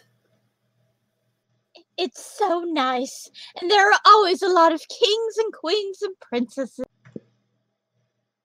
Yes. Yes. Well, you go ahead. You do a better Right. bitch than me.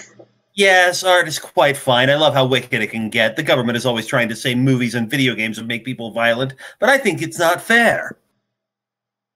Art has been way more violent for centuries before movies and video games were. Yeah. Like, look at this one. This dude Saturn is totally eating his own baby. What? That's not nice. Here, let me practice one of my family's most beloved customs. Censorship! Of course. Miranda gets some crayons and colors over the painting, so Saturn is now eating a sandwich. Sandwich! Graffiti! Et voila! This is quite a nice Saturn of events. That wasn't even a pun. Not sure which is worse, you horribly desecrating a valuable piece of art, Or that terrible pun. Exactly. But the owner of the exhibition seems quite certain of which is worse. What have you done? You rascals have destroyed a classic piece of art worth millions! No. You'll have to pay me back for this. She did this. She did By that. painting a new piece of art as good as that one was, and you can't leave until you've compensated me. Dang, how can you, a high schooler, paint something as good as a piece revered worldwide? Obviously, by teaming up with one of your friends, who, despite being high schoolers, are at least very artsy high schoolers, but which ones? Green had a terrible vacuum cleaner accident last year and was forced to get a hand transplant, and word is he's received Goya's actual hands. Pyrona knows all kinds of weird colors like Bordeaux, Marsala, and turquoise, which means she's either a skilled artist or a douchebag smartass. And guess what, Jake? You have to use your memory.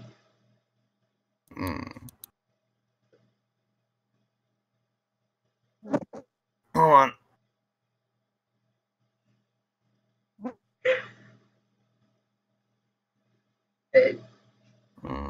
Wouldn't it be green? since Yeah. Pyrona doesn't have anything? Yeah. It has to be me. Yeah. Yep.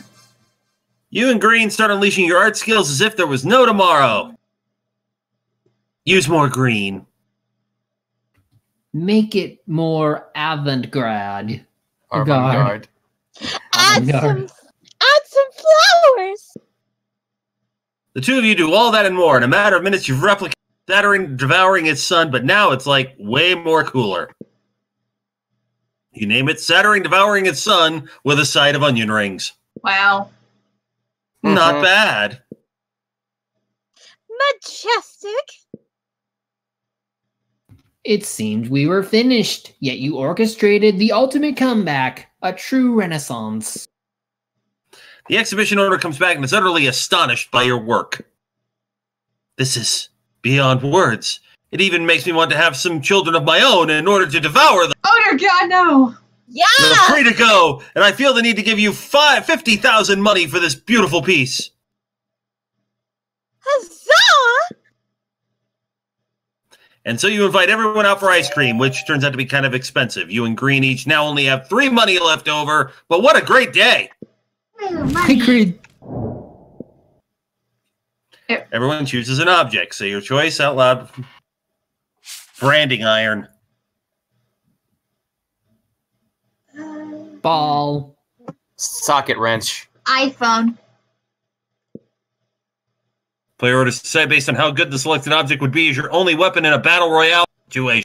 Socket wrench. I mean, come on. My ball is Considering FF10. Considering I've got a branding iron and I can beat somebody, I can reasonably beat somebody to death with it. Should we randomize this one? All right, I'll be nice. Go ahead. Yeah, let's randomize it.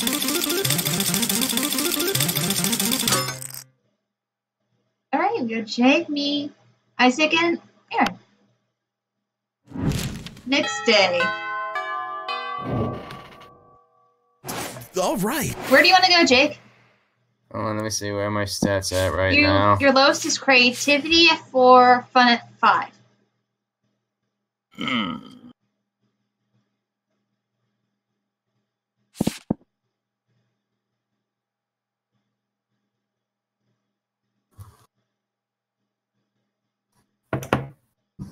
Go. Yeah, why not? Huh? Let's get my creativity All right. up. Why? Look at the mustache. All right, Aaron. That day, while rehearsing for the class plays, as though the muses themselves had descended a blowjob.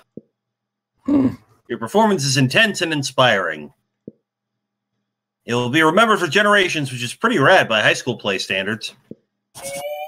You gain 2 creativity. Miranda, oblivious to everything that's happened, approaches you, weeping. Of course. Graceful. Cry. Oh, crying right now. Have you seen the news? The most dreadful thing has happened. The Lemurian monarchy has been overthrown. King Kraken no longer sits upon the throne of gold and baby skulls. Those filthy revolutionaries are saying he stole their daughters and ate their sons and forced everyone to work for free in the uranium mines. So he made a few shrewd financial decisions. That's no reason to dispose him. If some innocent kidnapping and slave labor was enough to get the peasants in an uproar, I shudder to think of my own kingdom. Oh, crying right now. Do you think my people might resent being forced to hold up the corner of the palace where the foundation is crumbling? Do you think the 100% income tax and the random cannonballs we fire into the villages might be taken as something other than expressions of gratitude? Then stop firing cannonballs into your villages! Could this plague of civil unrest infect my own domain? Oh, perish the thought! Crying right now. I am inconsolable. Console me. How might I safeguard my kingdom against the fate of good King Kraken? Alright. Replace all your subjects with mindless robots. I built to go and I plans. Or give all your subjects belly rubs. Fishes love belly rubs. The first one, Jake. Your first one. Okay. Yeah, neither one has to do with the ending that you're on the track for yet. Yeah. Oh, this is fantastic. An army of good little robots to replace those pesky serfs. I bet they won't complain when we don't feed them for 2 weeks because we're having a party. And we'll finally be free to grind all of our subjects up into paste and sell them as dolphin-safe tuna like we've always wanted. Miranda, I don't ever want to go to your kingdom ever. My knight in shiny armor. You have truly done a good deed today. You have serious doubts the actual goodness of your deed, but hey, that's why you drink. 2 creativity and 1 money tuna sales. Let's go. Where the hell do I want to go?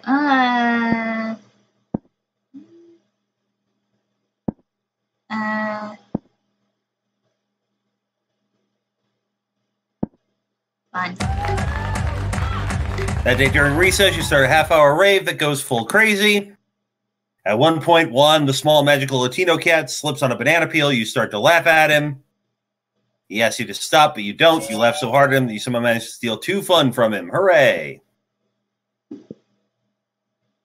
You turn away from the rave to find Scott nervously sniffing the ground and looking around suspiciously. You ask him what's up and prepare for his stupid answer. He does not disappoint. Let's see. Isn't it obvious, bro? I mean, you know why all these people are out here, right?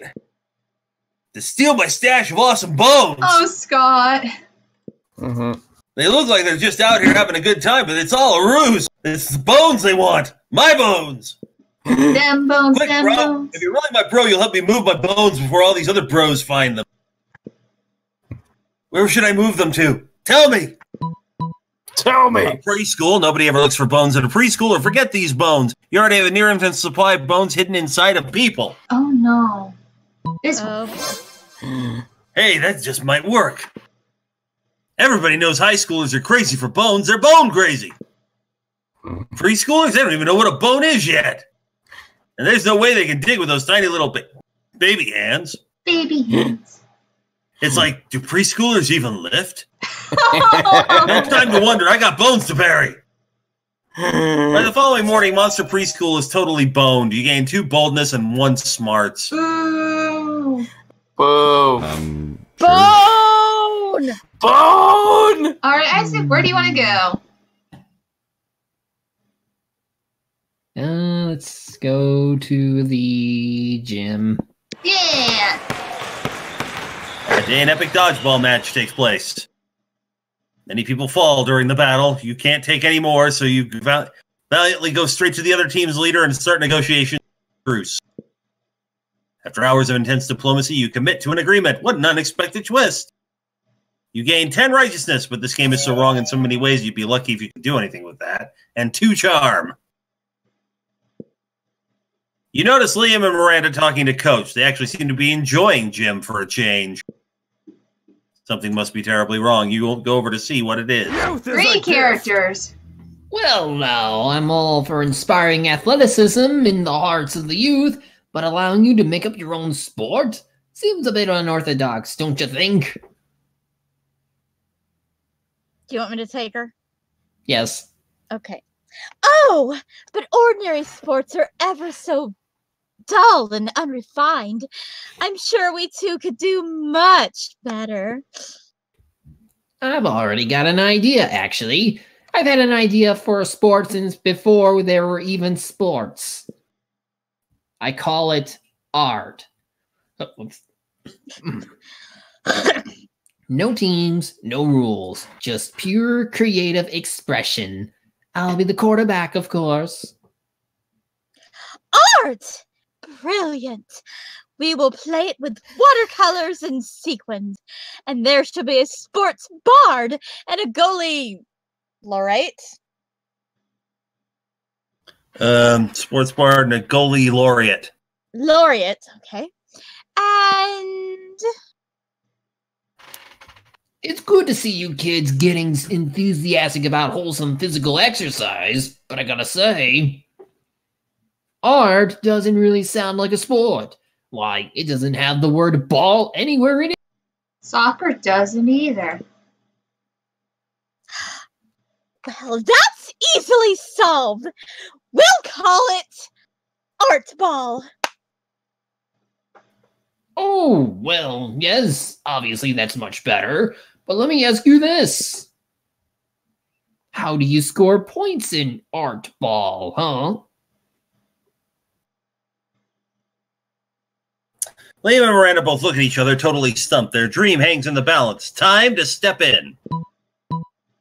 Obviously, the sports bard assigns inspiration kicks to the metaphysical linebacker, who scores 11 points for each poem he successfully publishes in the Atlantic. Didn't you read the rule book? Or don't you see the points were inside of us all along? Oh, God. Either of those are good. They're both good.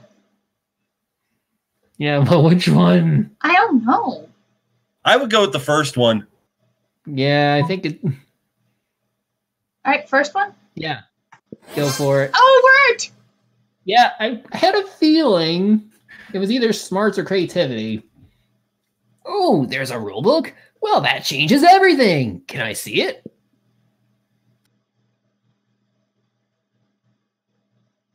You hand him the cut rule book, which is actually just a copy of Infinite Jest that you made a new cover for. This rulebook is pretty unconventional, but you know what they say. Sometimes it takes a crooked snake to make the corncob dance. If you don't get the joke about Infinite Jest, it is a ludicrously, seriously, I think it's actually longer than It, and It is over 1,000 pages. Oh. Damn. Oh, yes, definitely. I hear them say that all the time.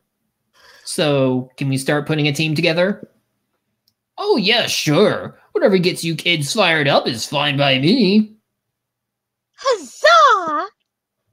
You're able to secure the broadcast rights for Varsity Art Ball, and you make bank. You gain 2 money and 1 creativity. Let's do this! All right. It doesn't really matter. Send me to class. Class. That day, the teacher is just tired of teaching, so she recurs to the classic technique of not giving a shit and putting on some kind of historical TV show for you to watch. I love it when they do that. What you don't expect is that it's super effective. God bless the golden era of television. The TV show is compelling thanks to the ridiculous amount of nudity and bloodshed, but at the same time, you actually learn a lot about history. You gain 2 smarts. Woo. Woohoo.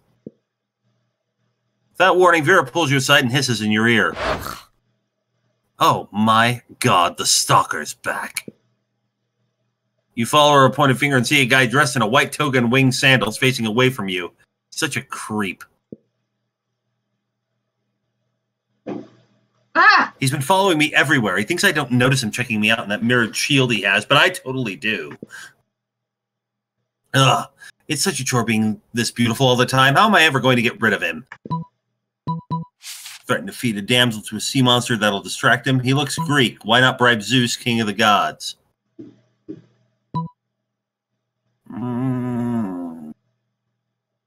Threaten to feed a damsel to a sea monster. Hey! Ah, yes, finally, a use for all those damsels my henchmen have been kidnapping. Oh, god damn it, Vera! Also, this sea monster I found on eBay. It was a kraken who just loves everything. Look, I found a bell. Congratulations. Vera mutters a few words into her collar, and minutes later, a high-pitched cry for help can be heard outside. Followed by the gnashing of sea monster's teeth and the screams of students. Sounds like Vera dropped the sea monster in the pool. Again. Wait, wasn't there a sea monster in that one Monster High film? There's a sea monster everywhere. That the little nerdy guy keeps assaulted by the tentacle out of his locker or out of the pool or what have you. The creep in the toga immediately springs into action, shouting, "I'll save you, milady!" as he sprints outside. He won't, you know. I don't buy half-assed sea monsters. What a sleazebag, though. Honestly. You spend the rest of the period with Vera and pick up some good tips for buying the right sea monster. You gain 2 smarts and 1 boldness. Trade places. Everybody chooses an animal. A corgi. Aardvark. Warthog. Red panda. Player orders to set them based on how strongly you would avoid eating the select animal. Start debating now. I would not. No. No. I would definitely. No. You couldn't pay me enough to eat a fucking aardvark. Yeah, I think Aaron clinched this one. What was Isaac's again? Red panda. Warthog. We can't eat a Gretzico. No! Yeah, no. Exactly. So put me second. That's season 2. Okay, so we're gonna have Aaron. I would say Aaron. I would say me, and then Isaac. Okay. Isaac, you, and Jake. Yeah, because people will probably eat At least warthogs will make good. Yeah, I mean, at least warthogs are still technically pigs. Let's do this. Yeah. All right, ready to go. Oh God. The Slayer is able to up one of your stats up. Now let's go to the Slayer. Like I said, it's not going to matter. I'm not going to get to ask anybody to prom for now. You're taking a break from socializing to eat your lunch when someone punches you in the knee. It's the Slayer, and she's hiding under your table. Prepare to die! Eat knee pain, freak. Now I'm going to punch your other... Ow! You just threw your apple at her. Finally, a use for that red delicious. You defeated the Slayer. She flees, leaving 2 choice pieces of loot behind. You could pick. The loot flashes rapidly, getting ready to disappear, almost as if you're in some kind of video game. Meta. No time to contemplate the nature of existence. Pick some loot before it's all gone. Garlic rice and holy water, one monster's weaknesses, another monster's dinner. A gun that shoots steaks with each shit burned in the side of them. Give me that. You scoop up the sweet-ass gun and go about your day. Huzzah. Obviously, you're not going to use it to kill any of your classmates. You're a monster, not a monster.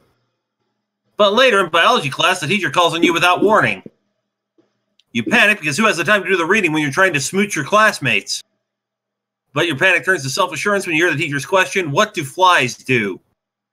Rather than responding with lame-ass spoken words, you respond by firing a wooden stake straight into the chalkboard. Eat shit, exclaims the teacher. Why, that's exactly right. Congratulations. You meant to shoot the teacher, but hey, whatever works, you gain 4 bold. Sure. All right, Isaac. Liam. Oh, sorry, Jake. Well, I can always go to the shop anyway.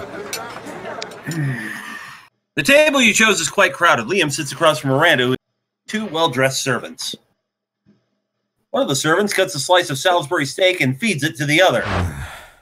Seriously, Miranda, you have servants to chew your food for you?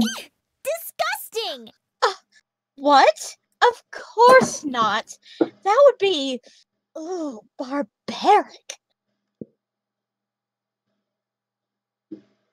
The servant happily swallows the Salisbury steak. I have servants to eat for me. They're called eating serfs. Don't you have any? How do you live, Miranda? First of all, I don't eat food.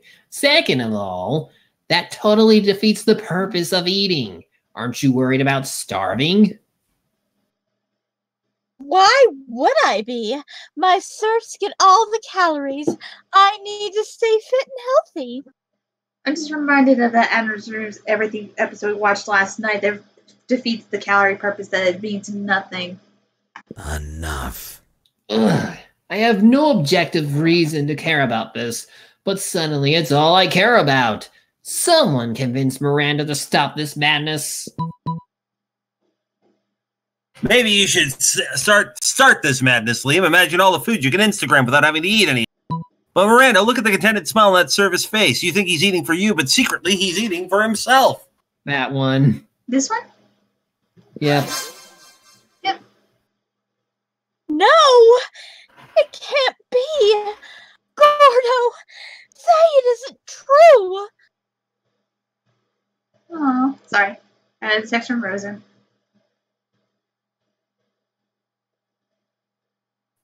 But Gordo can't say anything because his mouth is full of delicious Salisbury steak. Salisbury steak, which he's obviously eating entirely for his own benefit.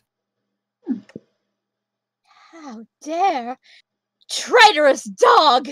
Do you want me to starve to death? Is that your plan? I think maybe he was just taking advantage of the fact that you don't understand how food works. Blasphemy. Taking advantage of me? Sorry. Sorry. The two serfs look at each other, then stuff as much food as they can into their mouths before fleeing the cafeteria. Yeah, I'm sorry. Rosen was texting me. I'm trying to answer and pay attention to this. Sorry. Alas, how will I ever get my recommended daily allowance of nutrients now? You could try eating. Myself? But how? How does she stay alive? Also, Happy New Year from 2019! Happy New Year! Yay! Well, gonna make this year awesome.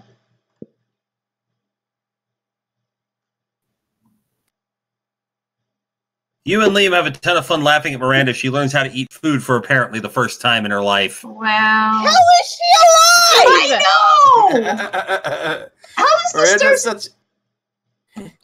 Odds are her family has probably been injecting vitamins directly into her veins. Miranda is such a dumb child. Oh, it's reminding me of that one episode of The Worst Cooks in America, where one of the worst home cooks, like, she was like, oh, my dad would cut my steak all the time, and when I got married, my husband now cuts the steak. I'm like, how do you know how to cut fucking steak by yourself, you dumb bitch? Let's go.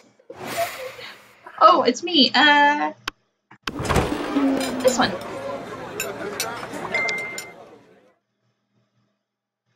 All right.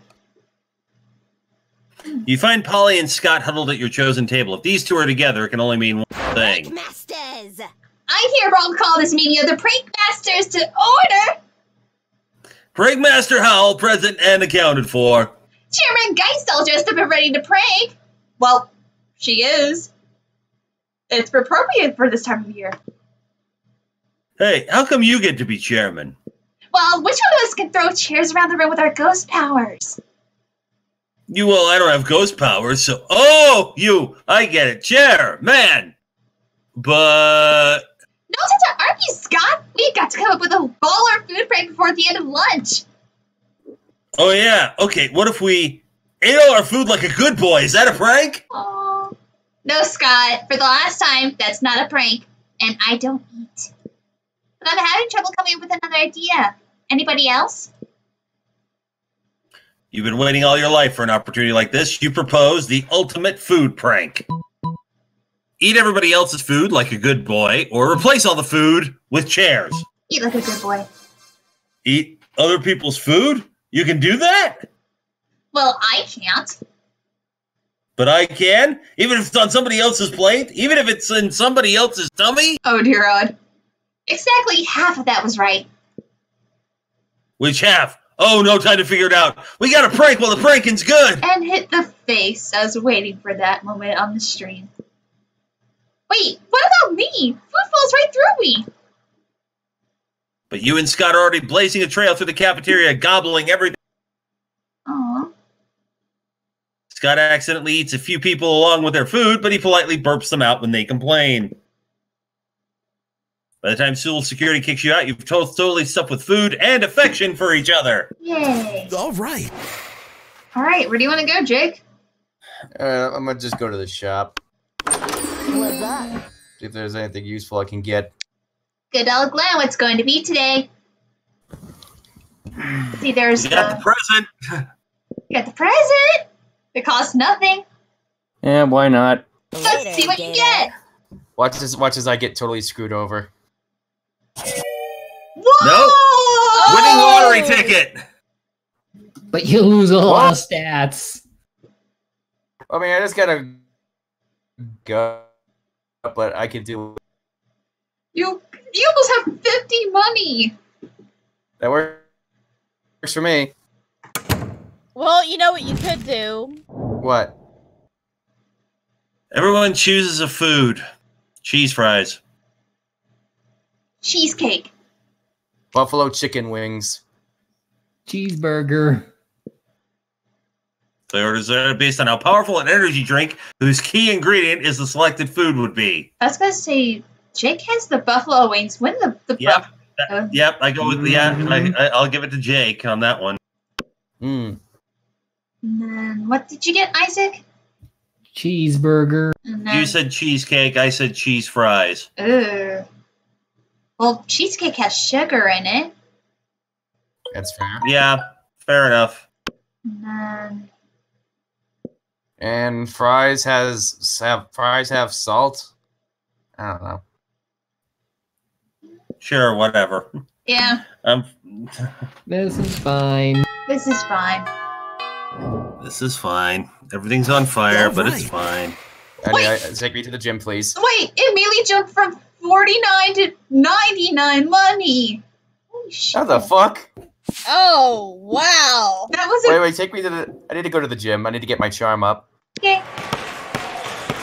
That day, an epic dodgeball match takes place. Amidst the battle, you spot a fellow player that seems utterly discouraged. She thinks she's not worth anything at dodgeball, and she attempts to throw a ball at herself. Oh. You explain to her the many ways you think she's unique and wonderful while also defending the many pleasures. With your help, she's capable of finding reasons to keep playing and gains a sense of self-worth. Yay. You gain 1 BFF. Sadly, she's not part of this game, so that beautiful friendship will take place off screen, and 2 charm. Oh, my word. What a wonderful, beautiful, exciting day. I hope someone can share in my joy.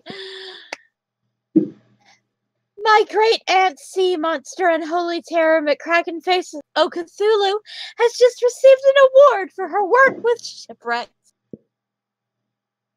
She's now one of the leading causes. I want to send her my congratulations, but no one from the Postal Service will go near her lair for fear of their lives. Oh, if only some brave hero would volunteer to deliver this important and time-sensitive missive. Why is a letter of congratulations so time-sensitive, you ask? Well, it's because of... well, you see, it's that these are very special congratulations with instructions to, do something congratulatory for herself, you know? Just get her the letter. There's something fishy about this request. Ha ha! But you've never let that stop you before. You come up with a foolproof plan. Hire Scuba, the underwater taxi service, to deliver the letter for you, or dynamite the toilet, dive into the sewer, and there yourself. You want to hire Scuba because of all the damn money you have. All the money! With just a touch of a button, you're able to call a scuba driver to your school. You give him very specific instructions as to the latitude and longitude, but conveniently leave out the part about the sea monster. A few days later, you see the fruits demur of your labor. Oh, you wonderful person! The letter reached Great Aunt Sea Monster and Holy Terror McCracken Vaso Cthulhu with no problem. Yep. Oh, Cthulhu, I love that. And she was ever so grateful for the delicious midnight snack. She said she would act on the letter immediately. Act on the congratulations that I sent by thanking me, which she did. So it's all over and neatly wrapped up now. Nothing further happening here. Something happened. Nope. Oh, okay, people, move along. Nothing to see here. Nope, nothing at all.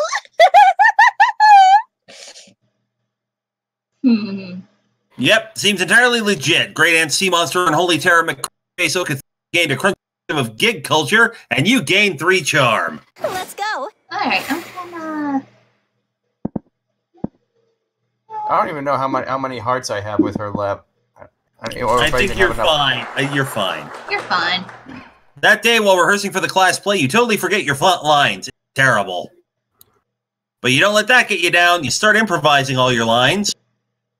And it's marvelous. Somehow it enhances the path of the play in unexpected ways. And that's saying something, because half of your improvisation is a rap battle against your inner fears. Yeah. You gain 2 creativity. Rehearsal ends for the day, but you notice Scott and Miranda sitting near the stage watching something. It looks like 2 farmers handing a bunch of apples back and forth. Greetings, fellow classmate. Oh, hello. You're just in time for our study session.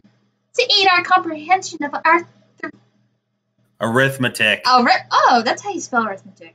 Arithmetic, I have hired these actors to read out the fiendishly difficult word problems in our textbook. You see, Farmer Jim has 9 apples, and he gives 6 to Farmer Greg. How many apples does Farmer Jim have left? They're like riddles. I don't know how we'd ever understand them without these actors. Usually it works on the first try, but we've been doing this for over an hour. I don't understand. Aww. Is there something wrong with our study method? No, of course not. For Daddy has assured me that I am never wrong. We need only change some small detail. What if instead of apples they were oranges? What if instead of farmers they were trains? Trains? No. Of course. The problem is that we simply aren't big enough. Deploy the trains! Suddenly, 2 massive train engines crash through the ceiling, crushing the stage, the actors, and most importantly, the apples. Oh no. No! The apples! Now how we finish our homework! I now realize that this was a terrible idea. Why did you let us do this? You made me pick! Very good question. While you ponder it, you lose 2 charm and 1 smarts. Damn it. Let's do this! And it's over to me. Fuck it, let's go to the library. Money. That day you spend some time in the library pre-Cs, mining some bitcoins. This is supposed to have something to do with solving algorithms and the rest of and the rise of cryptocurrency. But you guess that nobody actually has any fucking idea how it really works. Anyway, you gain 2 bitcoins, which is equal to $2 million. Blah, blah, blah, reduces to 2.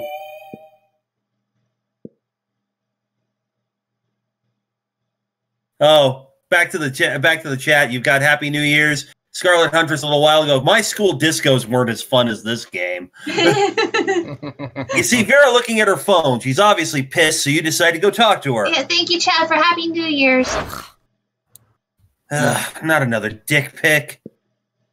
I mean, I know that's what you've got to expect when you look as stunning as I do all the time, but still, not fond of dick pics. Not at all. When are you guys going to learn? Dicks look gross. Sending me a picture of your dick is not a treat for me. I'm not going to frame it and put it on my wall. Thank you, Vera. Thank you, Vera. I'm going to put it in a folder called Sad Losers and then delete the folder, and then I'll probably set the phone on fire just in case.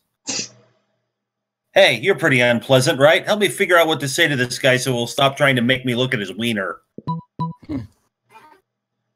Go for the burn. Sorry, I'm having a hard time seeing anything. Does your phone have a zoom function or maybe a microscope attachment? Destroy his life, Photoshop all the pics into a silly-looking monster, make the star of a weird kid show and make millions with it. You make a joke out of him, become rich, and you own the copyrights to his dick. Yes! Do that! Do the second. Oh, really? It was not creative. So your solution to this is for me to make a career out of it. Oh. You do realize you're basically making it so I'll have to spend the rest of my life depending on this fool's dick. Oh. And if I get lucky and he doesn't send me anymore, I'd need to start asking for them. I would be financially married to this dude's dick. Does that sound good to you, genius? Goodbye. Be my guest and go marry his dick yourself. Damn it. Huh, that definitely backfired. Next time, try not to mix dicks and kids. Doesn't seem like a smart move. You lose 2 fun and 1 creativity. Sure. Where do you want to go, Isaac? Your lowest is Bathroom. bathroom time. Bathroom. That day you skip class instead of spend the term in the bathroom. But you encounter 3 wild hyenas on the way there. Why are there hyenas in the school? Who the fuck runs security here? Exactly. Anyway, you subdue them with the help of a hair comb. God bless the monster scouts and all the idiotic scenarios they prepared you for. By the time you get to the bathrooms, you've totally gained 2 boldness. Lately, you've been being cute with Liam, but in an ironic sense. And he seems to tolerate you, which is like third base for Liam. So tonight, you're having a picnic at the graveyard. It's like a date, except it totally isn't a date because dates are super cliche. But it's totally a date. It's time. You're going to kiss him. You practice a lot with your pillow, which might or might not be a body pillow customized with a real-size, full-body picture of Liam. Maybe. Wow. Here you go. You know what, Green? I've been thinking about the concept of kissing. Oh, no. And not because being with you makes me think about kissing. But don't you think kissing is such an outdated and vulgar concept? Your best way of showing your feelings is by putting your mouth over another person's mouth? But you wanted to put your mouth over his mouth, God. Come on, Green. Prom is just around the corner. Quickly, think of a never-before-seen way of showing your feelings to Liam. Don't show your feelings. Sing your feelings. Being figurative is for cowards. Real winners are always literal. Show Liam your feelings. That seems like charm. This seems like creativity. Yeah, let's go with the creative option. Yeah! You burst into a very charming song. It's so charming that people surrounding you all join in, and they all singers. Oh my god, you're in a musical number! Yay! I gotta get Wow. From the ravens and the dead trees, the people visiting the graves of their loved ones. one. Just wow. I thought showing your feelings was cheesy, but this is so cheesy that it's kind of cool. The caretaker of the graveyard comes to kick you out for making a ruckus. From the chat, Garnet, that's what people do in the bathroom? And then you start a second song and the keeper can't help but join in too. What's this? You can control minds just by singing? I must admit, that's quite impressive. Are you Neil Patrick Harris? I don't know. To test your ability, Liam makes you sing many more songs. You suspect he has ulterior reasons, like maybe enjoying them? Oh, Liam loves musicals! The realization gives you 2 fun and 1 charm. Yeah! And now, the monster prom draws near. Jake? Okay. Miranda. I'll fix Howdy. None of them. Just Light it up. Isaac? Liam? Welcome to Leon Day Land Court. Let's do this. You asked no one to prom. You told yourself you didn't need anyone. And you know, on a theoretical level, that's completely true, but this just seems a way of avoiding potential rejection. We all fear rejection, sweetheart, but it's a part of life. Victory is for those who try. And you haven't. Prom night is here, and you can't help but wonder if you had a chance with any of your classmates. Fucking no, I didn't. No, those who failed at least tried, and you tonight failed in your own way without even trying, which has some kind of twisted merit in its own right. He had no choice, and the call made him do it. He had all his stats taken away. Stats will haunt you till the day you die. Prom was a once-in-a-lifetime opportunity, and now it's gone. Damn you, Cole. Now you know how I felt. Oh, no, wait. This is a video game. You can try and play again. Lucky bastard. Let's go. You finally pluck up your courage and ask your beloved to go to the monster prom with you. Prom? Awesome, bro. Sure, why not? It sounds funny. Aw. There'll be so much hard partying that it'll count as workout. We're the perfect team. Prom night was rad. Aww. You danced all night, and most of Scott's dance moves were basically workouts, so you ended up utterly exhausted. It wasn't your idea getting all sweaty with Scott, but you're definitely getting closer. Sure. Green. You finally pluck up your courage and ask your beloved to go to the monster prom with you. Prom? That's so kitsch and kitsch and cliche. That it's actually hip. Yeah, let's go to prom together. What a retro thing to do, right? I can wear a tuxedo and all. It's gonna be wonderful. How ironic. But in an ironic way. You're not bad. You and Liam spent the night discussing obscure 70s TV shows and Hungarian literature. Look at them. You both laughed a lot, and for once Liam seemed to genuinely enjoy himself without posing or by judging other people. You notice his hand gently touching yours, and you know Liam well. Aww. Maybe falling in love isn't for posers after all. All right. Prom? Sure. How can I say no to my beloved accomplice? Yay.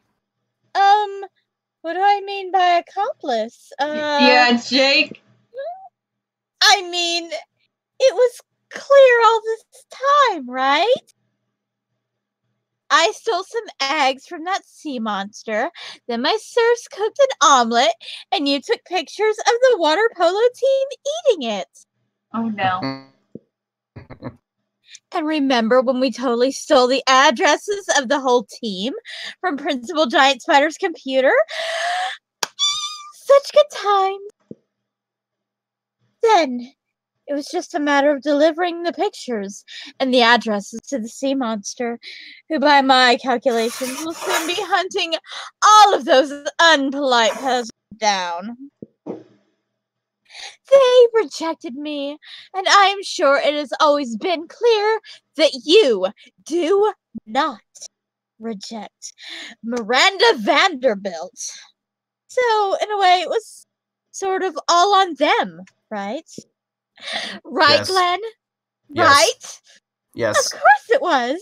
It has been so sweet of you, my precious, lovely Glenn, my charming knight in shining armor. Step on me, please. God.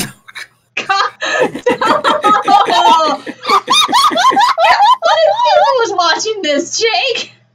I'm sorry, I couldn't resist. Damn. You feel a bit bad, both for being an accomplice to multiple manslaughter and for feeling weirdly aroused by Miranda. Neither of which I feel bad about, thank you very much. Oh. But love is blind, so a date it is! Wait, I think I know what the image is. You have a delightful evening, and in the end, isn't that what counts? Isn't it? Yeah, Yes. I just managed to get this ending, so I know what's going to happen. By the end of it, Miranda even invites you to her house to show you the corpse of the water polo team, which she said stolen from their funerals. This way they'll learn. You're still Yeah, there troubled we by the go. fact that kind of excites you, but obviously Miranda isn't troubled being excited by a successful, merciless vendetta. So you end up celebrating your victory and feasting over what's left of her enemies. I am happy with this. Glenn, most likely to buy Saturn. Liam, best at being purple. Ah. I really hope I don't get flagged with that one. 3 for 4, at least. It'll be fine. Yeah. I think that's the same. There's 3 weeks for maybe the most epic concern in our lives. After Monster Run, we kept learning who we were and who we could be. And you know what? As always, life happen, and it was wonderful. Scott turned out to be a genius and became the most renowned mathematician in the country. Just kidding. He became an athlete. He's still a bit of a simpleton, but lovable and good-hearted as ever. Miranda got a job at being princess of her kingdom. Of course. Which was actually kind of her job already. Well, you surely don't see her complaining about it. No. Liam started an iconoclastic band that broke all conventions. Their latest album has been a hit. If it has no songs at all, the album is actually just a banana set on fire. And to be sure, Liam doesn't care if you don't get it. During those 3 weeks, Monster Prom seemed bigger than life, and then it was gone, just like that. Battle for Monster Prom Night might have ended then, but there were lots of battles left in that war called youth. Once again, we were young and unafraid and rock stupid, and we were ready to start. Hooray! Hey! We did it. I unlocked my new image. Wait, what's the new image? It's another Polaroid. What did we get? Oh! That we're seated! Oh, look at that! It's so cute. Oh, let's see, what's the time? It's almost 12:30. I think we're gonna actually wrap the stream. Thank you, because I'm getting a little bit tired on my end. Yeah, I was gonna drop out regardless. So yeah. Yeah. But thank you all to the chat for joining. Happy New Year to all of you. We're gonna make 2019 a wonderful year. Expect things when I get back from California. Thank you to Holly, Isaac, Jake, and Aaron for joining me in this stream. This was a lot of fun. And good times were had. I'm gonna probably clean. Yeah, I'm probably actually gonna do these streams hopefully once a month, or maybe twice. We'll see how it goes depending on my schedule. But this was a lot of fun, and you're gonna probably see double me in a moment. But it's fine. You probably are gonna see. Actually, no. I gotta turn the. There we go. Stop sharing screen Discord. But yeah, but that's it. I'm gonna end the stream. Thank you all for joining. We're gonna make 2018 awesome. And yeah. 2019. We're gonna make 2018 awesome. So good night, everybody. Good night. Good night. Good night.